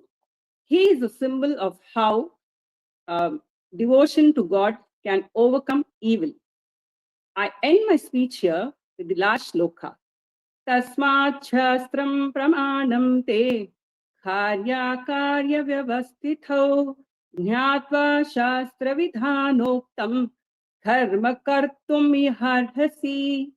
Here Lord Krishna concludes that let the scriptures be our authority in determining what to do and what not to do. So understand and follow the rules and teachings in sacred texts that guides religions and moral behavior. He instructs Arjuna to comprehend the teachings of the scriptures and act accordingly. Radhe Krishna, Sarvam Shri Krishna Arpanamastu, Dhanyavada. So here I continue with the slokas of chapter 16. Om Shri Parabrahmane Namaha. Daivasura Sampat Vibhaga Yogo Nama Shodashodhyayah. Shri Bhagavanuvacha Abhayam Sattva Samshuddhihi Jnana Yoga Vyavastitihi Dhanam Dhamascha Yajñascha Swadhyayasthapa Archavam Ahimsa Satyam Akrodaha Tyagha Shantirapaishunam Daya Bhuteshvalo Luptvam Madhavam Krira Chapalam Tejaha Kshamadrita Shaucham Adroho Natimanita Bhavanti Sampadham Daivim Abhijatasya Bharata Dambho Darpo Bhimanascha Krodaf Parushya Mevacha Ajnanam Cha Abhijatasya Partha Sampadamasurim Daivi Sampad Vimokshaya Nibandhaya Surimata Mashucha Sampadham Daivim Abhijatosi Pandava Dvau Bhuta Sarghau Lokesmin Daiva Asura Evacha Daivo Vistarashaf Proktaha Asuram Partha Meshruno Pravrittim Cha Nivrittim Cha Janana Vidhurasuraha Na Shaucham Na Apicha Acharaha Na Satyam Teshu Vidhyate Asatyam Apratishtham Te Jagadahuranishwaram Aparaspara Sambhutam Himanyat Kama Haitukam Etam Drushtim Avashthabhya Nashtatman Alpabhuddhayah Prabhavantyugra Karmanaha Kshayaya Jagato Hitaha Kamam Ashritya Dushpuram Dambhamanam Adhanvitaha Mohat Gruhitva Sadgrahan Pravartante Shuchivrataha Chintam Aparimeyancha Pralayantam Upashritaha Kamopabhoga Paramaha Etavadhiti Nischitaha Asha Pasha Shatair Baddhaha Kamakrodha Parayanaha Ihante Kamaboghatam Anyayena Sanchayan Idhamadhyamaya Labdham Imam Prapsye Manoratham Idham Astidam Apime Bhavishyati Punardhanam Asau Maya Hatashatruhu Hanishye Cha Aparanapi Ishvaroham Aham Bhogi Siddhoham Bhalavan Sukhi आढ्योऽभिजनवानस्मि कोऽन्योऽस्ति सदृशो मया यक्ष्ये दास्यामि मोदश्ये इत्यज्ञानविमोहिताः अनेकचित्तविभ्रान्ताः मोहजालसमावृताः प्रसक्ताः कामभोगेषु पतन्ति नरकेषु च आत्मसम्भाविता स्तब्धाः धनमानम् अधान्विताः यजन्ते नाम यज्ञैस्ते दम्भो नाविधिपूर्वकम् अहङ्कारं बलं दर्पं कामं क्रोधं च संश्रिताः माम् आत्मपरदेहेषु प्रद्विषन्तोऽभ्यसूयकाः तानहं द्विषतः क्रूरान् संसारेषु नराधमान् क्षिपां यजस्त्रम् अशुभान् आसुरेष्वेव योनिषु आसुरीं योनिमापन्ना मूढा जन्मनि जन्मनि माम् अप्राप्यैव कौन्तेय ततो यान्त्यधमां गतिम् त्रिविधं नरकस्येधं द्वारं नाशनम् आत्मनः कामः क्रोधस्तथा लोभः तस्मादेतत्त्रयं त्यजेत् एतैर्विमुक्तः कौन्तेय तमोद्वारैस्त्रिभिर्नरः आचारत्यामनः श्रेयः ततो याति परां गतिम् यः शास्त्रविधिमुत्सृज्य वर्तते कामकारतः न स सिद्धिम् अवाप्नोति न सुखं न परां गतिम् तस्मात् शास्त्रं प्रमाणं ते कार्याकार्यव्यवस्थितौ ज्ञात्वा शास्त्रविधानोक्तं कर्म कर्तुम् इहार्हसि।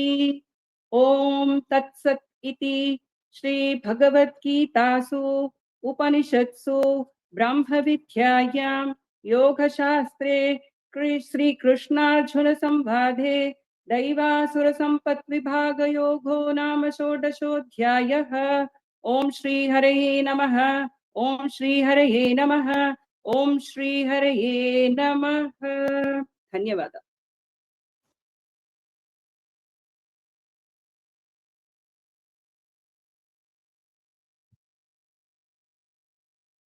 The recording has stopped.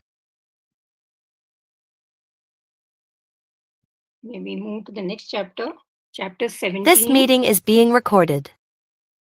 Shraddhatraya Vibhaga Yoga, and we have with us Srimati Rama Suresh, Shrikar Karthik, Rishi and Saket, and Ramaji to continue with shlokas. To begin with, Ramaji and Shrikar Karthik will present the synopsis. Over to you, Ramaji.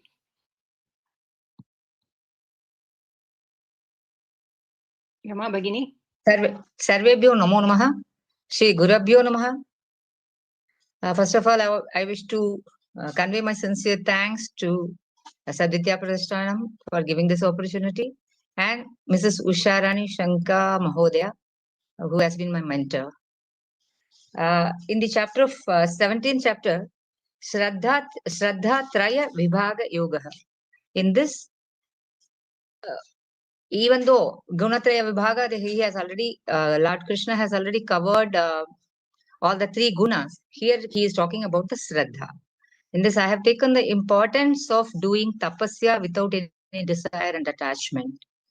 I want to give my synopsis only after this. Ashastra vihitam ghoram tapyante ye tapo janaha dambha hankara sanyuktaha kamaraga balanvitaha. Some people perform stern austerities that are not enjoined by the scriptures, but rather motivated by show-off and egotism and impelled by desire and attachment. Even tapas, if done with attachment, will result in destruction only. This can be seen from the story of Hiranyakashyap.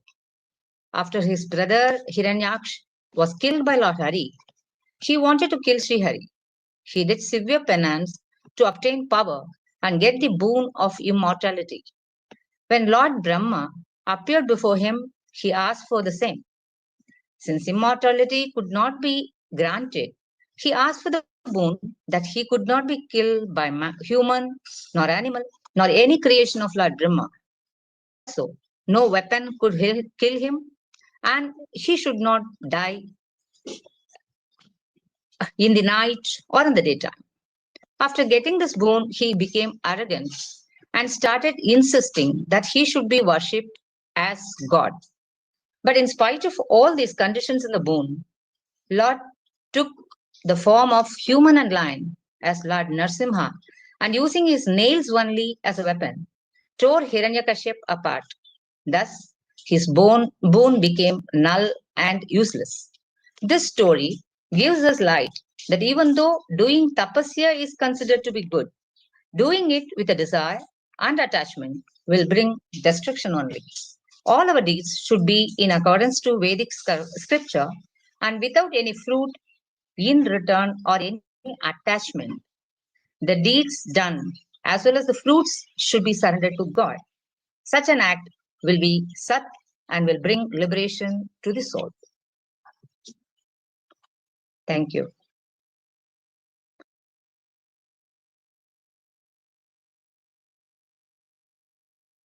Another synopsis will be given, or shall I continue reading? Yeah. Shrikar ji, Shrikar, are you there? Namaskara. Namaskara. योऽन्तः प्रविश्य मम वाचमिमां प्रसुप्तां सञ्जीवयति अखिलशक्तिधरः स्वधाम्नाम् अन्यांश हस्तचरणश्रवणत्वगादीन् प्राणान् नमो भगवते पुरुषाय तुभ्यम्. So let us start with one question that we all have. So everyone, we all do dhanam, like Rema just said, there is many of Sattvika Yajna, Rajasika Yajna, Tamasika Yajna. Like that, there is also Sattvika Dana, Rajasika Dana, Tamasika Dana.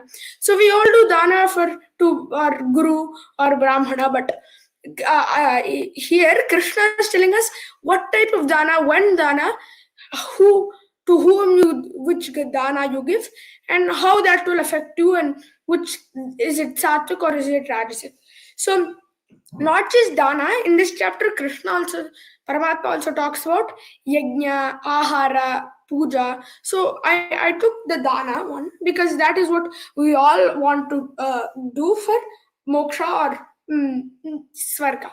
So for firstly, so he says दातव्यमिति यद्दानं दीयते अनुपकारणे देशे काले च पात्रे च तद्दानं सात्विकं स्मृतम्. So this dana has to be given to the person. So you are not doing it so another person will give it back, will give something back to you. You are doing it willingly, and you are doing it to a person who cannot give anything back. Diyate anupakarane deshe kale cha patre cha taddanam satvikam smritam. This dana also has to happen to be this dana also has to be given to the person who deserves it, and the one who can do, and the one who can't do anything. And it also has to be deshe kale, in the correct time. Rajasika dana he talks about now Paramatma talks about Rajasika dana. Yattu pratyupakarartham phalamuddishya va punah diyate cha pariklishtam taddanam rajasam smritam. He says the dana done for an exchange and for a fruit, and so you are giving someone danam, so they will give you something back. That is the Rajasika dana. Or you are doing it because you are forced. Pariklishtam has two meanings. You are forced to do it. And then another one, I can give an example for the other one. So you have something very close to yours and you want to give it to you, and then the other person asks it. You want to give it, and at the same time you think it's yours and you don't. So that is a Rajasika dana. And then Tamasika dana, Paramatma talks about is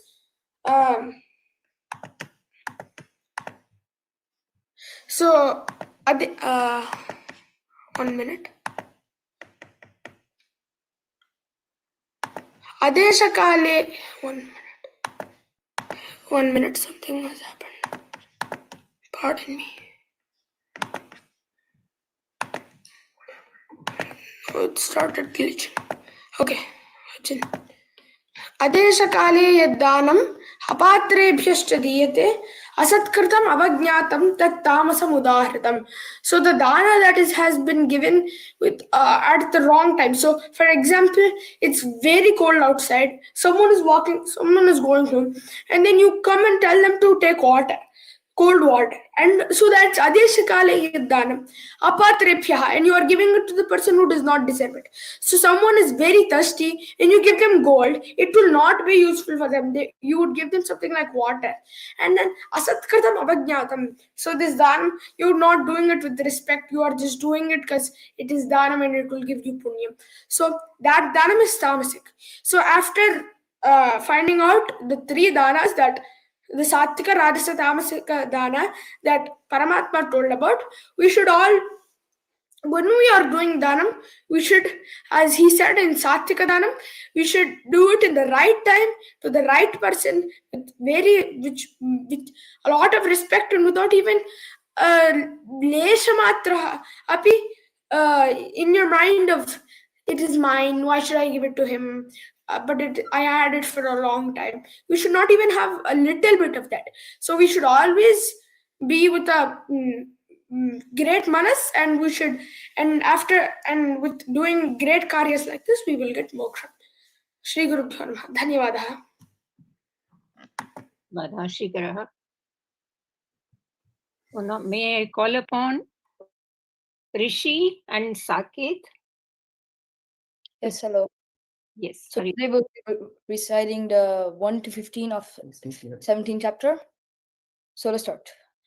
Arjuna vacha yesha sarvedi mustreja yajante shraddhayanvitaha tesham nishtatu ka Krishna sarvamaho rajastamaha. Shri Bhagavanu vacha trivida bhavati shraddha dehinam sasvabhavaja satviki rajasi chaiva tamasi cheti tamsinu sadvana rupa sarvasya shraddha bhavati bharata shraddha mayoyam purusho yo yacchadrasa evasa yajante sadvika devan yaksha rakshani rajasa pretan bhuta ganeshanye yajante tamasa jana ahasra viridam goram tapyante ye tapojanaha dambhakara sanyuktaha kamaraga balanvitaha karshayanta sharirastam bhutagramamachestasah mam chaivanta sharirastam tam vidyasura nishchayan aharastvapi sarvasya trivido bhavati priyaha yajnastapastadadanam tesham vedamimam shrinu ayu sattva balarogya sukha priti vivardanaha rasya snigdha sthira hredya ahara satvika priyaha katva malalam dushna tikshna ruksha viradanaha ahara dajasayasya dukkha shokha maya pradaha yata yatayamam gatarasam puti paryushitam chayate uchchistamapi chamedyam bhojanam tamasapriyam apalankanshi beryagno vidishtoya egyate yastavyameveti manaha sammadaya satvikaha abhisandaya tupalam dambhartamachayayate yajnabharata shestas tam yajnam virirajasam virihinamashishtanam mantrahinamarikshinam shraddha virhitam yanyam tamasam chakshate devadveja guru pranya pujanam saucham arjavam brahmacharyam ahisnacha shariram tapa uchyate. Thank you. Anudvegakaram vakyam satyam priyahitam jayat स्वाध्यायाभ्यसनं चैव वाङ्मयं तप उच्यते मनः प्रसादः सौम्यत्वं मौनम् आत्मविनिग्रहः भावसंशुद्धिरित्येतत् तपोमानसमुच्यते श्रद्धया परया तप्तं तपस्तत्त्रिविधं नरैः अफलाकाङ्क्षिभिर्युक्तैः सात्विकं परिचक्षते सत्कारमानपूजार्थं तपोदम्भेन चैव यत् क्रियते तदिह प्रोक्तं राजसं चलम् अध्रुवं ग्राहेणात्मनो यत्पीडया क्रियते तपः परस्योत्सादनार्थं वा तत्तामससमुदाहृतं दातव्यम् इति यद्दानं दीयतेनुपकारिणे देशे काले च पात्रे च तद्दानं सात्विकं स्मृतं यत्तु प्रत्युपकारार्थं फलम् उद्दिश्य वा पुनः दीयते च परिक्लिष्टं तद्दानं राजसं स्मृतम् अदेशकाले यद्दानम् अपात्रेभ्यश्च दीयते असत्कृतम् अवज्ञातं तत्तामसमुदाहृतम् ॐ तत्सदिति निर्देशो ब्रह्मणस्त्रिविधः स्मृतः ब्राह्मणास्तेन वेदाश्च यज्ञाश्च विहिताः पुरा तस्मात् ॐ इत्युदाहृत्य यज्ञदानतपक्रियाः प्रवर्तन्ते विधानोक्ताः सततं ब्रह्मवादिनां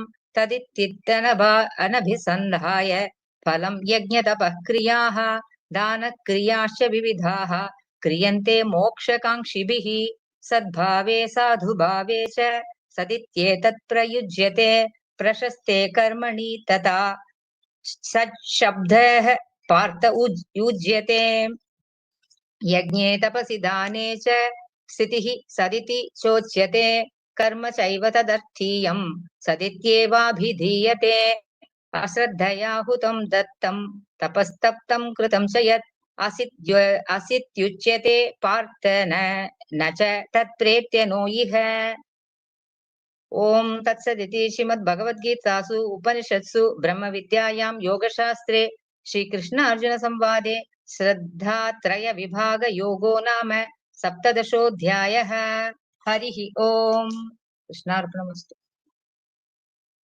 The recording has stopped. Now we are moving to the last chapter of Bhagavad This meeting Gita. is being recorded. Chapter 18, Moksha Sannyasa Yoga. May I invite Srimati Janaki Ramanan and Sri Kurapati Satya to present the synopsis, followed by Srimati Vijaya Chakrapani, Srimati Meenakshi Premanand, Bharat Mahesh and Mahati Joshi to chant the slokas. Over to Janaki Ramanan. Is it visible, Priyaji? Yes. Okay. 1 minute. 1 minute now. Sairam.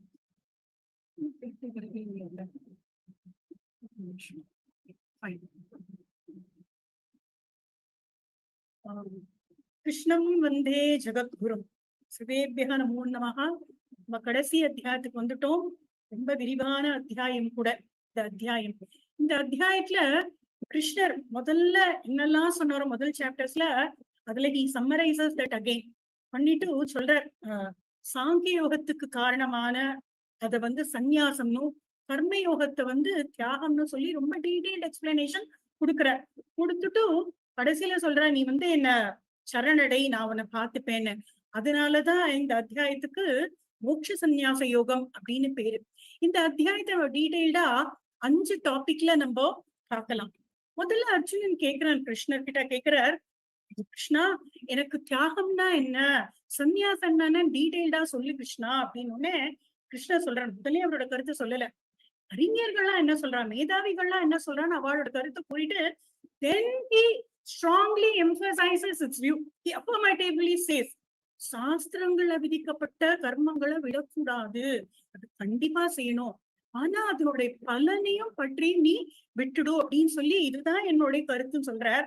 அதோட சொல்லாம சொல்ற இதுதான் உத்தமமான கருத்து அப்படின்னு சொல்ல நிச்சிதம் அது உத்தமம்.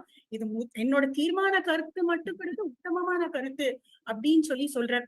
அதுக்கப்புறம் தியாகம்னா என்ன, தியாகத்தோட இலக்கணம், தியாகிகளோட இலக்கணம், தியாகத்தோட பெருமை அப்படிலாம் டீட்டெயிலா சொல்லி இந்த டாபிக்கை கம்ப்ளீட் பண்றார். அப்போ இந்த செயல்கள் செய்யறதுக்கு என்ன காரணம் அப்படின்னா அதிஷ்டானம், கரணம் அப்படின்னு 5 காரணங்கள் இருக்கு அப்படின்னு சொல்றார். அப்ப சரி, இந்த காரணங்கள்லாம் இருக்கப்ப ஒரு காரியம் ஆகணும்னா ஏதாவது ஒரு தூண்டுதல் இருக்கணும் இல்லையா? அப்ப அந்த கர்மத்தை தூண்டுறது எது? அப்ப அதெல்லாம் எதுன்னு சொல்றார். கர்மத்தை தூண்டுறது எது, கர்மங்களோட தொகுப்பு என்னன்னு சொல்லிட்டு சொல்றார். ஞானம், புத்தி, கர்மம், அப்புறம் உறுதி எல்லாமே இந்த சத்வம், ரஜஸ், தமஸ் அப்படிங்கிற முக்குணங்களாக்கு கட்டுப்பட்டதுதான். இந்த முக்குணங்களாலதான் இதெல்லாம் செயல்படுறது அப்படின்னு சொல்றார். இந்த முக்குணங்களுக்கு தப்பினவா இந்த லோகத்துல மாத்திரம் இல்ல, எந்த லோகத்திலுமே எந்த உயிரினமும் கிடையாது. எல்லாமே முக்குணங்களுக்கு ஆட்பட்டுதான் இருக்கு அப்படின்னு சொல்றார். அப்ப சொல்றேன், இந்த குணங்களோட அடிப்படையில தான், இந்த இயல்போட அடிப்படையில தான் நான் மனுஷால 4 வகையா, பிராமணன், சத்திரியன், வைஷ்யன், சூத்ரன் 4 வகையா நான் பிரிச்சிருக்கேன் அப்படின்னு சொல்லிட்டு அவளோட தர்மங்கள் என்ன, இந்த 4 வர்ணத்தாருடைய தர்மங்கள் என்ன அப்படின்னு சொல்றார். டீட்டெயிலா சொல்லும் பொழுது சொல்றார், ஒவ்வொருத்தரும் அவளோட தர்மத்தை கண்டிப்பா கடைபிடிக்கணும் அப்படிங்கிற. அப்படி சொல்லிச்சு அவர் சொல்றாரு, எந்த காரணம் செஞ்சாலும் அர்ஜுனா சதோஷமே நாத்தியா செய்து, எந்த காரணம் செஞ்சாலும் குறை இருக்கும், ஆனாலும் பரவாயில்ல, உன்னோட கர்மத்தை நீ செய், ஸ்வதர்மம் தான் சிறந்தது. மத்தவாளோட கர்மி நீ ரொம்ப எக்ஸெப்ஷனலா ஃபர்ஸ்ட் கிளாஸா செய்யறதை விட உன்னோட கடமையை நீ சிறப்பா செய், அதுல தோஷம் இருந்தாலும் பாவம் இல்ல, அந்த மாதிரி உன்னோட கடமையை நீ செஞ்சுட்டே பக்தி செலுத்து. அந்த மாதிரி பக்தி செலுத்தும் பொழுது என்ன ஆகுறது, நீ என்ன அறிவ. பக்தியாமாவபி ஜானாதி, என்ன நான் யாரு, நான் எப்படிப்பட்டவன், என்னோட விபூதி என்னன்னு தெரிஞ்சுட்டு நீ என்கிட்டயே ஐக்கியம் ஆயிடுவ அர்ஜுனா அப்படின்னு சொல்ற. அப்ப சொல்லிட்டு சொல்ற திருப்பியும் அந்த கர்மயோகத்தை பக்தியோட வரணும் கொண்டு வர. இந்த பிரகிருதியோட இயல்பு என்ன அப்படின்னாக்கா, யாராலுமே கர்மம் செய்யாம இருக்க முடியாது, சும்மாவே இருக்க முடியாது. அந்த கர்மத்தோட பக்தியோட செய்யணும் அப்படின்னு சொல்லிட்டு ரொம்ப அன்பா சொல்றாரு. அதனால அர்ஜுனா நீ எல்லாத்தையும் என்கிட்டயே சமர்ப்பிச்சிடும். 6வது அத்தியாயத்துல சொல்றாரு பாருங்க, எக்கரோஷி எதஜ்ஞாசி எஜ்ஜுஹோஷி ததாசியது தத்தவிஷ்யசி கௌந்தேய தற்குருஷ்வம் அதர்ப்பணம். அந்த மாதிரி எல்லாத்தையுமே நீ எது செஞ்சாலும் என்கிட்டே சமர்ப்பிச்சிடும். நான் தான் சர்வாந்தர்யாமி, நான் தான் எல்லாத்தையும் ஆட்டி படைக்கிறவன், I am omniscient, I am omnipresent, I am omnipresent அப்படிங்கறத உணர்ந்துட்டு எல்லாத்தையுமே நீ கிட்ட சரணடைஞ்சிடும் ரொம்ப அன்பா சொல்லிட்டு சொல்றார். கடைசியில சொல்லி முடிக்கிற அந்த பக்தி யோகத்துக்கு பெருமையா, எல்லாத்தையுமே நீ கிட்ட சரண்டர் பண்ணிடும். சர்வ தர்மான் பரித்யஜ்ய மாமேகம் சரணம் பிரஜ அப்படிங்கிற, எல்லாத்தையும் விட்டுடும். அப்படின்னு தான் என்ன பண்ணுவேன் நானு, அஹம் த்வா சர்வ பாபேப்யஹ மோக்ஷயிஷ்யாமி மா சுச்சஹ, உறுதிங்கிற உன்னை எல்லா பாவத்திலேருந்து விடுவிச்சுவேன், அதனால நீ எல்லாத்தையுமே என்கிட்ட ஒப்படைச்சிடுங்கிற. இதுதான் இந்த அத்தியாயத்தோட சாராம்சம் மாத்திரம் இல்ல, பகவத்கீதையோட சாராம்சமே இந்த ஸ்லோகம் தான். அப்ப சரணடைதல்னா என்ன, தர்மத்தை உடனே என்ன சும்மா இருக்கதா, எதுவுமே செய்யாம சும்மா இருக்கதா, சரணடைதெல்லாம் என்ன பலவீனமா அப்படின்னா கிடையாது. நம்மளோட கடமைய ஈகோ இல்லாம, ஒரு அகங்காரம் இல்லாம, ஒரு பக்தி பாவனையோட, இந்த சுவாமி தான் எல்லாம், நான் வெறும் ஒரு கருவிதான், நான் வெறும் ஐ எம் எ டூயர், கருவி அவர் தான் எல்லாமே ஆட்டி வைப்பார் அப்படின்னு நினைச்சு அந்த பக்தியோட செய்யும் பொழுது என்னாகும், இந்த மோட்சம் நம்மளுக்கு சாஸ்வதமாகும். அப்ப இந்த சரணாகதி பண்றச்சு, அப்ப நான் சொல்றேன், எனக்கு அப்போ வலி இருக்காதா, சரணாகதி பண்றேன், அப்ப சுவாமி கிட்ட எல்லாத்தையும் நான் விட்டுட்டேன், அப்ப எனக்கு பிரச்சனையே வராதா, எனக்கு வலி இருக்காதா, நான் எந்த ரிலேஷன்ஷிப்பை வச்சுக்க வேண்டாமான்னு இல்ல, எனக்கு பிரச்சனை வரும், வலி வரும். ஆனா நம்ம என்ன பண்ணுவோம், இந்த டோட்டல் சரண்டர்னால என்ன ஆகும், நம்மளுக்குள்ள அந்த வலி ஏற்படாது, நம்ம ரொம்ப தெளிவா இருக்கும், நம்மளுக்குள்ள ஒரு ஆழ்ந்த அனுமதி இருக்கும். நம்ம ஃபுல்லா சரண்டர் பண்ணிட்டோம்னா நம்மளுக்குள்ள ஒரு ஆழ்ந்த அமைதி நம்மளுக்குள்ள இருக்கும். அப்ப இந்த சரணாகதி அப்படிங்கிறது என்ன அப்படின்னாக்கா, இது ஒரு என்னைக்கோ ஒரு நாள் நிகழ்ச்சியா அப்படின்னு பார்த்தா கிடையாது.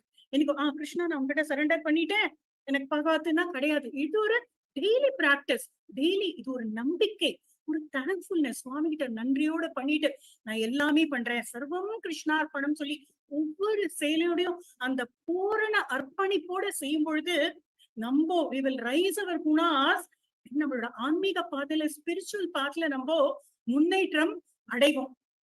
சோ நம்ம இதுல பார்த்தோம்னா சுகபிரம்மம், ரமண மகரிஷி, ஆஞ்சநேயர், மீரா, இவாள நான் அப்படிங்கிற தன்மை விட்டுட்டு கடவுள்கிட்ட சுத்தமா சரணடைஞ்சா, அவளோட கதைகள்லாம் நமக்கு தெரியும். இவாள்லாம் நம்மள ஒரு உதாரணமா எடுத்துக்கலாம். இந்த ஸ்லோகத்துக்கும் சரணாகதிக்கும் உதாரணமா எடுத்துக்கலாம்.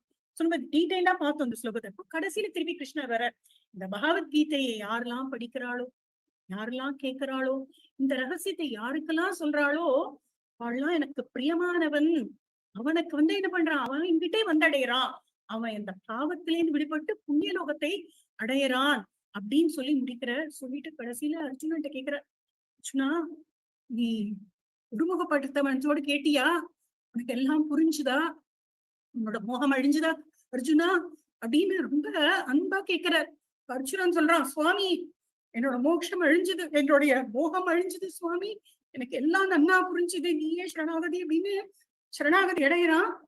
இதை நினைச்சுட்டு சஞ்சய் தானே இதெல்லாம் பார்த்து சொல்லிட்டு இருக்காரு திருதராஷ்டிரனுக்கு. இப்போ அதை நினைச்சுட்டு இந்த கீத ரகசியம் சுவாமியோட விஸ்வரூபம் எல்லாத்தையும் நினைச்சுட்டு ரொம்ப பார்த்துட்டு திருதராஷ்டிர சஞ்சயன் சொல்ற, எத்திர யோகேஸ்வர கிருஷ்ணோ, எங்கெல்லாம் அந்த சத்தியமான கிருஷ்ணன் இருக்கின்றாரோ, எத்திர பார்த்தோ தனுட்ர ரைட்டியஸ்னஸ், உண்மை அர்ஜுனன் எங்கெல்லாம் இருக்கிறதோ அங்க தத்ர ஸ்ரீ விஜயோ பூதிகி, அங்கெல்லாம் மகாலட்சுமி தர்மம் நீதி இருக்கும்னு என்னோட திடமான கருத்துங்கிற. எத்திர யோகேஸ்வர கிருஷ்ணோ எத்திர பார்த்தோ தனுர்தரஹ தத்ர ஸ்ரீ விஜயோ பூதிகி தர்வாணி தெர்மமா அப்படின்னு சொல்லி முடிக்கிறார். இதுதான் என்னோட திடமான கருத்து அப்படின்னு சொல்றார். அப்போ ஒரே லைன்ல சாராம்சம் நம்ம என்ன சொல்லணும், நம்ம கடமையாய் செய்யணும், பற்று இல்லாம செய்யணும், அகங்காரம் இல்லாம செய்யணும், எல்லாத்தையுமே அவங்க கிட்ட சரணடைஞ்சு செஞ்சுட்டு கிருஷ்ணாதான் எல்லாம் அப்படின்னு சர்வம் கிருஷ்ணார்ப்பணம் சொல்லி செஞ்சு நம்மனால we will rise our gunas, நம்ம spiritual pathல let us improve slowly we will improve and கிருஷ்ணரை சரணடைவோம். சர்வம் கிருஷ்ணார்ப்பணம். ஸ்ரீ குருப்யோ நமஹ. Thanks to all. Hare Krishna.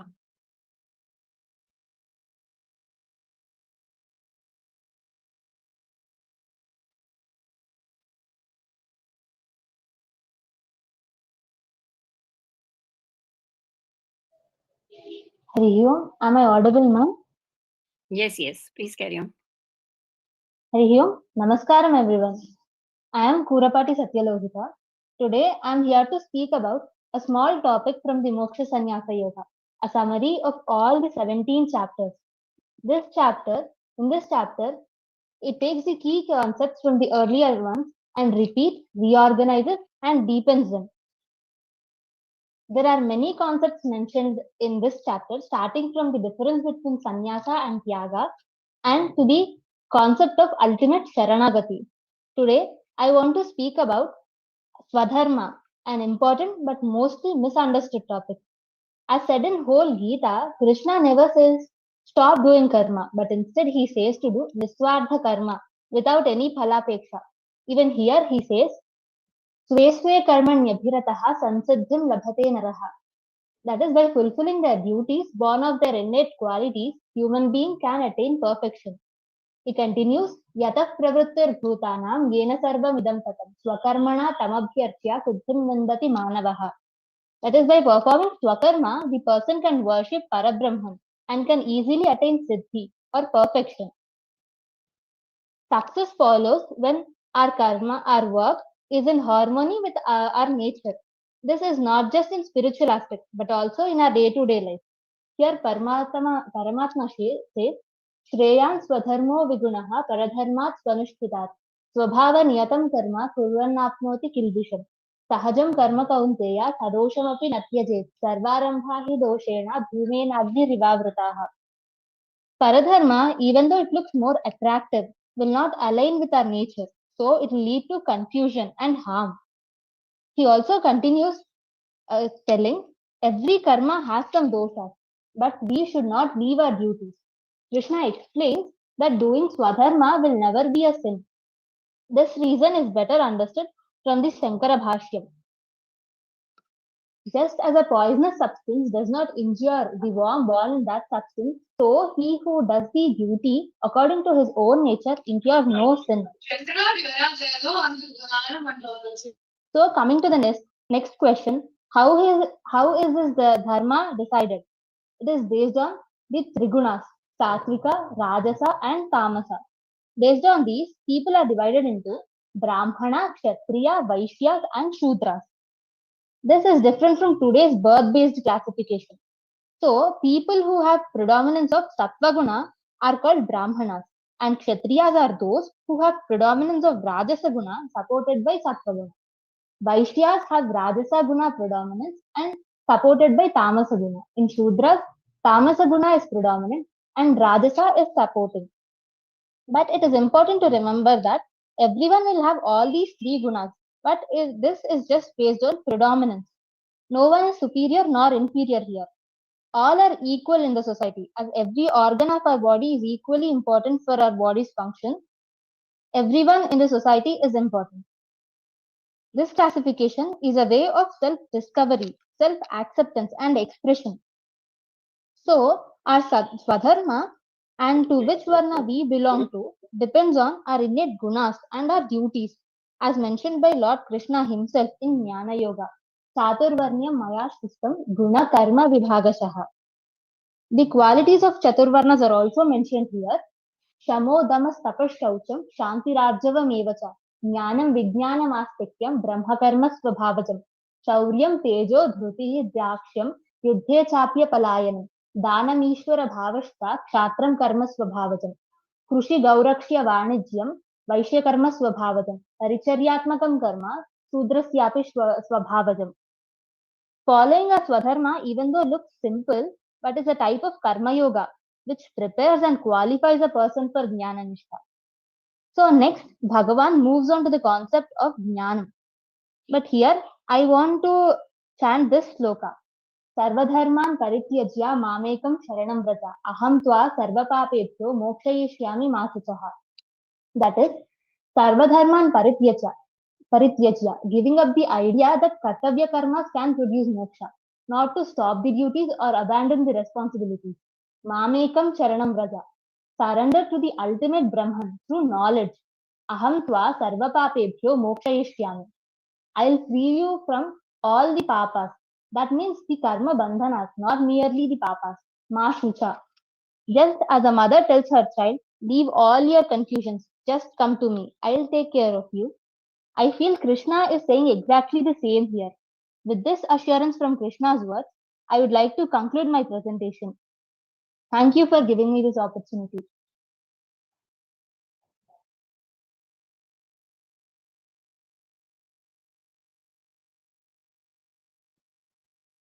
Shrimati Vijaya Chakrapani जी, नमस्ते। ओम श्री परमात्मने नमः। अथ अष्टादशोऽध्यायः मोक्षसंन्यासयोगः। अर्जुन उवाच संन्यासस्य महाबाहो तत्त्वमिच्छामि वेदितुं त्यागस्य च हृषीकेश पृथक् केशिनिषूदन। श्रीभगवानुवाच काम्यानां कर्मणां न्यासं संन्यासं कवयो विदुः सर्वकर्मफलत्यागं प्राहुस्त्यागं विचक्षणाः।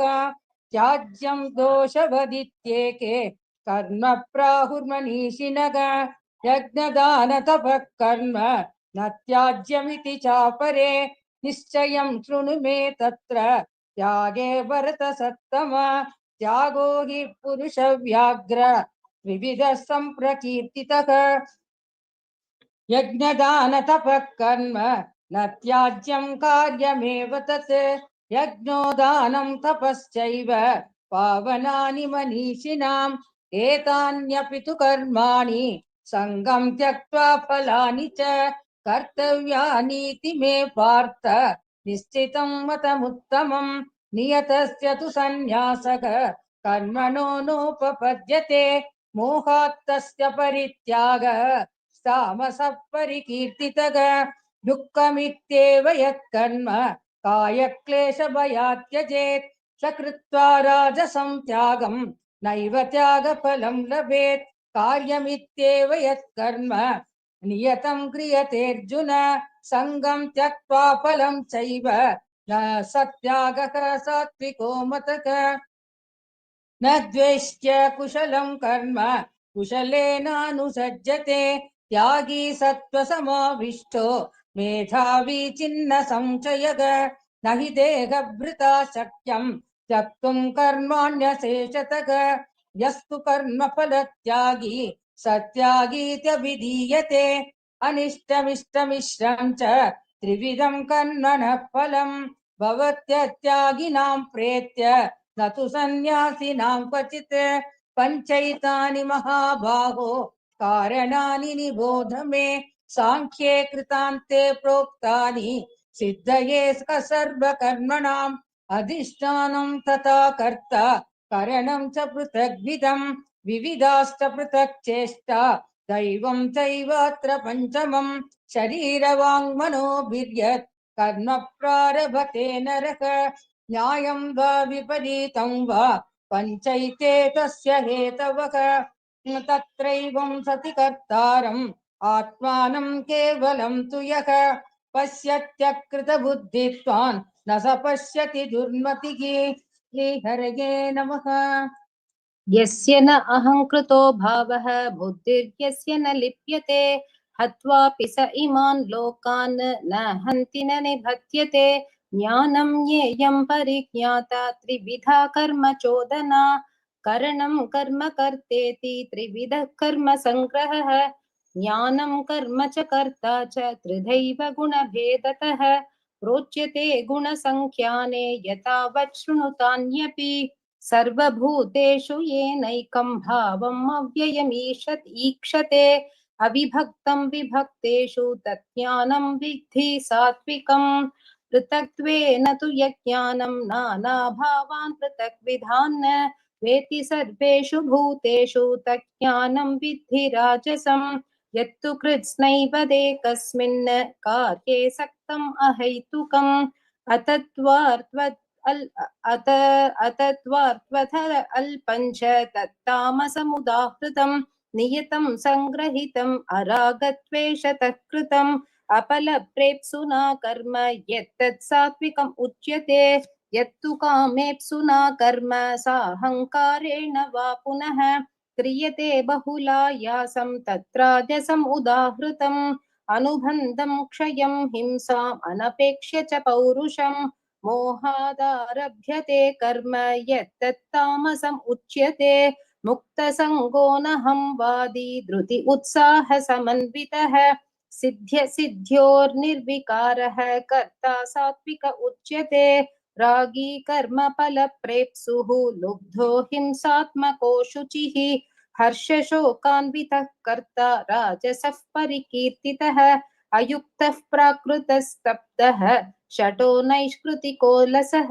विषादी दीर्घसूत्री च कर्ता तामस उच्यते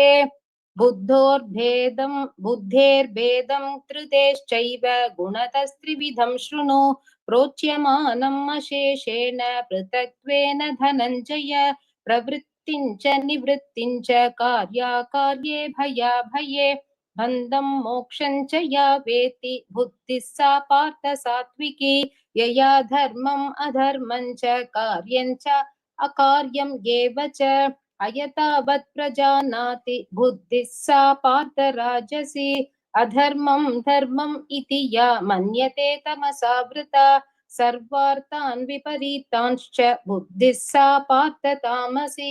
श्री हरये नमः।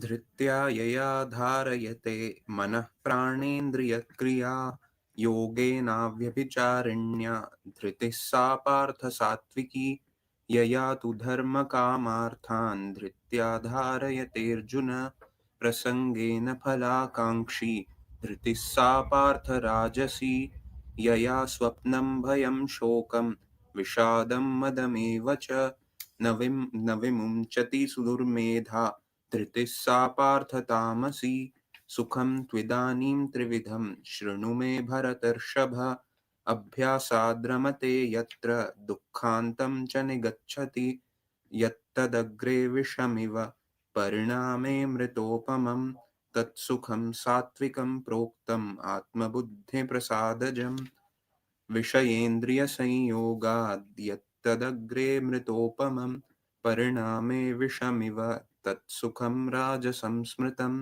यदग्रे चानुबन्धे च सुखं मोहनमात्मनः निद्रालस्य प्रमादोत्थं तत्तामसमुदाहृतं न तदस्ति पृथिव्यां वा दिवि देवेषु वा पुनः सत्वं प्रकृतिजैर्मुक्तं यदेभिः स्यात्रिभिर्गुणैः ब्राह्मणक्षत्रियविशां शूद्राणां च परन्तप कर्माणि प्रविभक्तानि स्वभावप्रभवैर्गुणैः शमोदमस्तपः शौचं क्षान्तिरार्जवमेव च ज्ञानं विज्ञानमास्तिक्यं ब्रह्मकर्म स्वभावजं शौर्यं तेजो धृतिर्दाक्ष्यं युद्धे चाप्यपलायनं दानमीश्वरभावश्च क्षात्रं कर्म स्वभावजं कृषिगौरक्ष्यवाणिज्यं वैश्यकर्म स्वभावजं परिचर्यात्मकं कर्म शूद्रस्यापि स्वभावजं स्वे स्वे कर्मण्यभिरतः संसिद्धिं लभते नरः स्वकर्मनिरतः सिद्धिं यथा विन्दति तच्छृणु यतः प्रवृत्तिर्भूतानां येन सर्वमिदं ततं स्वकर्मणा तमभ्यर्च्य सिद्धिं विन्दति मानवः श्रेयान् स्वधर्मो विगुणः परधर्मात् स्वनुष्ठितात् स्वभावनियतं कर्म कुर्वन्नाप्नोति किल्बिषं सहजं कर्म कौन्तेय सदोषमपि न त्यजेत् सर्वारम्भा हि दोषेण धूमेनाग्निरिवावृताः असक्तबुद्धिः सर्वत्र जितात्मा विगतस्पृहः नैष्कर्म्यसिद्धिं परमां सन्न्यासेनाधिगच्छति सिद्धिं प्राप्तो यथा ब्रह्म तथाप्नोति निबोध मे समासेनैव कौन्तेय निष्ठा ज्ञानस्य या परा बुद्ध्या विशुद्धया युक्तो धृत्यात्मानं नियम्य च शब्दादीन् विषयान् त्यक्त्वा रागद्वेषौ व्युदस्य च विविक्तसेवी लघ्वाशी यतवाक्कायमानस ध्यानयोगपरो नित्यं वैराग्यं समुपाश्रितः अहङ्कारं बलं दर्पं कामं क्रोधं परिग्रहं विमुच्य निर्ममः शान्तो ब्रह्मभूयाय कल्पते ब्रह्मभूतः प्रसन्नात्मा न शोचति न काङ्क्षति समः सर्वेषु भूतेषु मद्भक्तिं लभते परां भक्त्या मामभिजानाति यावान् यश्चास्मि तत्त्वतः ततो मां तत्त्वतो ज्ञात्वा विशते तदनन्तरं सर्वकर्माण्यपि सदा कुर्वाणो मद्व्यपाश्रयः मत्प्रसादादवाप्नोति शाश्वतं पदमव्ययं चेतसा सर्वकर्माणि मयि सन्न्यस्य मत्परः बुद्धियोगमुपाश्रित्य मच्चित्तः सततं भव मच्चित्तः सर्वदुर्गाणि मत्प्रसादात् तरिष्यसि अथ चेत्त्वमहङ्कारान् न श्रोष्यसि विनक्ष्यसि यदहङ्कारमाश्रित्य न योत्स्य इति मन्यसे मिथ्यैष व्यवसायास्ते प्रकृतिस्त्वां नियोक्ष्यति स्वभावजेन कौन्तेय निबद्धस्वेन कर्मणा कर्तुं नेच्छसि यन्मोहात् करिष्यस्यवशोऽपि तत् ईश्वरः सर्वभूतानां हृद्देशेऽर्जुन तिष्ठति भ्रामयन् सर्वभूतानि यन्त्रारूढानि मायया तमेव शरणं गच्छ सर्वभावेन भारत तत्प्रसादात् परां शान्तिं स्थानं प्राप्स्यसि शाश्वतम् इति मे ज्ञानमाख्यातं गुह्याद्गुह्यतरं मया विमृश्यैतदशेषेण यथेच्छसि तथा कुरु सर्वगुह्यतमं भूयः शृणु मे परमं वचः इष्टोऽसि मे दृढम् इति ततो वक्ष्यामि ते हितं हरि ओम्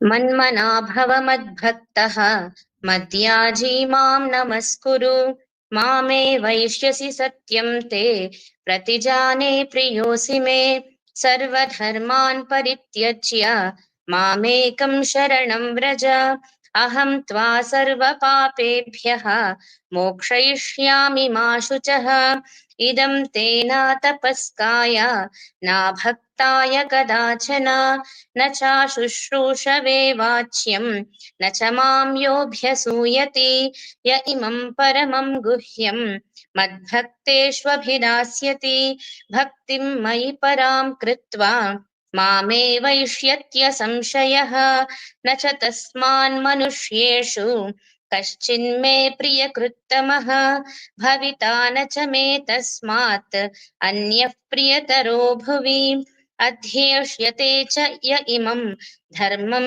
संवादमावयोः ज्ञानयज्ञेन तेनाहम् इष्टस्यामिति मे मतिः श्रद्धावाननसूयश्च शृणुयादपि यो नरः सोऽपि मुक्तः शुभाल्लोकान् प्राप्नुयात् पुण्यकर्मणाम् कच्चिदेतच्छ्रुतं पार्थ त्वयैकाग्रेण चेतसा कच्चिदज्ञानसम्मोहः प्रनष्टस्ते धनञ्जय अर्जुन उवाच नष्टो मोहस्मृतिर्लब्धा त्वत्प्रसादान्मयाच्युत स्थितोऽस्मि गतसन्देहः करिष्ये वचनं तव सञ्जय उवाच इत्यहं वासुदेवस्य पार्थस्य च महात्मनः संवादमिममश्रौषम् अद्भुतं रोमहर्षणं व्यासप्रसादात् श्रुतवान् इमं गुह्यतमं परं योगं योगेश्वरात् कृष्णात् साक्षात् कथयत स्वयं राजन् संस्मृत्य संवादमिममद्भुतं केशवार्जुनयोः पुण्यं हृष्यामि च मुहुर्मुहुः तच्च संस्मृत्य रूपमत्यद्भुतं हरेः विस्मयो मे महान् राजन् हृष्यामि च पुनः पुनः यत्र योगेश्वरः कृष्णः यत्र पार्थो धनुर्धरः तत्र श्रीर्विजयो भूतिः ध्रुवा नीतिर्मतिर्मम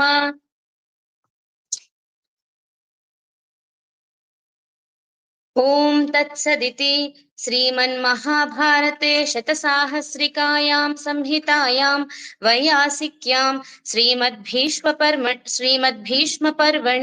श्रीमद्भगवद्गीतासु उपनिषत्सु ब्रह्मविद्यायां योगशास्त्रे श्रीकृष्णार्जुनसंवादे मोक्षसंन्यासयोगो नाम अष्टादशोऽध्यायः। धन्यवादः भगिनी। धन्यवादः। The recording has stopped. This meeting is being recorded. Friends, we have very humbly concluded the Bhagavad Gita synopsis and presentation and chanting with lot of devotion. The atmosphere was so divine and uplifting that we hardly realized how the last 4 hours passed. As we come to the close of today's event, I invite Srimati Malati Shekhar and Lakshanya to present Gita Mahatmyam. Over to Malati ji.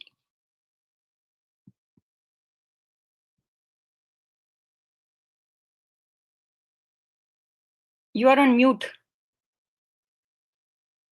Sorry. Dhritarashtra उवाच धर्मक्षेत्रे कुरुक्षेत्रे समवेतायुयुत्सवः मामकाः पाण्डवश्चैव किमकुर्वत सञ्जय। ॐ श्रीपरमात्मने नमः। अथ श्रीमद्भगवद्गीता माहात्म्यम्। गीताशास्त्रमिदं पुण्यं यः पठेत् प्रयतः पुमान् विष्णोपदमवाप्नोति भयशोकादिवर्जितः।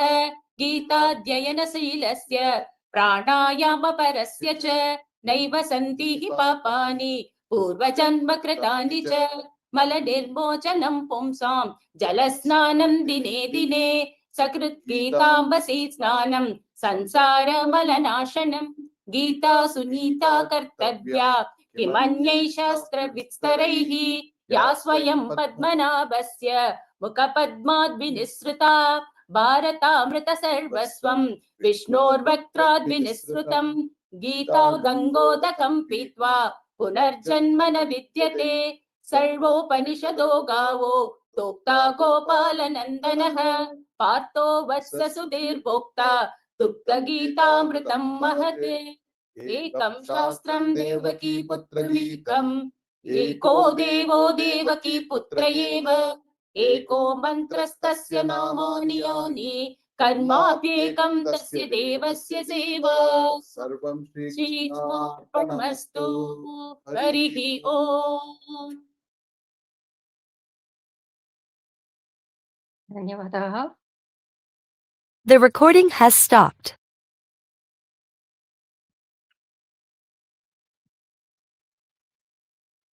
This meeting is being recorded. Before offering the Arati to Bhagavan Shri Krishna, we will also present a small bhajan by the children of the Shri Kaushik family. May I have their names, please?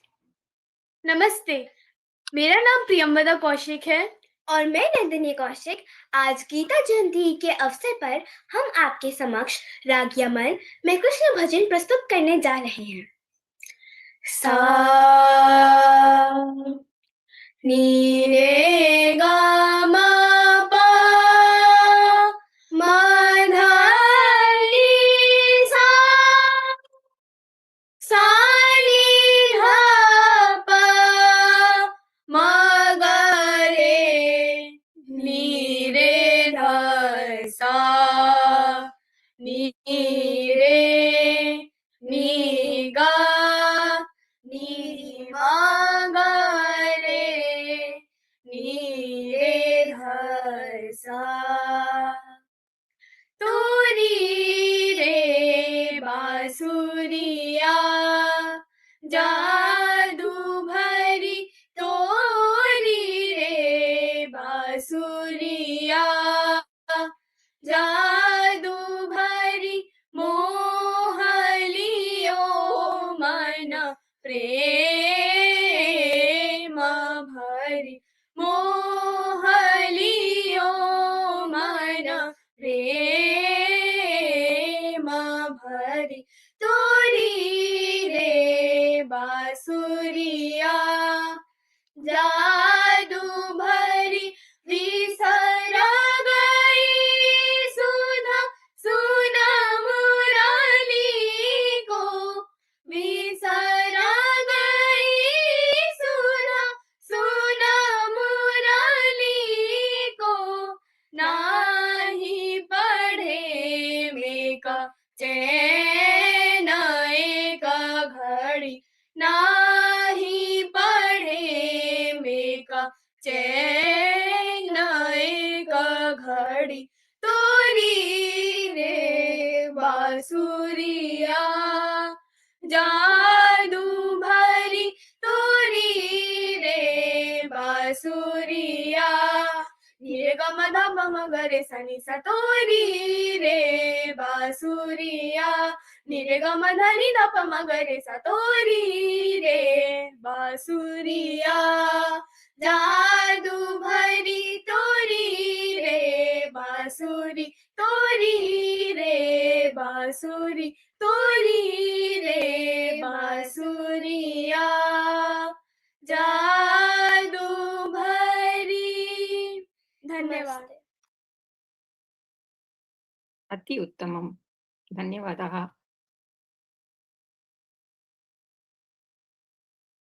The recording has stopped. Now I request This meeting is being recorded. to join us in offering Shri Krishna Arati. Before that, is there anyone who wants to do any shloka or any bhajan? Okay. Hanuman Chalisa चलो वेंडामा Okay, சொல்லுங்க ஸ்ரீ குரு ஒரு சின்ன ஒரே श्री गुरु चरण सरोज रज निज मुन मुकुर सुधारी वरणौ रघुवर विमल यश जोदायक फलचारि बुद्धिहीन तनु जानिकै सुमिरौ पवन कुमार बल बुद्धि विद्या देहु मोहि हरहु कलेश विकार जय हनुमान ज्ञान गुण सागर जय कपीशति गुलोक उजागर रामदूत अतुलित बलधाम अंजनी पुत्र पवन सुत नामा महावीर विक्रम बजरंगी कुमति निवार सुमति के संगे कंचन वरन विराज सुवेश कानन कुंडल कुंचित केश हाथ वज्र औध्वजा विराजे कांते मूंज जनेऊ जाजे शंकर सुवन केसरी नंदन तेज प्रताप महाजगवंदन विद्यावान गुणी अति चातुर प्रभु चरित्र सुनिवे को रसिया राम लखन सीता मन बसिया सूक्ष्म रूप धरि सिया कावा विकट रूप धरि लंक जरावा भीम रूप धरि असुर संहारे रामचंद्र के काज सवारे लाय सजीवन लखन जियाये श्री रघुवीर हर्षि उर लाये रघुपति कीन्ही बहुत बड़ाई तुम मम प्रिय भरत सहि समभाई सहस वदन तुम्हरो यश गावै हस कहि श्रीपति कंठ लगावै सनकादिक ब्रह्मादि मुनीच नारद शारद सहित अहीच यम कुबेर दिगपाल जगाते कवि को कहि सकै कहाते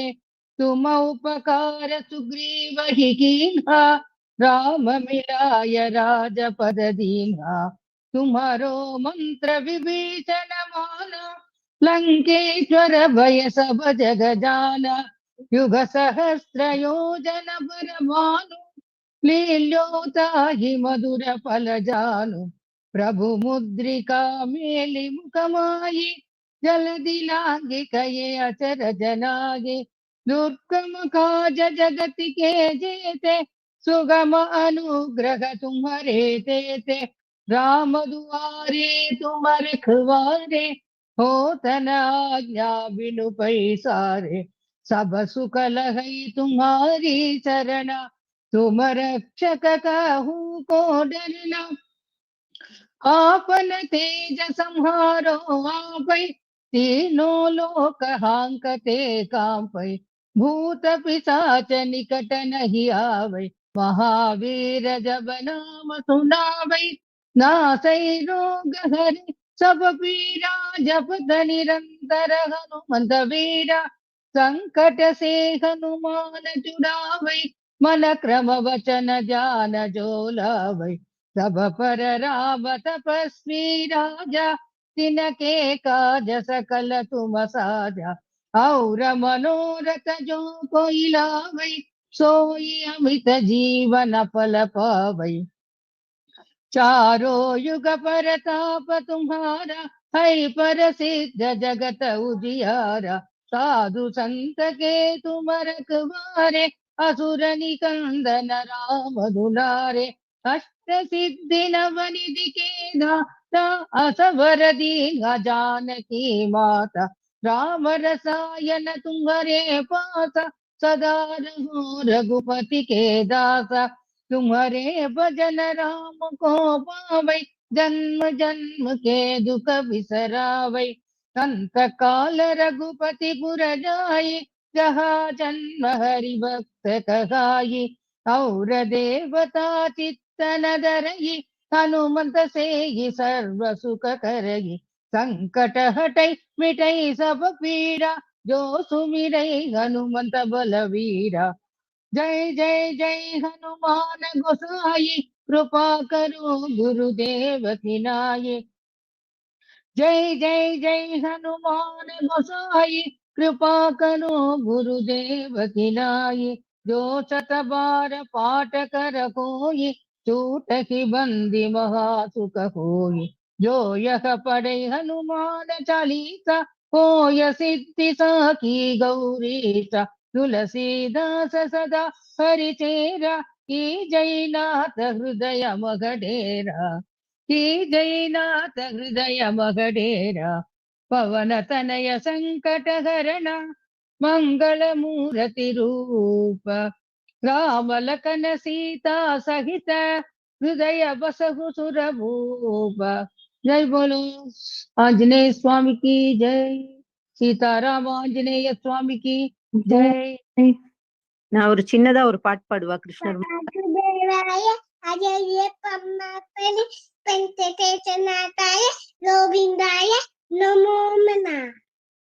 ஒரு சின்ன பாட்டு பாடுமா நானு? சின்னதா ஒரு பாட்டு பாடுவா? பாடுங்க பாடுங்க. Gopala ராதலோலா Gopala. Kindly come on the camera. Camera la vaanga. One second. ஒரே ஒரு நிமிஷம்.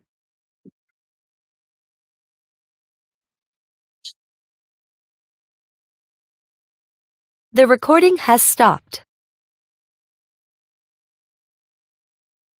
Gopala Radalola Gopala. This meeting is being recorded.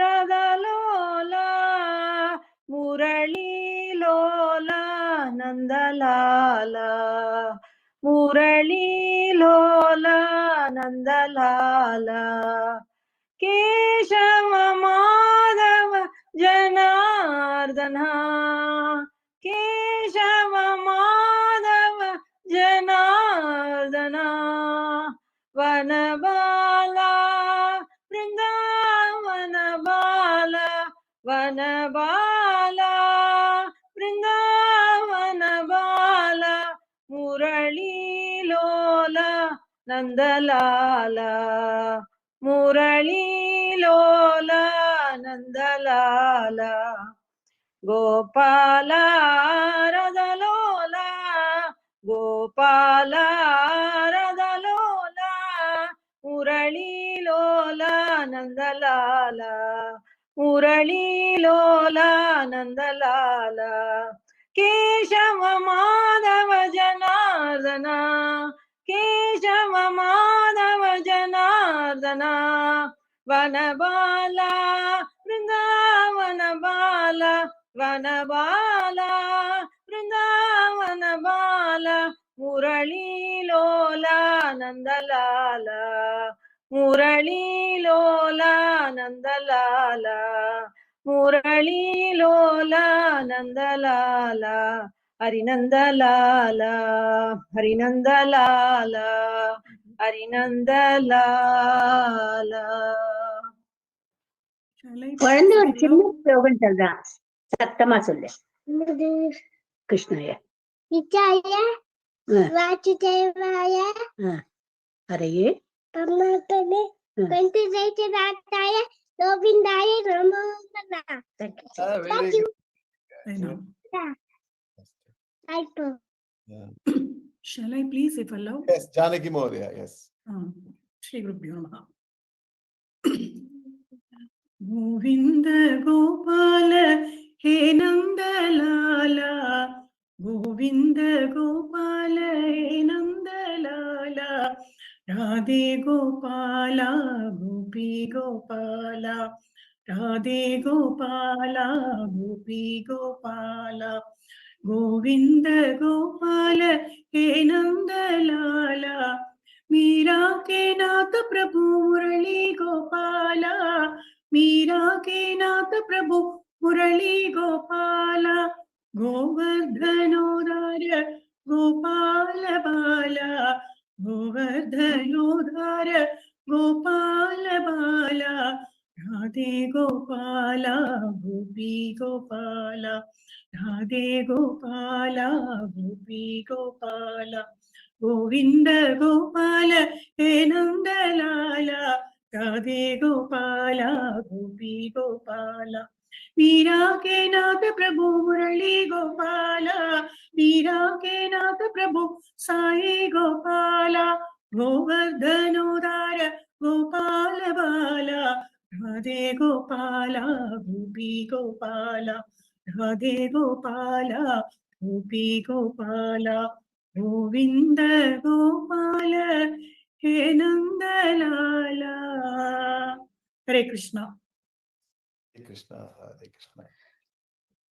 Guruji, Shri Namaskaram. Gurudhana, if permitted one stanza from Govindashtakam, if time permits. Yes, yes, please, yes. After that, I'd like to share my experience in the event. We will After keep it Mahodaya's. experience. We will keep it for tomorrow. Today, Oh, okay. for bhajans now, or shlokas, Oh. bhajans. I see. Sure. Thank you. Satyam Jnanamanantam Nityamanakasham Paramakasham Goshtha Pranganarinkhanalolamanayasam Paramayasam Maya Kalpita Nanakaram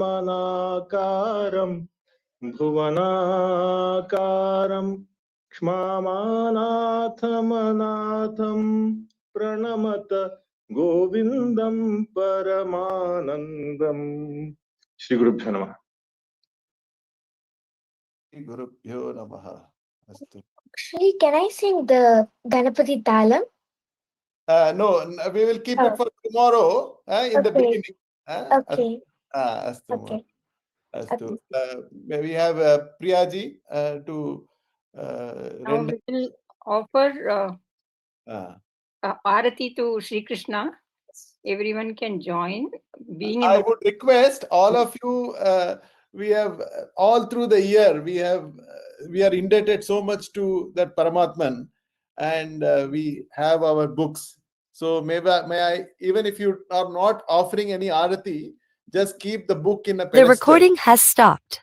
So that we can offer our humble prayers to the divine book of Bhagavad Gita. This meeting is being recorded.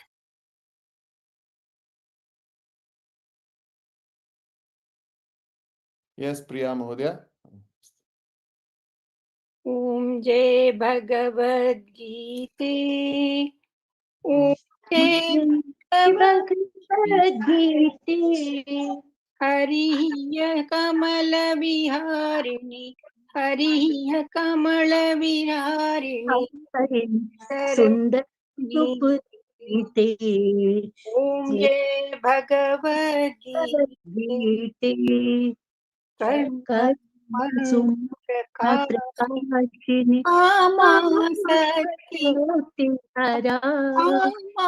Sakti Hara Tattvajnana Vikashini Vidya Brahma Para. Om Jai Bhagavad Gita. Nishchala Bhakti Vidayini Nirmala Malahari Swami Nirmala Malahari Charana Rahasya Pradayini Charana Rahasya Pradayini Sabhavid Sukhakari. Om Jai Bhagavad Gita. Ragadvesha Harini Muda Sada Swami Harini Muda Sada Bhava Bhaya Harini Harini Bhava Bhaya Harini Harini Paramananda Prada. Om Jai Bhagavad Gita. Asura Bhava Nashini Tamarajini Swami Nashini Tamarajini दैवी सद्गुणदायिनी दैवी सद्गुणदायिनी हरिरसिका सजनी ओम भगवद्गीते मता त्याग सिखावनी हरिमुख की बानी स्वामी हरिमुख की बानी सकल शास्त्र की स्वामिनी सकल शास्त्र की स्वामिनी श्रुतियों की रानी ओम भगवद गीता दया सुधा बरसावनी मातु कृपा की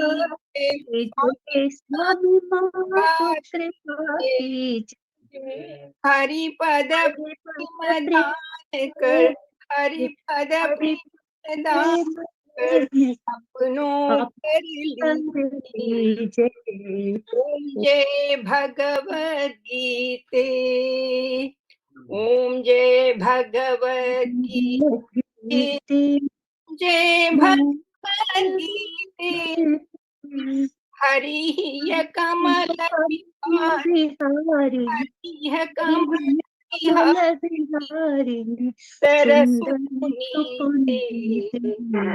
ओम श्री भगवद गीते ओम श्री भगवद गीते। धर्म की जय हो, धर्म की जय हो, अधर्म का नाश हो, नाश हो, नाश हो, सद्भावना हो, सद्भावना हो, सद्भावना हो, का कल्याण हो, का कल्याण हो। गौ माता की जय, माता पिता की जय, गुरुजनों की जय, जनों की जय। हरे कृष्णा। हर हर हर हर पार्वती पतये, हर हर हर हर महादेव सद्गुरु स्वामिनः जय।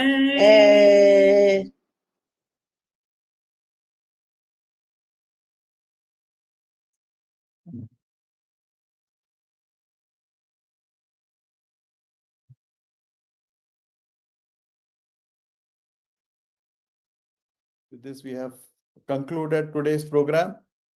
So I think we have just finished on time. So may we have Rajshekhar ji? He is there. Yes, yes.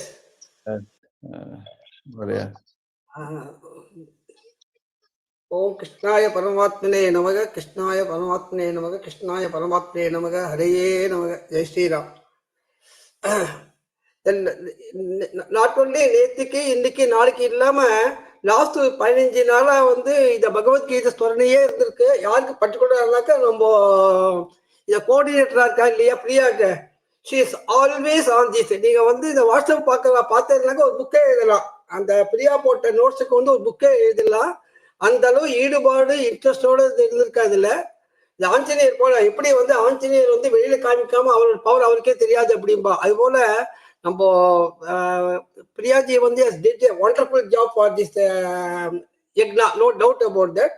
ரெண்டாவது இந்த யக்னத்துக்கு வந்து கிருஷ்ணருடைய அவருடைய டோட்டல் பிளஸிங் இருக்கு. அப்படி எப்படி தெரியுதுன்னா ஒரே ஒரு ஸ்லோகம் 4வது அத்தியாயத்துல வந்து பார்த்தீங்கன்னா கிருஷ்ண கர்ம சந்நியாச யோகம், கர்ம ஞான கர்ம சந்நியாச யோகம், அந்த 4வது சாப்டர்ல 32வது ஸ்லோகம் ஸ்பெசிஃபிக்கா கிருஷ்ணரே சொல்லுவார். எத்தனை நீங்க வந்து யஜ்யம் தானம் பண்ணுங்கோ, யஜ்யம் பண்ணுங்க, என்ன பண்ணுங்கோ, ஆனா ஞான யஜ்யம் போல வஸ்து எதுவுமே இல்லை. நீ himself has given சர்டிபிகேட் கொடுத்திருக்கேன். எது ஞான யஜ்யம்னாக்கா one we studying the various granthams, ராமாயணமா இருக்கட்டும், இல்ல மகாபாரதமா இருக்கட்டும், இல்ல நாராயணியமா இருக்கட்டும், இல்ல பகவத்கீதா இருக்கட்டும், அந்த அண்டர்ஸ்டாண்ட் பண்ணி படிச்சு study and understanding is more important. அது இருந்ததுனாக்க nothing will exceed on that அப்படின்னு கிருஷ்ணரோட வந்து பிளெஸிங்கோட ஆரம்பிச்சிருக்கோம். சாதாரண படிச்சுட்டு இருப்போம். இதை வந்து அண்டர்ஸ்டாண்டிங்கோட படிக்கிறதுனால மச் மோர் பவர்ஃபுல். அதனால உங்களுக்கு அத்தனை பேருக்கும் வந்து ஆண்டவருடைய பிளெஸிங் நிச்சயமா உண்டு. ரெண்டாவது வந்து இந்த ஒவ்வொன்றும் நோட் பண்ணி வச்சுக்கோங்க. ஒவ்வொரு சாப்டர் சொல்லணும்னா டைம் இல்லை. I don't want to take that and I will write it இந்த குரூப்பை. ஒவ்வொருத்தரும் என்னென்ன சொன்னா என்னென்ன எப்படி பண்ணணும் அப்படின்னு பர்டிகுலரா வந்து 2வது சாப்டர்ல இருந்து முதல்ல எடுத்த உடனே இந்த கணபதி தியானம் குரு தியானம் சின்ன குழந்தை எடுத்த உடனே தியானம் வந்து கணபதி அண்ட் குரு வந்து சின்ன குழந்தை மூலமாவே அவங்களுக்கு கிடைச்சிருத்து நமக்கு. அது போல வரிசையா போட்டாக்க 2வது சாப்டர் கப்பான் கப்பாமன் பார்த்தீங்கன்னாக்கா இருக்கிறதுலயே வந்து 2 chapter is very big chapter, number 2 and 18. அது நோட்ல போத்தா கோஆபரேட் பண்ணிருக்காங்க எனக்கு தெரியல. ஆனா 2 பேரும் வந்து கம்பவுண்ட் பண்ணி சொல்லியிருக்காங்க. எப்படி அது 75 நாங்க வந்து 75 ஸ்லோகமா இருக்கட்டும் இல்ல 25 ஸ்லோகமா இருக்கட்டும் 20 ஸ்லோகமா இருக்கட்டும் time given is same time. ஆனா 75 நான் நினைச்சேன் எப்படி நம்ம வந்து கொஞ்சம் மாத்தி கொடுத்துக்கலாமோ அப்படின்னு எங்களுக்குள்ள ஒரு மைண்ட் இருந்தது. ஆனா அப்படியே 2 பேருமே சரி 18 சரி 2 சரி கம்பார்ட்மெண்டா பிரிச்சு அதுக்கு ஒரு தனியாக சப்மிட்டிங் கொடுத்தா சப்மிட்டிங்கை வந்து கிளீனா டிபெண்ட் பண்ணிட்டா, அழகா டிபெண்ட் பண்ணிட்டா, ரொம்ப எக்ஸலண்டா இருந்தது. அதுபோல வந்து 5வது சாப்டர்ல கூட அது மாமா ரொம்ப பெரிய நல்ல ஒரு அழகா வந்து உதாரணம் கொடுத்து எது ப்ராபபிளி பரத சக்கரவர்த்தி ஆஞ்சநேயர் அண்ட் பெரியவார் ரமணர் இவரெல்லாம் சொன்னதுனால நம்ம கொஞ்சம் அட்டென்ஷன் கொஞ்சம் அதிகமா போயிடுது. இதே பரதனையும் வந்து 9வதுலயோ 8வதுலயோ நாகலட்சுமி மேடமும் வந்து ஸ்பெசிஃபிக்கா அனெக்டேட் பண்ணி சொன்னா ரொம்பவே நல்லா இருந்தது. 2வது இந்த 9வது சாப்டர் வந்து பேரே வந்து சீக்ரெட்டான ஸ்லோகம் சொல்லுவாங்க.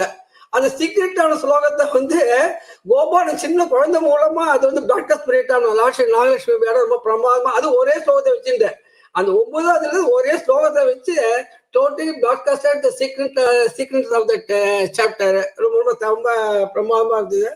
கடைசியில் ஒரு இந்த சினாப்சிஸ் எழுதுவா மட்டும் இல்லை, அந்த பாடம் படிச்சா இருக்கா இல்லையா எல்லாரும் பின்னாடி ஸ்லோகம் எல்லாம் ரொம்ப அழகா படிச்சா ஒருத்தரும். எப்படி வந்து ஒரு கச்சேரிக்கு வந்து நாட் ஒன்லி மெயின் பாடகா இம்பார்ட்டன்ட் பட் பக்கவாத்தியம் ரொம்ப எத்தனை நல்லா இருந்தா தான் கச்சேரி எடுபடுமோ அது போல எல்லாருமே ரொம்ப ரொம்ப ஒருத்தர் வந்து குறை சொல்றாப்படியே ஒருத்தருமே இல்லை, ரொம்ப ரொம்ப அழகா வந்து எல்லாரும் பாராயணம் பண்ணினா. பர்டிகுலர் 2 பசங்க பின்னாடி வந்தாங்க, ப்ராபபிளி வந்து 17 நினைக்கிறேன்.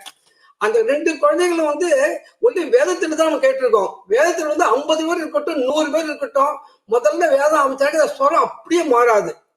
அது போல வந்து இந்த 17 வந்து 2 பேர் சேர்ந்து சொல்றது ஈஸி இல்லை. சாதாரண வந்து ஒருத்தர் கொஞ்சம் முன்னாடினா போயிட்டு இருக்கோம். ஆனா 2 குழந்தைகளும் ப்ராபபிளி போத்த பிரதர்ஸ் நினைக்கிறேன் ரொம்ப அழகா வந்து ஒரே ரிதமா ரொம்ப அழகா சொன்னது வந்து ரொம்ப ஒரு மனசுக்கு வந்து ரொம்ப இனிமையா இருந்தது.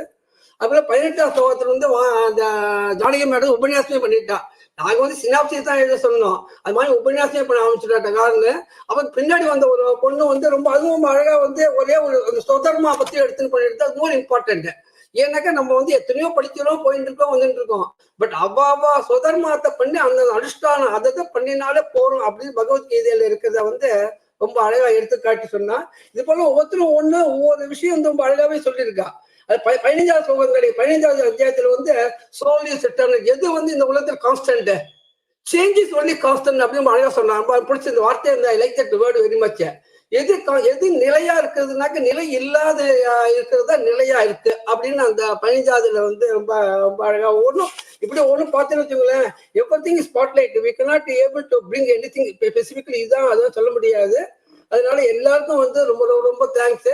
ஆண்டவருடைய கிருபை எல்லாருக்கும் உண்டு. ஃபைனலா ஒன்னான்னு சொல்றேன், இது we have not designed but because of time is available probably சேகரித்து இமிடியேட்டா வந்து பஜனை பண்ணு அப்படின்ட்டு.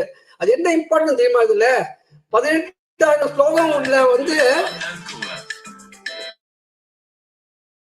பாகவதத்துல கடைசி ஸ்லோகம் ஸ்பாட்லைட் எடுத்து வரும். நாம சங்கீர்த்தனம் எஸ்ஸ சர்வ பாப பிரணாச்சனம் பிரணாமோ துக்க சமணக தம் நமாமி அரிம் பரம் அப்படின்னு என்ன அர்த்தம்?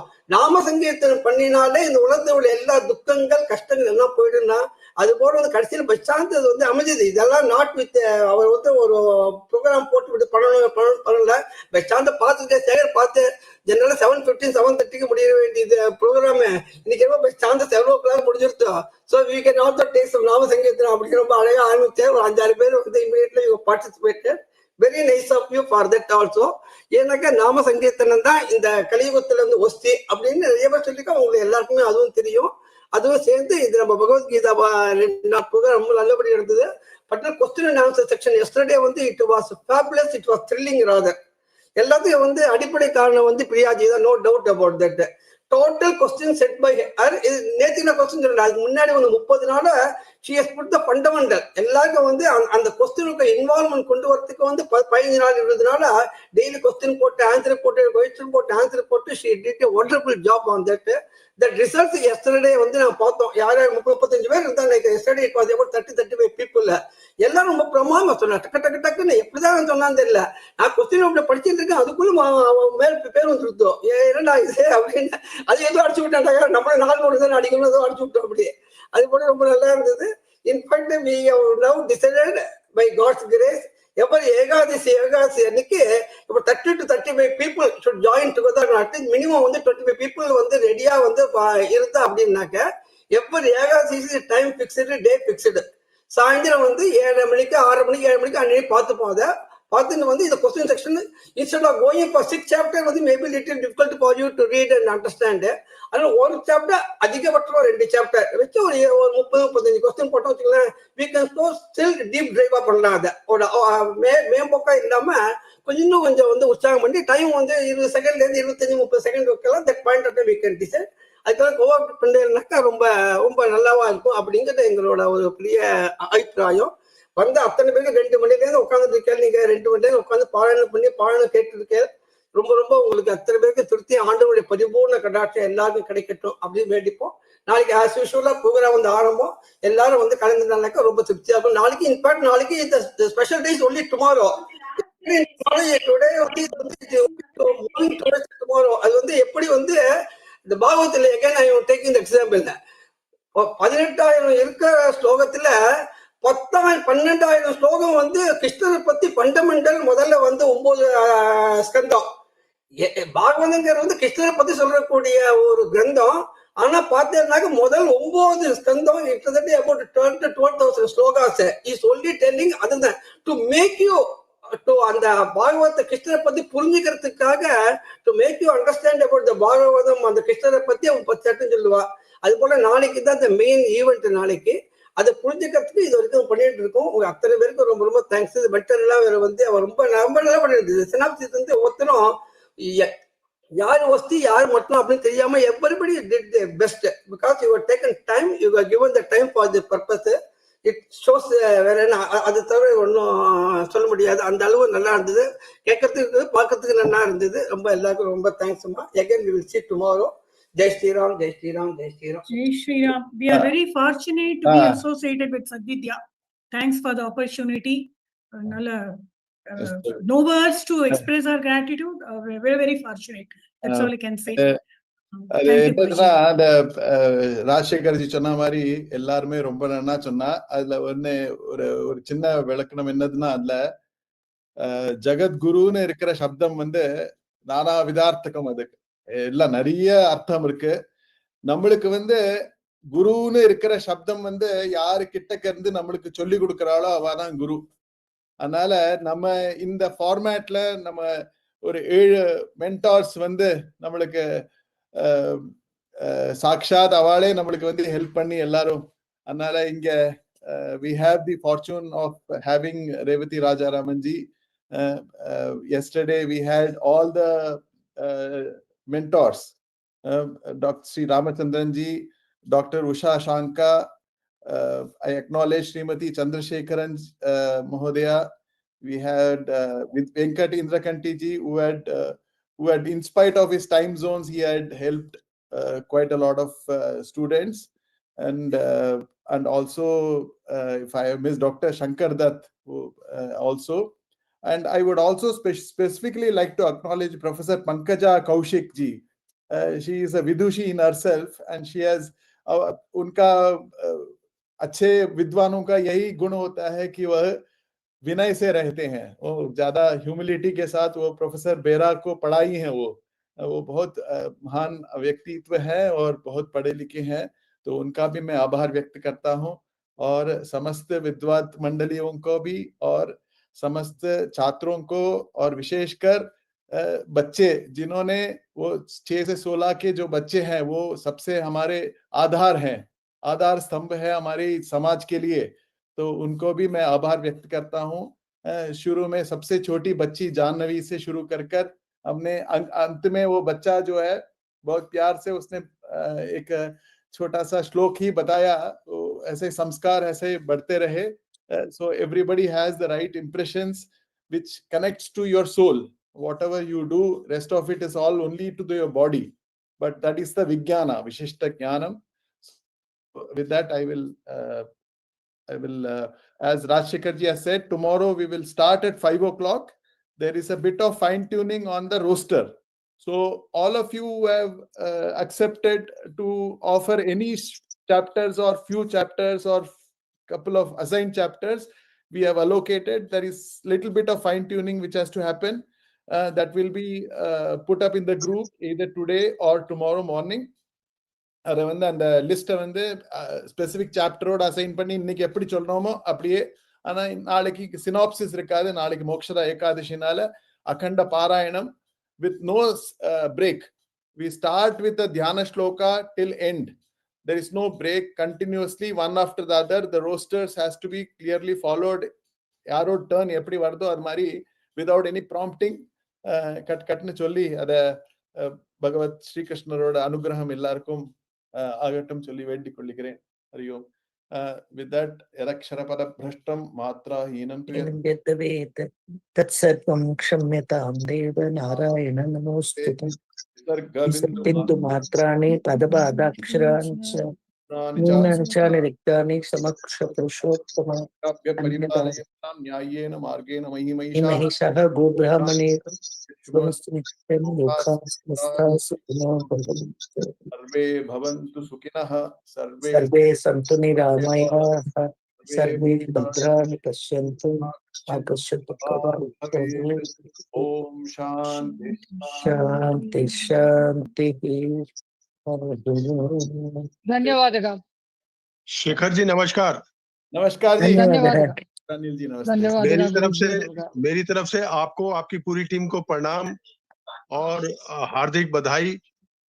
इंटरनेशनल ब्राह्मण महासंघ की आपको बधाई हो और सबका आशीर्वाद मिले। बहुत अच्छा कार्यक्रम है। Thank you so much. जरूर, आपको भी अभिनंदन महोदय। नमस्ते। नमो नमः। धन्यवाद। धन्यवाद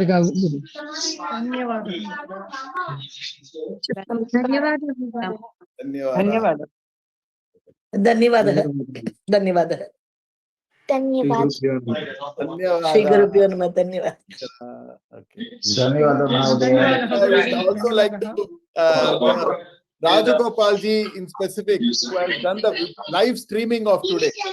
So those who want to actually see it, you all had the opportunity of coming on the video. So I think there is already Raja VDS there. So we give our heartfelt gratitude to him so that we had the opportunity to expand and serve through our knowledge, our understanding the rest of the world. Thank you very much.